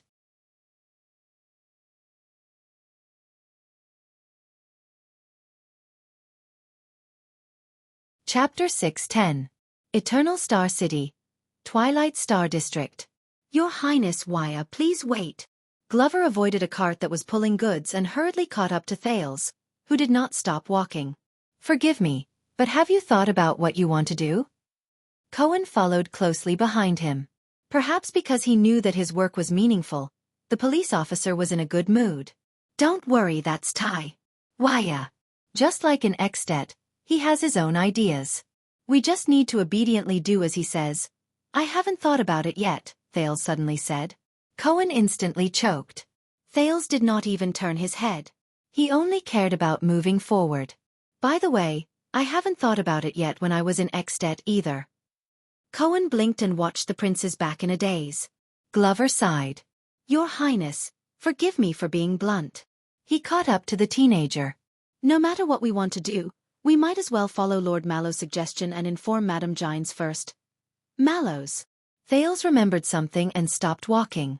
Glover and Cohen stopped. Thankfully, they did not bump into the teenager's back. They then realized that they were standing at the crossroads at the corner of the street. They were facing Renaissance Avenue, which ran from the north to the south of the kingdom.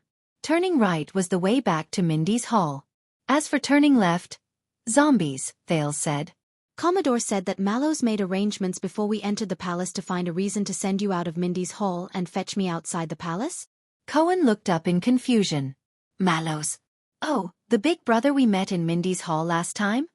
Glover ignored him and nodded without hesitation. His Grace said that the matter at the banquet is not a trivial matter.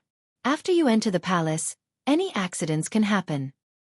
He must consider the worst-case scenario and leave some useful manpower for you, so that you will not be alone and helpless, and we will be at a loss without a leader. Thales was stunned at first, then he smiled.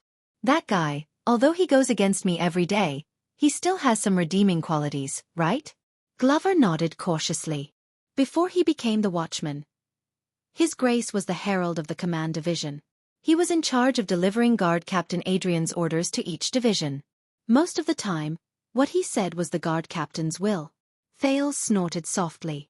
Yeah, that guy looks like... He knows a little bit about everything, but he also hides a little bit about everything. As expected of the watchman. Thales sighed in his heart. Zombie, how long have you been in the Royal Guard?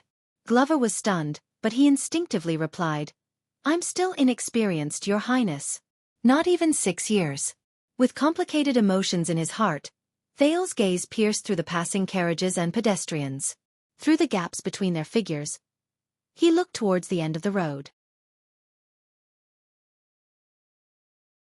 Under the setting sun, the towering and heavy dark pyramid stood silently. It was like a huge lock that descended from the sky, firmly pressing down on the heart of Eternal Star City and even the entire constellation. What about Mallows? Glover's expression became stern. Lord Mallows is one of the first batch of royal guards to be reorganized after His Majesty Kessel was crowned. For more than 10 years, the new guards have come and gone, but his lordship has always been there. Thales nodded thoughtfully. So, 18 years. So, he has already surrounded Renaissance Palace and served beside the throne for 18 years. That's why he can be so skilled, so indifferent, so calm, and so far-sighted. Under the hood, Thales stared at the dark and deep ancient palace. Regardless of whether it was stopping me from showing my face in public when I entered the city, dealing with the situation at the royal banquet, or making arrangements before disaster struck. It seems that this is his instinct, his normal way of life. He has seen through it, adapted to it, and is used to it. He deals with it as it comes and accepts it. Just like a veteran actor who is used to a stage in a play, he repeats similar lines countless times. Cohen, who was out of sorts, stared at Renaissance Palace at the end of the road in boredom. He did not bother to hide his yawn. It's already evening. Thales suddenly spoke and interrupted him. Do you know what we are facing now? Glover frowned. Thales sank into deep thought. Thread. Glover and Cohen were both stunned. Thread. Thales nodded. Yes, just like in puppet shows, the strings on the idol's body have 2 ends. One end is over there, and the other is over here. It involves me, Mallows, and everyone else's every move. Thales stared at the thick and heavy pyramid in the distance, lost in thought. When he was young, the palace was like a layer of clouds floating in the sky. Although it could not be touched, it always made people look up and stare at it. Now, when he could really touch it, Thales slowly stretched out his left hand, bent his thumb and forefinger, and slowly trapped Renaissance Palace in his sight between his fingers. At that moment, it looked exquisite and delicate, as if everything was under his control. However, no matter how he retracted his fingers, all Thales could feel was the rustling autumn wind that blew past his palm. It left no trace behind, only a chill. Just like in Dragon Cloud City, Bladefang's camp, and the Prison of Bones. The teenager frowned. In everything that happened, there was always a thread that pulled everything together, and in the end, it gathered into a torrent that surged forward. Cohen listened in a daze until he caught hold of a term he could understand. What? You went to the Prison of Bones? That place where you can only enter but not exit? Following Thales' movements, Glover looked at Renaissance Palace in the distance, and he became alert. Thread. You mean, whether it was the accident at the banquet or the disturbance today, you were used and manipulated by someone? Cohen glanced at the zombie, and he became equally alert. What banquet? What accident? What disturbance? Thales shook his head gently. No. Based on past experience, as long as I understand where the thread is, see through it, grab it, and split it open, I can see the exit of the maze, even if there is another maze behind the exit. But Thales' expression became even more solemn. But this time, the teenager said solemnly, this time is a little more special. He stared at the tiny Renaissance palace between his fingers, and he felt that it was becoming more and more illusory and distant. Glover listened attentively, but did not speak. In the next second, the golden setting sun passed through the gaps between Thales's fingers, illuminating the scar on his palm that was difficult to remove because of the many cuts he made. When he thought of this, a dull pain came from his palm, replacing the illusory chill. It's not so clear, not so specific, and not so direct. The end of the thread at the other end is not even a person. Sometimes, I even feel that everything is just my imagination, and there is no thread at all. Thales put down his palm and exhaled. But that's not the case. The thread still exists, but because there are too many of them, too thick, too dense and tangled together, I can't start, and it's hard for me to detect them. Cohen was in great pain as he listened, but when he saw that Glover was also puzzled, he immediately felt much more at ease. Because a long time ago, I only needed to solve a single thread. Thales's eyes were burning. The right to inherit the throne of the second prince, King Neuvin's anger, Lampard's ambition, the Archduchess' rule. Simple, convenient, and clean. It was already evening, and the number of people on Renaissance Avenue gradually increased. Those who had finished work, those who went to the market, those who took shifts, those who were strolling, and those who were in a hurry were surging with people. The endless stream of people and carriages blocked the view of Renaissance Palace in the distance. But Thales stared at its silhouette. His gaze never lost focus because of the palace's occasional disappearance. But now, the ownership of Bladefang's camp, the resistance in Western Desert, the undercurrent in Mindy's Hall, the shadow of Renaissance Palace, the actions of the kingdom's secret intelligence department, the stance of the 7 Jade Star attendants, and the meaning of the Star Lake Guards. Thales's expression became more solemn as he spoke. Ever since I returned to the kingdom and stepped into Constellation, there has been more than one thing, one hand, and one person that has been affecting, restricting, and oppressing me. I need to solve more than one thread.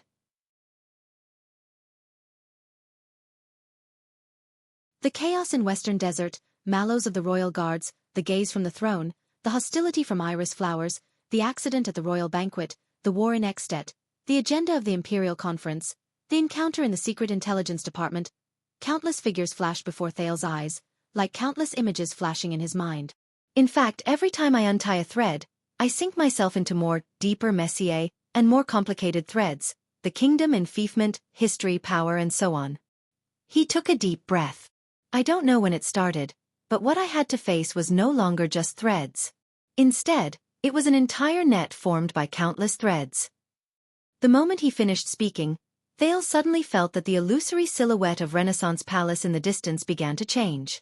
It was as if it had walked out of a painting. The edges and corners were so distinct that they seemed tangible. Glover tried hard to understand the prince's words. Cohen was drowsy from listening, so he decided to let his mind wander. That's why it's ethereal and mysterious. It's empty and formless, and its form can't be seen even in the clouds and fog. But it's also more oppressive and suffocating. The worst thing is that it's closely following my every move, word, and thought. Thales stared at Renaissance Palace in front of him. He felt that the oppressive and tangible feeling became clearer, as if it had a sharp blade, and it made him feel uncomfortable. Under its shadow, I'm no longer the me I know, and I'm no longer the Thales Jade Star who survived in the northern wastes. Every move I make is tightly controlled by it. I can no longer freely make decisions without any worries. Thales touched his heart. But when I draw my sword and look around, I'm at a loss and confused. I don't know where I should slash. Thales exhaled, but his gaze became more determined. Nah. Forgive me for being slow, Your Highness. Glover shook his head. I don't quite understand. You don't understand? Cohen snapped out of his daze and was instantly overjoyed. Thales gave him a sidelong glance. You understand? Cohen was stared at, and his tone instantly became awkward. Very good. Thales raised his eyebrows. I knew you understood. Cohen's expression froze on his face. What a pity, Thales sighed and said. Others don't understand. Glover looked at this and that. He was completely at a loss. It's okay. We understand, and that's enough. Thales patted Cohen's shoulder with a gratified expression. In response, Cohen could only force an awkward but polite smile. A few seconds later, Thales snorted and laughed heartily. I'm not joking anymore. Actually, everyone has experienced that feeling, but most of the time, we don't realize it. Thail's tone became serious. For example, you zombie. You come from a noble family and serve on the throne, but you've been through many hardships in the past, and you're covered in mud. The two of you are entangled with each other. Every time you try to reach out to one of them, the other will roll back like a wave, suffocating you. Glover's expression changed slightly. And you, Cohen. You're alone on the battlefield with only a sword, and you overcome all obstacles. But at the end of your journey, you realize that what you have to face is not just crimes and order, but everything in Lower City District. Cohen was stunned, and he fell into deep thought. Just like me, what you face is an entire net. Thales let out a long sigh and turned around again. He faced the seemingly endless Renaissance Avenue and Renaissance Palace, which was hidden in countless people. They were silent for a while. Then, Glover's voice was hoarse and sluggish, as if he had encountered some difficulties and obstacles. What should we do? Thales' pupils shrank slowly. The scene reflected in his eyes had Renaissance Palace firmly in his mind. According to what the leader of Blackstreet Brotherhood said, first of all, Thales recalled the madness of Dragon's blood that night, and the corners of his lips curled up subconsciously. We have to change our minds. Glover's expression did not change, but his gaze shifted. Cohen was puzzled. How do we change our minds? Thales lowered his head and looked at the scar on his palm again. The net we face can never be cut, broken free, or even undone. As Thales spoke, he slowly extended his hand towards Renaissance Palace. He spread his fingers and covered every corner of the ancient palace. But it is also because of this, the prince said softly as if he did not hear anything. You, me, him, and them. All of us are in it. The teenager's tone was cold, and his gaze was indifferent. Glover felt a chill run down his spine. We have been under its control for a long time. Thales clenched his fist tightly, and Renaissance Palace was completely in his palm. We are powerless to escape. In the next moment, Thales resolutely stepped out of the corner of the street and walked onto Renaissance Avenue. Glover and Cohen looked at each other. They were puzzled, but Thales was already far away. They could only chase after him. At this moment, You're Wuxia. The three of them turned their heads at the same time and saw another cloaked figure hurriedly catching up to them from the other side of the road. When the other person came closer, Thales saw his face clearly and said in surprise, Commodore, you're awake. Gianluca Commodore, the second-class protector of the Royal Guards who was taken down by Cohen and Glover in Laurel Club, panted and trembled in excitement. He looked as if he had just survived a desperate situation. I was scared to death. When I woke up, all of you were gone. There was only a man who was pulling down his pants. Cohen frowned and looked at Glover. The latter was expressionless. Commodore's eyes were filled with tears. I went back to Mindy's hall. All of you were not there, so I went to Renaissance Palace. The guards also said that all of you did not come, so I could only run to Eastern City District to call for help. Commodore suddenly saw Cohen's figure, and he instantly gritted his teeth. Hey, you're that bastard. Cohen was shocked. He quickly pulled down his hood. Ahem, Lorbeck, I am Lorbeck Dara. Lorbeck Dara, Commodore muttered this name, and his expression suddenly changed drastically. How dare you? He grabbed Cohen's collar. How dare you pretend to be Western City Police Station's Director Lorbeck? Cohen, who was at a loss for what to do after his identity was exposed, lowered his head and leaned forward. Let me tell you, I am an inner-city police officer. I know the internal affairs of the police station very well. Thales felt a headache coming on. He coughed. Caribbean. This man is the heir of Walla Hill and Sword of the Twin Towers, Cohen Caribbean. He is now a police officer in the capital. Commodore was stunned. He spent a few seconds thinking about the meaning of this name. Oh, so it's young Master Caribbean. The protector instantly became as enthusiastic as fire, and he smiled like a flower. He loosened his grip on Cohen's collar, and in a very natural manner, he adjusted Cohen's clothes. What a coincidence. I was once a police officer as well. We are in the same profession. Ah, it's a misunderstanding. If I knew that you were visiting in secret. Cohen stared at him in a daze. He could not react to the situation. However, in the next second, another sobbing voice traveled into their ears from afar. "Your Highness!" The few of them were shocked. Another man in civilian clothes moved stiffly towards them with a limp. The passers-by looked at him. Glover saw the man's face clearly, and he covered his forehead in pain. "D.D." Thales frowned. "Aren't you recuperating?" The first-grade protector beside Thales, Danny Doyle, pounced on the teenager with sparkling eyes. "Yes, Your Highness. But Commodore came to my house to look for me. I heard about what happened in Mindy's hole." "Silence!" Glover pulled Doyle up rudely and dragged him to the corner of the street. At the same time, he looked around vigilantly and whispered, "Wuxia. His Highness' current alias is Wuxia." Doyle was stunned for a moment before he reacted. "Oh, okay, Wuxia." Commodore didn't make it clear. "He said that all of you went to look for a woman, but you found an androgynous one. Then a strong and tough man came. Then he fainted from the pain and all of you disappeared." "Hey, Doyle! It's been a long time." Cohen happily appeared beside Doyle and slapped his back. "Ugh!" Doyle screamed in pain and pounced into Glover's arms. "Ha! What's wrong with you?" Cohen stretched out his hand in confusion. He looked puzzled. "Why do you walk like a duck and explode with just one slap?" Doyle endured the pain in his back and laid on Glover's body. He turned around to take a look. "What's going on?" Doyle's face was contorted. He pointed at Cohen with his thumb angrily and asked Glover in a low voice, "Why this guy?" Glover pulled Doyle off him without batting an eyelid. "You know, His Highness, the fool beside Wuxia has applied for leave. We couldn't find another fool, so we could only use him as a substitute." Doyle groaned weakly and immediately became puzzled. "Oh, the fool's substitute. Wait, who's the fool who applied for leave?" Glover pursed his lips tightly. "Hey, both of you." Cohen waved his hand indignantly at the side. "Don't speak ill of me behind my back. I can hear what you're saying." "I hear. Yes, yes. Did you hear?" "I can hear. Did you hear?" Glover shrugged at Doyle. Doyle frowned and looked at Cohen, then at Glover, who had regained his cool. In the end, he lowered his head and sighed. "All right, so be it if he's a fool.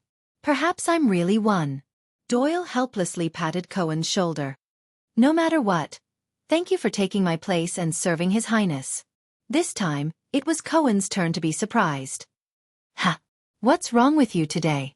You're a little different from usual? Why aren't you talking back?" "It's nothing. It's just that before I do something." Doyle tightened the clothes on his back and grimaced as he smiled bitterly. "You have to weigh the scales first." Once he said that, Glover could not help but look at him in a different light. "What the F***ck?" Cohen looked at Doyle in surprise. "Playboy. You've grown up." Doyle returned him a melancholic smile. So, Cohen was pleased. Without holding back, he slapped Doyle's back again. Listening to Doyle's screams and watching their reunion, Thales curled up the corners of his lips. He suddenly felt that today was not so bad after all. But at that moment, a faintly discernible strange feeling surged in his heart. Thales subconsciously turned around and looked at the crowd behind him. The moment he turned around, the crowd on the street suddenly became restless. "It's so noisy behind. What happened? Was there a car accident?" The other members of the Star Lake Guards also noticed the commotion and turned around. But the commotion quickly changed its tone. The whispers of the crowd spread into panic. "Quick, dodge it. Whose horse is startled? Why did it suddenly go crazy? Who can hold it back?" Thales' expression changed. The strange feeling was getting stronger. The next moment, a huge black shadow appeared on the street and charged out of the crowd. It was getting closer and closer to them. Glover, Cohen, Doyle, and Commodore also saw this scene. Their expressions changed. "It's charging over here. Run!" The panicked whispers turned into fearful screams. The people on the street dodged the black shadow and scattered in all directions. The movement of the black shadow was so great that it stirred up countless strong gusts of wind. It enveloped Thales and his group. Its speed was very oppressive, and it reached them in an instant. "Be careful!" Before Thales could react, Glover pounced on him and pinned him to the ground. "What the?" Before Doyle could finish his astonished words, he was also pinned to the ground by Cohen and Commodore. Thales could only feel the huge black shadow sweeping past the top of his head. It brought along strong gusts of wind that were as sharp as blades, causing their cloaks to flutter continuously. And the strange feeling reached its peak. Asterisk thud. Thud. Asterisk the black shadow landed on the ground behind them. It turned into rhythmic footsteps and gradually moved into the distance. Your Highness, are you all right? Glover got up in a disheveled manner. Damn bastard. Thales, who once again received the Royal Guard's VIP service, spat out the dust in his mouth in pain. He only had time to poke his head out of the zombie's bosom. Doyle pushed away the two men on him. He grimaced in pain due to the double pain of being whipped and falling. Where did this beast come from? How dare it offend the royal family? Damn it, it's back. Asterisk thud, thud, thud, thud. Asterisk the hurried sounds of horse hooves rose again. Everyone was shocked again. The huge black shadow in the distance turned around and charged towards them again. Which idiot's horse is this? Galloping in the middle of the street, see if I don't cut him. Cohen rolled up his sleeves angrily. No, a normal frightened horse would not be so persistent. It might have been drugged and is specifically charging towards your highness. Commodore analyzed cautiously. Hey, stop talking. Someone come and pull me up. This came from Doyle, who was groaning in pain. Glover's ruthlessness was aroused. He jumped up, gritted his teeth and drew his sword. Kill it. Wait a minute. But Thales suddenly extended his hand, pressed down on his sword, and stood up. The teenager took a deep breath, took a few steps forward, and opened his arms towards the black shadow that was charging towards him. Glover subconsciously extended his hand to stop the prince, but he did not manage to grab anything. Everyone sucked in a breath of cold air. With lightning speed, the black shadow swept up the dust and charged towards Thales. No, no, no, no! Doyle was terrified when he saw this. In the next second, the black shadow's hooves stomped on the ground continuously. It slowed down drastically and stirred up a lot of dust. Before the dumbfounded eyes of the crowd, the black shadow turned from a rapid gallop to a brisk walk, then to a normal gait. In the end, it arrived in front of Thales with small, elegant steps and lowered its head obediently. Beautiful. You didn't bump into anything. Your posture when crossing obstacles is much more skillful. Thales smiled and extended his hand to stroke the black horse. Good girl. The black horse's eyes were bright, and it snorted happily. It extended its head forward and clamped Thales between its chin and neck. It rubbed against him back and forth. Yes, I know. I missed you too. Thales felt a little helpless when it hugged him intimately, but the fear in his heart turned into calmness. He gently combed the other party's mane and said in a gentle voice, Don't worry, Jenny. The Star Lake guards, as well as Cohen, were dumbfounded at the scene. This is... Doyle, you read a lot. Tell me, what is this scene? Cohen prodded Doyle in a daze. Let me... Don't touch my back. Let me think. When Doyle saw that Thales was immersed in joy and did not have time to care about their situation, he frowned and thought for a while. A new lover? Commodore was observant. He waved his hands and dispersed the curious onlookers behind the mess. Disperse. Disperse. Disperse. The police officer is here. What's there to see? Have you never seen a second-generation official racing? Horse racing? His sternness had some effect. The crowd slowly dispersed, but it was not as fast as Glover's methods. The zombie walked forward with a cold expression and took the money pouch from Doyle's waist without any explanation. He tore open the pouch and sprinkled coins and bills into the distance. Amid Doyle's indignant protests and the crowd's bustling commotion, Glover and the others escorted Thales and his new steed away from the crime scene. But before they could go far, Glover turned around vigilantly. A few figures did not care about the coins scattered all over the ground. They went against the flow and passed through the crowd. They ran towards them while panting. Uncle, it's in front. It's right in front. Take it easy, boy. Where did you put the horse trap? That thing is useless. Do you remember? The last time Mute fell into it, it ran around and flew a kite for the whole afternoon. Humph. We have to tempt it with good horse food. Or wear His Highness clothes. Damn it, how many times has it done this? It bullies the weak and fears the strong. When that dead face was around, it never dared to be so arrogant. Don't stop me. This time, I'm going to chop this crazy horse and feed it to Mute. Humph. The Star Lake Guards stood in formation vigilantly and blocked the path of the newcomers. The noisy chatter stopped abruptly. The newcomers stopped in unison and looked at the Star Lake Guards warily. Glover frowned. There were 4 newcomers. Although they were travel-worn, they were fully armed. The older man carried a sword and shield on his back, the younger man carried a spear on his back, and one of them wore a strange mask that covered the lower half of his face from his chin. Their leader was a handsome young man with a long sword at his waist. He stared blankly at the black horse that was being intimate with Thales. But their positions, Glover became more vigilant, were extremely professional.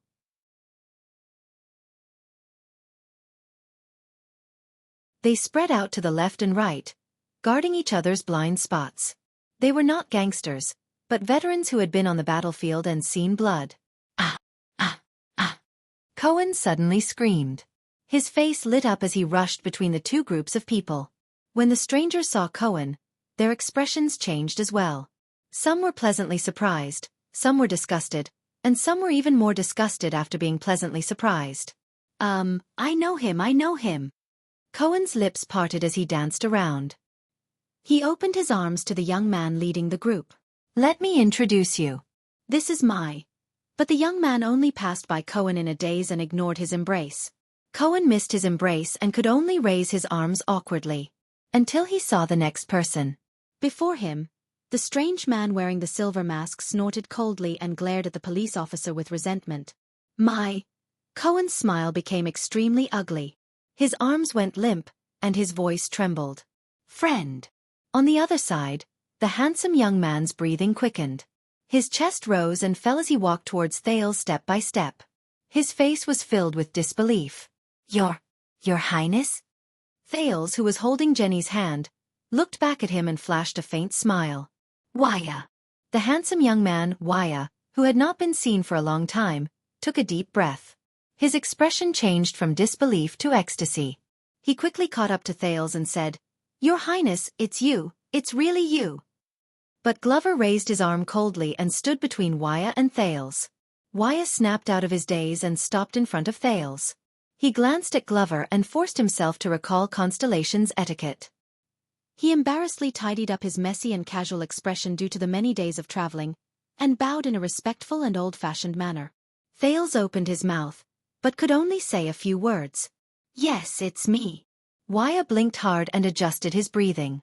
He turned around in surprise. I was just talking to the Mute. The strange man wearing the mask snorted coldly and hoarsely and turned his head away. Wuxia ignored him. He only sized up Thales excitedly and spoke incoherently. You don't know, when you were kidnapped in Dragon Cloud City. Uncle Jennad said that it was all your plan, but I couldn't believe it. The elderly man with the sword and shield on his back revealed a faint smile. The Star Killer checked every single one of us from head to toe, until he returned to Dragon Cloud City covered in injuries. Wuxia was so excited that he spoke incoherently. Until the news of your return to the kingdom came, But Thales smiled. He smiled in relief. In the next second, he stepped over Glover and the distance between the prince and the attendant. He extended his arms in a carefree manner, and under the attendant's surprised gaze, he hugged Wuxia tightly. Everyone's expressions changed at the same time. Thank you, Wuxia. Thales pressed his chin against Wuxia's shoulder and tried hard to stop his voice from trembling.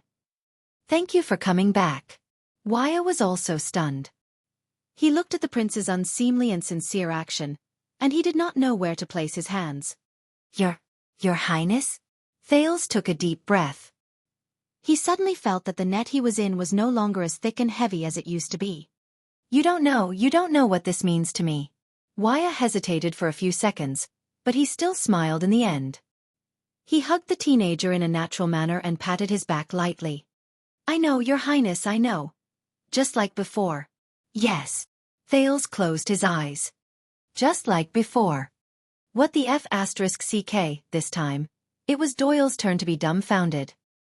He stared at the newcomer who was being hugged by the prince. What's going on now? Cohen sighed. When he remembered his military career, he sighed and said, Unfinished business.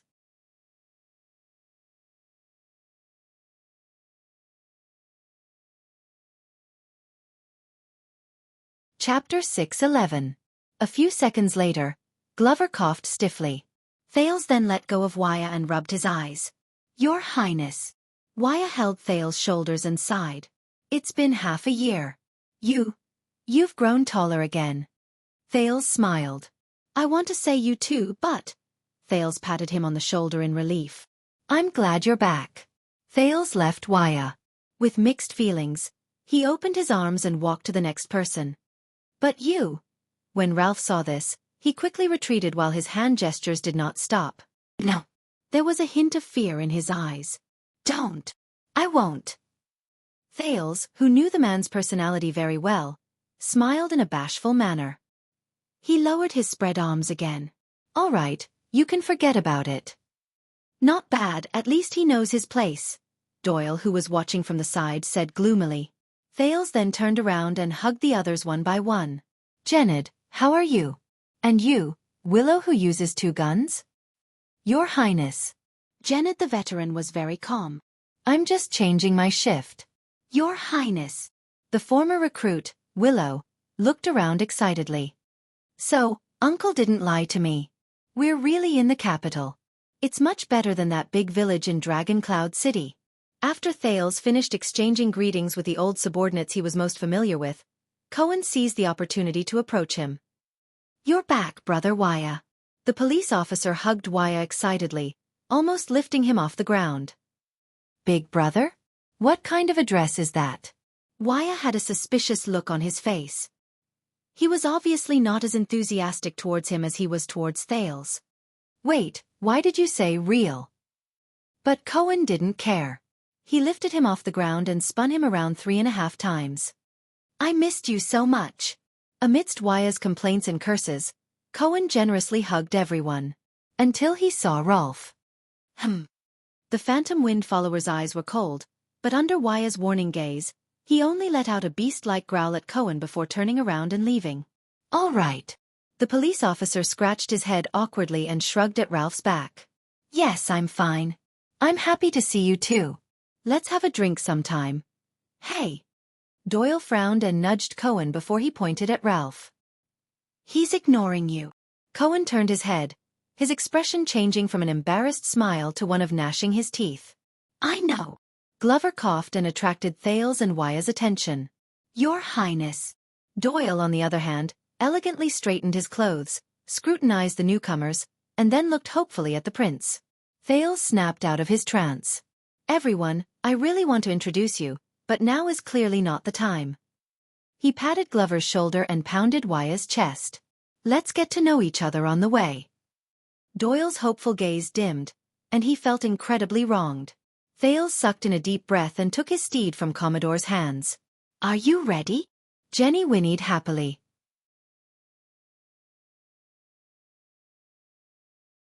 Thales chuckled softly and rejected Commodore's kind offer to crouch down and help him up the horse. He recalled Nicholas' equestrian lessons, and the Sin of Hell's River was activated at will.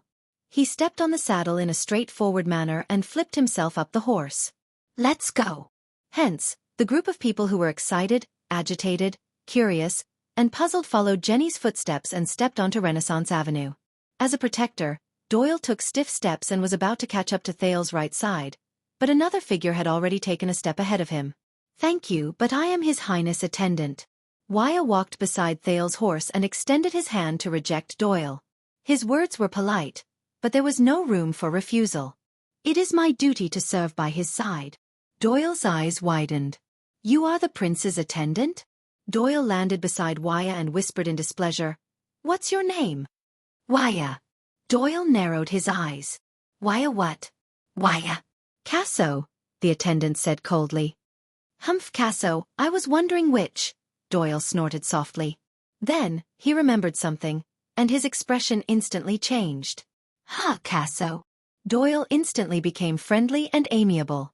Oh my, Brother Wuxia. I've been looking forward to meeting you for a long time.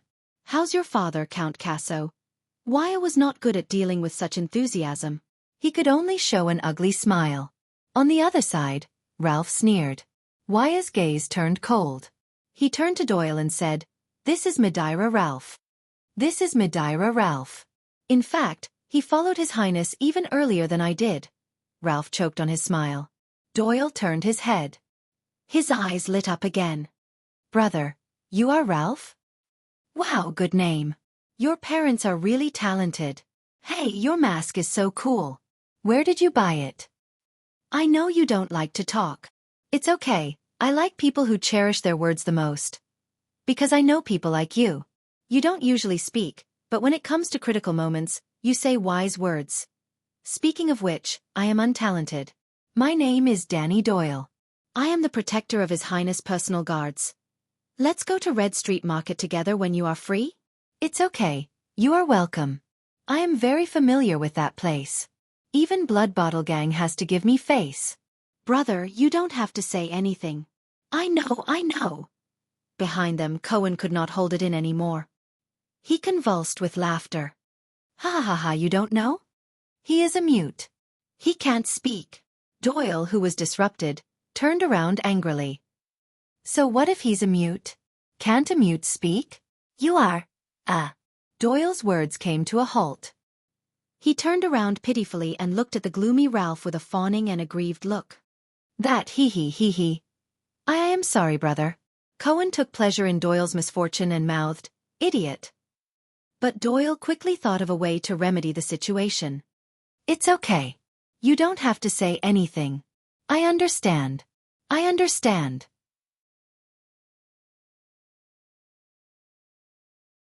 Doyle stuck out his thumb and patted Ralph's shoulder. He did not care about the latter's increasingly cold gaze. "You are a real man. For His Highness, it is worth risking my life. So what if I become a mute?" "Ha ha ha ha." Cohen covered his mouth and laughed viciously again. "What now?" Doyle scowled at him. The police nodded and teased Doyle. "The reason why he can't speak is because I broke his throat during a street fight." Ralph turned around abruptly. His gaze was as sharp as a knife. Cohen shuddered and stopped abruptly. He reacted and made an apologetic expression at Ralph. He laughed awkwardly. "Ahem, sorry. Ahem." But Doyle curled up the corners of his lips and poked the police officer smugly. "I think he heard you." Cohen turned around awkwardly. He was furious. "I know." Ralph snorted angrily and left the row. "Damn it. Another arrogant idiot has come to the prince's side." As he thought of this, he glanced at Wya. "What, isn't one enough?" Thales rode on his horse and asked Wya, who was the closest to him, "How did you come back?" "It's a long story." Wya shook his head. "Viscount Nemain is right. With you gone, we are insignificant to Dragoncloud City, so the Archduchess ordered us to be released. Of course, the Star Killer was reluctant at first, but they were about to set off for war. Put Ray." Thales thought of his old friend. "Where is he?" Viscount Nemain left halfway. Wya was also nostalgic. He said he had other important matters to attend to. Thales chuckled and shook his head. As always mysterious. Wya perked up. In short, once we left Dragoncloud City, it was much easier. But Thales thought of something and remembered what he saw at the royal banquet. "Wait, according to Little Pot Lid, aren't you still stuck at the border between the two countries?" The prince was puzzled. "Why are you back so soon?" Wya shook his head. "No, Your Highness. We returned to Constellation 2 weeks ago. We stopped for a few days on the way." He was slightly puzzled. "Little Pot Lid? Pot Lid? You mean the Archduke's son of Reformation Tower? Didn't you send him?" Thales was stunned. "No, I didn't." "Wait a minute. Let's recall." Thales took a deep breath and recalled Levi Trentida, who came to him for help during the royal banquet and only asked to stay by his side for 5 minutes. That Little Pot Lid. So, on your way back, you did meet Levi Trentida, the Archduke's son of Reformation Tower, right? Wya recalled carefully. "Yes. We met him a few weeks ago, and he even paid for our food and lodging so that we could eat and drink before continuing on our journey. He claimed that you had entrusted Archduchess Saroma, and the Archduchess had entrusted it to him. He came to visit us on the way." The attendant asked doubtfully. "Isn't that so?" Thales stroked Jenny's mane and frowned. "No. In fact, Levi only met me for the first time last night. He told me that you were stuck at the border between the two countries by the people of Black Sand region, and that he was trying to mediate. He came to inform you that you were safe. Thales slowly reacted. Isn't that so? Wuxia shook his head fiercely. No. Thales and Wuxia were silent for a while. So you didn't ask him to inform me? So he wasn't sent by you or the Archduchess? Both of them figured it out and exhaled in unison.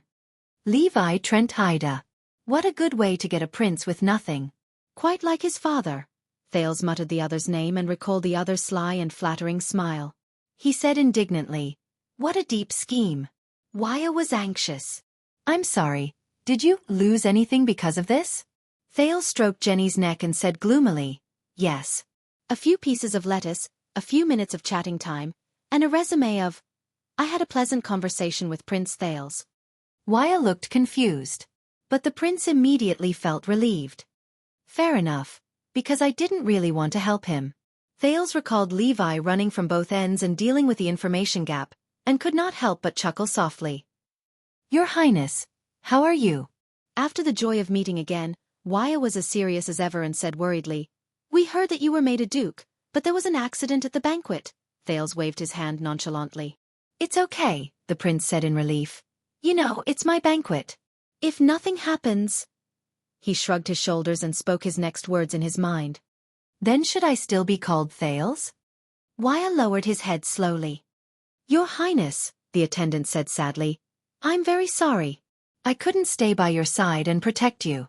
Thales looked at him and curled up the corners of his lips. No, in fact you helped me a lot. The prince bent down and patted his shoulder, winking with his left eye. Especially your name. Wuxia looked up with a puzzled expression. Thales did not explain further, intending to leave the meaning of his words for Wuxia to ponder on. The prince raised his eyebrows and remembered something.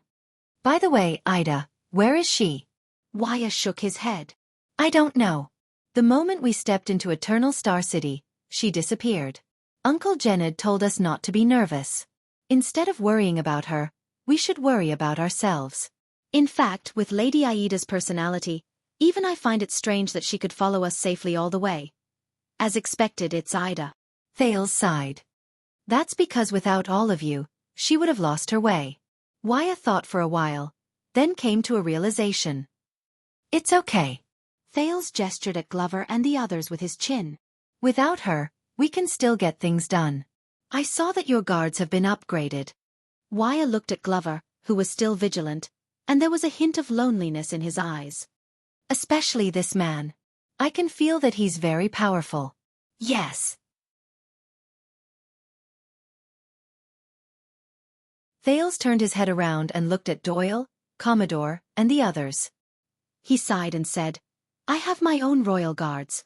Even though there are a lot of problems and I'm in a state of disunity, even though the leader likes to go against me, even though he can't even protect himself now.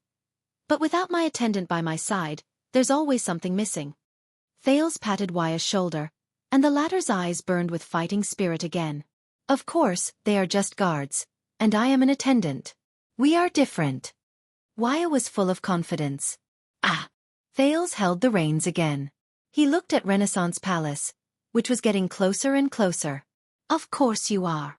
Glover, who was moving forward quietly, suddenly felt that something was wrong. He turned his head and saw the young man who had just hugged the prince staring at him with a burning gaze. The valiant young man extended his hand in a friendly manner. I am Wuxia, His Highness Attendant. Glover stared at the young man's hand warily.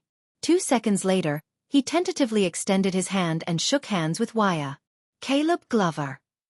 Royal Guard, Star Lake Guards, First Class Vanguard. Wuxia smiled. Thank you. Glover responded with a puzzled gaze. The prince's return to the kingdom seems to have settled down, and he has boundless prospects. However, those of us who have been by His Highness' side for years know that there are countless undercurrents and dangers lurking behind the scenes. Wuxia looked at Thales, who was deep in thought on his steed. He needs more help. But he looked at Doyle's side and said, But today, when we meet again, among the people around him, only you seem a little more reliable. Glover's expression became slightly better. It seems that there are still normal people around His Highness. But he paused for a moment. Wait, you said that your name is Wuxia? Wuxia's voice was solemn. Yes. Glover's expression was a little strange. Just Wuxia? No. Other names? My name is Wuxia Casso, if that's what you mean. Glover looked like he had a sudden realization. Oh, so you are the real Wuxia. Wuxia was stunned. Sorry. It's nothing, it's just that. Glover glanced at Thales' back. His Highness often talks about you. Wuxia glanced at Thales, who was on the horse, and a special feeling welled up in him. We were supposed to serve by His Highness' side and protect him. But not only did we fail to fulfill our duties, we even got ourselves into trouble and almost became a burden. But not only did His Highness not blame us, he was even concerned about our safety. Wuxia sighed. How can we repay this kindness? But after he said this, Wuxia vaguely felt that Glover's expression when he looked at him seemed to be even weirder. You actually have already repaid him. Wuxia was puzzled. Why? Because your name is Wuxia, Zombie replied briefly. Wuxia was stunned again. That's strange. The attendant could not figure it out. His Highness seemed to have said that before. Does my name have any meaning? Glover coughed. It's nothing, but you better not go to Red Street Market. Why? Because your name is Wuxia. Wuxia was even more puzzled. Until Doyle's voice cut in. Oh my, brother Wuxia, ignore him. You should have asked me about the Royal Guards, especially the defense division that protects the country. Hiss. Wuxia turned his head around in shock and saw Doyle approach him with tears in his eyes. Danny, you. What's wrong? It's nothing. Doyle pressed his back and looked like he was about to cry. It's just that. My back hurts. Back. Wuxia was shocked. Doyle panted and looked like a delicate flower waiting to be cherished. You know, there was a banquet last night. This, work injury, professional risk. Banquet, work injury, back pain? Wuxia's expression became more and more puzzled. But Doyle looked desolately at Glover, whose expression was already very unpleasant. By the way, Glover, your back hurts a lot too, right? The zombie turned his head around coldly. No, I can handle it. Actually, you don't have to force yourself. Doyle sighed weakly. It's all Officer Mallow's fault. He was too aggressive with us. Too forceful. My back. I feel like it's going to split open. If we knew this would happen, we wouldn't have done that last night. Glover froze in his tracks. Wuxia's expression was strange. What did you do last night? Doyle looked up. His smile was bitter but gratified. It's okay. That was just me and Glover. We were just impulsive. He looked at the zombie with sparkling eyes. Right. Glover? Impulsive. Wuxia's gaze became stranger. Glover was instantly stunned. He wanted to explain, but in the end, he just snorted angrily and walked forward. Doyle, who was left behind, raised his hand and teased. Hey, it's just a joke. Don't be so petty. Glover gritted his teeth and looked at Doyle. Then he looked at Cohen, who was giggling foolishly with Willow. As expected. Lillian is right. All idiots are from the same family. They're all F*King related. Behind Thales, the others were also trying their best to get to know each other and familiarize themselves with their new teammates, such as Commodore and Jened, who were flattering each other. Commodore patted Jened's shoulder and praised him. By the looks of you, you've been in the military before. Jened gave him a thumbs up. By the looks of your habits, you're obviously a professional bodyguard. Commodore shook his head humbly. You flatter me. I'm just an untalented person. I was once in the inner city's police station, Jened said courteously. You flatter me. I've only worked in the Starlight Brigade and the city defense team. Wow, the famous Starlight Brigade. So, you're a veteran, a war hero. Commodore's eyes brightened. TSK, the police officers in the inner city are all in charge of important people's protection and internal supervision.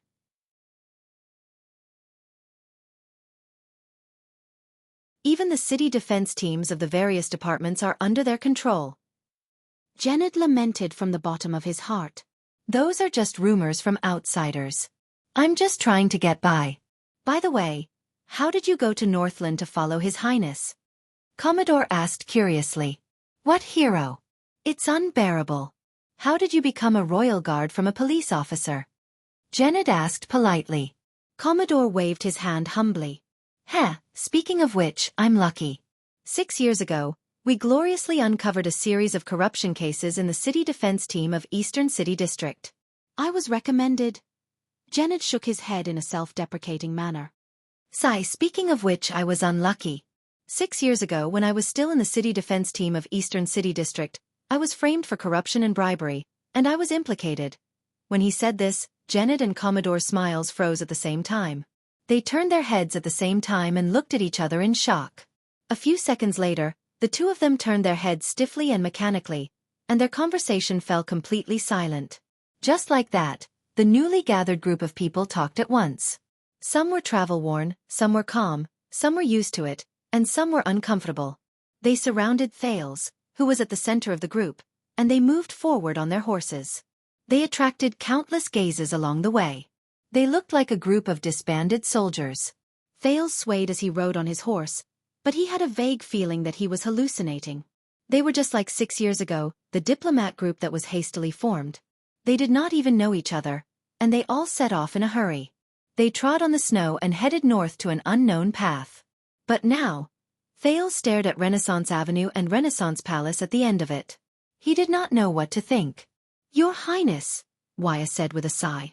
Perhaps you don't know what returning to Constellation, returning to Eternal Star City, and reuniting with you means to us. Thales turned his head around. Oh! Wuxia stared at the familiar streets and sky, and his tone became lighter. It feels like the journey has ended, and we no longer have to work hard. And we can rest now. Thales was silent for a while before he spoke awkwardly. About that, Wuxia. Right now we might not be able to rest yet. We can't rest. Wuxia's expression froze for a moment. Your Highness, I'm sorry? Thales took a deep breath and looked seriously at the attendant who had followed him for 6 years. Wuxia, do you trust me? Clang. Wuxia subconsciously wanted to nod, but he stopped when he raised his head halfway. No, Your Highness, I've learned. I have a bad feeling. The last time you asked me this. Wuxia recalled Thales' glorious deeds in Northland. He was first terrified, then suspicious. You asked me to find Chapman Lampard. This name attracted the attention of his companions.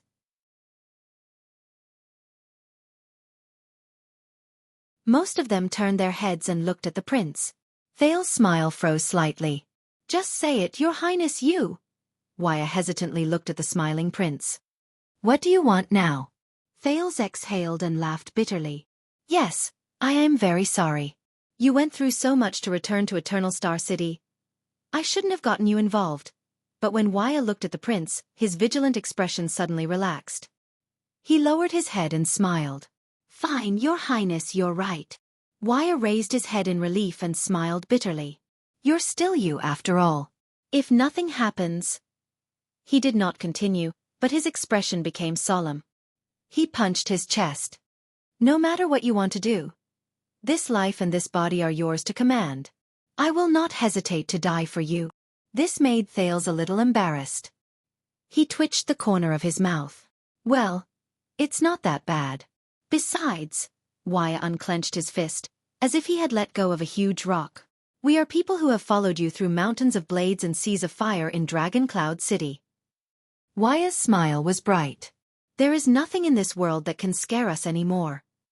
At that moment, Thales sank into silence. All sorts of feelings welled up in his heart. The teenager looked up. Really? Wuxia looked at Ralph and gestured with his chin. The Phantom Wind follower's gaze was cold. He gestured for them to move forward. Thales smiled in tacit understanding and looked at the others. We will follow you wherever you go. Janet bowed deeply. Willow, who was beside him, also bowed nervously. The royal guards will naturally go through fire and water for you.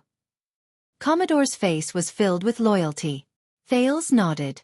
Doyle looked to the left and right before he cleared his throat. You are Your Highness. We should listen to you. That is true. Doyle's emotions were initially stirred up, but they slowly calmed down. But you also saved my family. He patted the horse's belly with great emotion. Not every prince can choose not to sacrifice his pawn. Jenny turned her head around and neighed fiercely. Doyle, who had been brewing his emotions, was so frightened that he immediately retracted his hand. "You have listened to my story, Your Highness." While everyone laughed, Glover was silent for a while before he spoke slowly. "I will listen to you as well." Thales stared at him deeply. "Thank you." When Cohen saw that everyone's gazes were directed at him, he was extremely nervous. He struggled for a long time before he came up with a strange word. "Don Quixote? Charge." Aside from Glover, everyone else was stunned. They sized up Cohen as if they were looking at an idiot. Thales snorted and laughed heartily. "But yes." The teenager took a deep breath and sat up straight. "Don Quixote." "Very good," the second prince said solemnly. "Everyone, listen up. We are going to Renaissance Palace now." Wyatt tightened his grip on his single-edged sword and answered calmly, "Of course, what do you want us to do?" Thales did not answer immediately. He looked straight ahead and walked forward along Renaissance Avenue until he ran into the dark and deep Great Pyramid. That was Renaissance Palace. It was a net. It was also his windmill. At that second, Thales curled up the corners of his lips and spoke softly. "Rebellion." In an instant, the group, including Cohen, who had been talking and laughing, suddenly became quiet. The street was still bustling with activity. People came and went, and it was filled with the smoke of a citizen's life. It was a stark contrast to the dead silence of this small group. It felt like a century had passed. "Conspiracy, conspiracy." Wyatt's hoarse voice came out with great difficulty, but he could not form a sentence. In this atmosphere where everyone was as silent as cicadas in winter, Thales raised his head and turned his head around. "Tell me." The setting sun was golden. With Renaissance Palace as a backdrop, the young duke's smile was clear, and his attitude was calm. "What does it feel like to be a king?"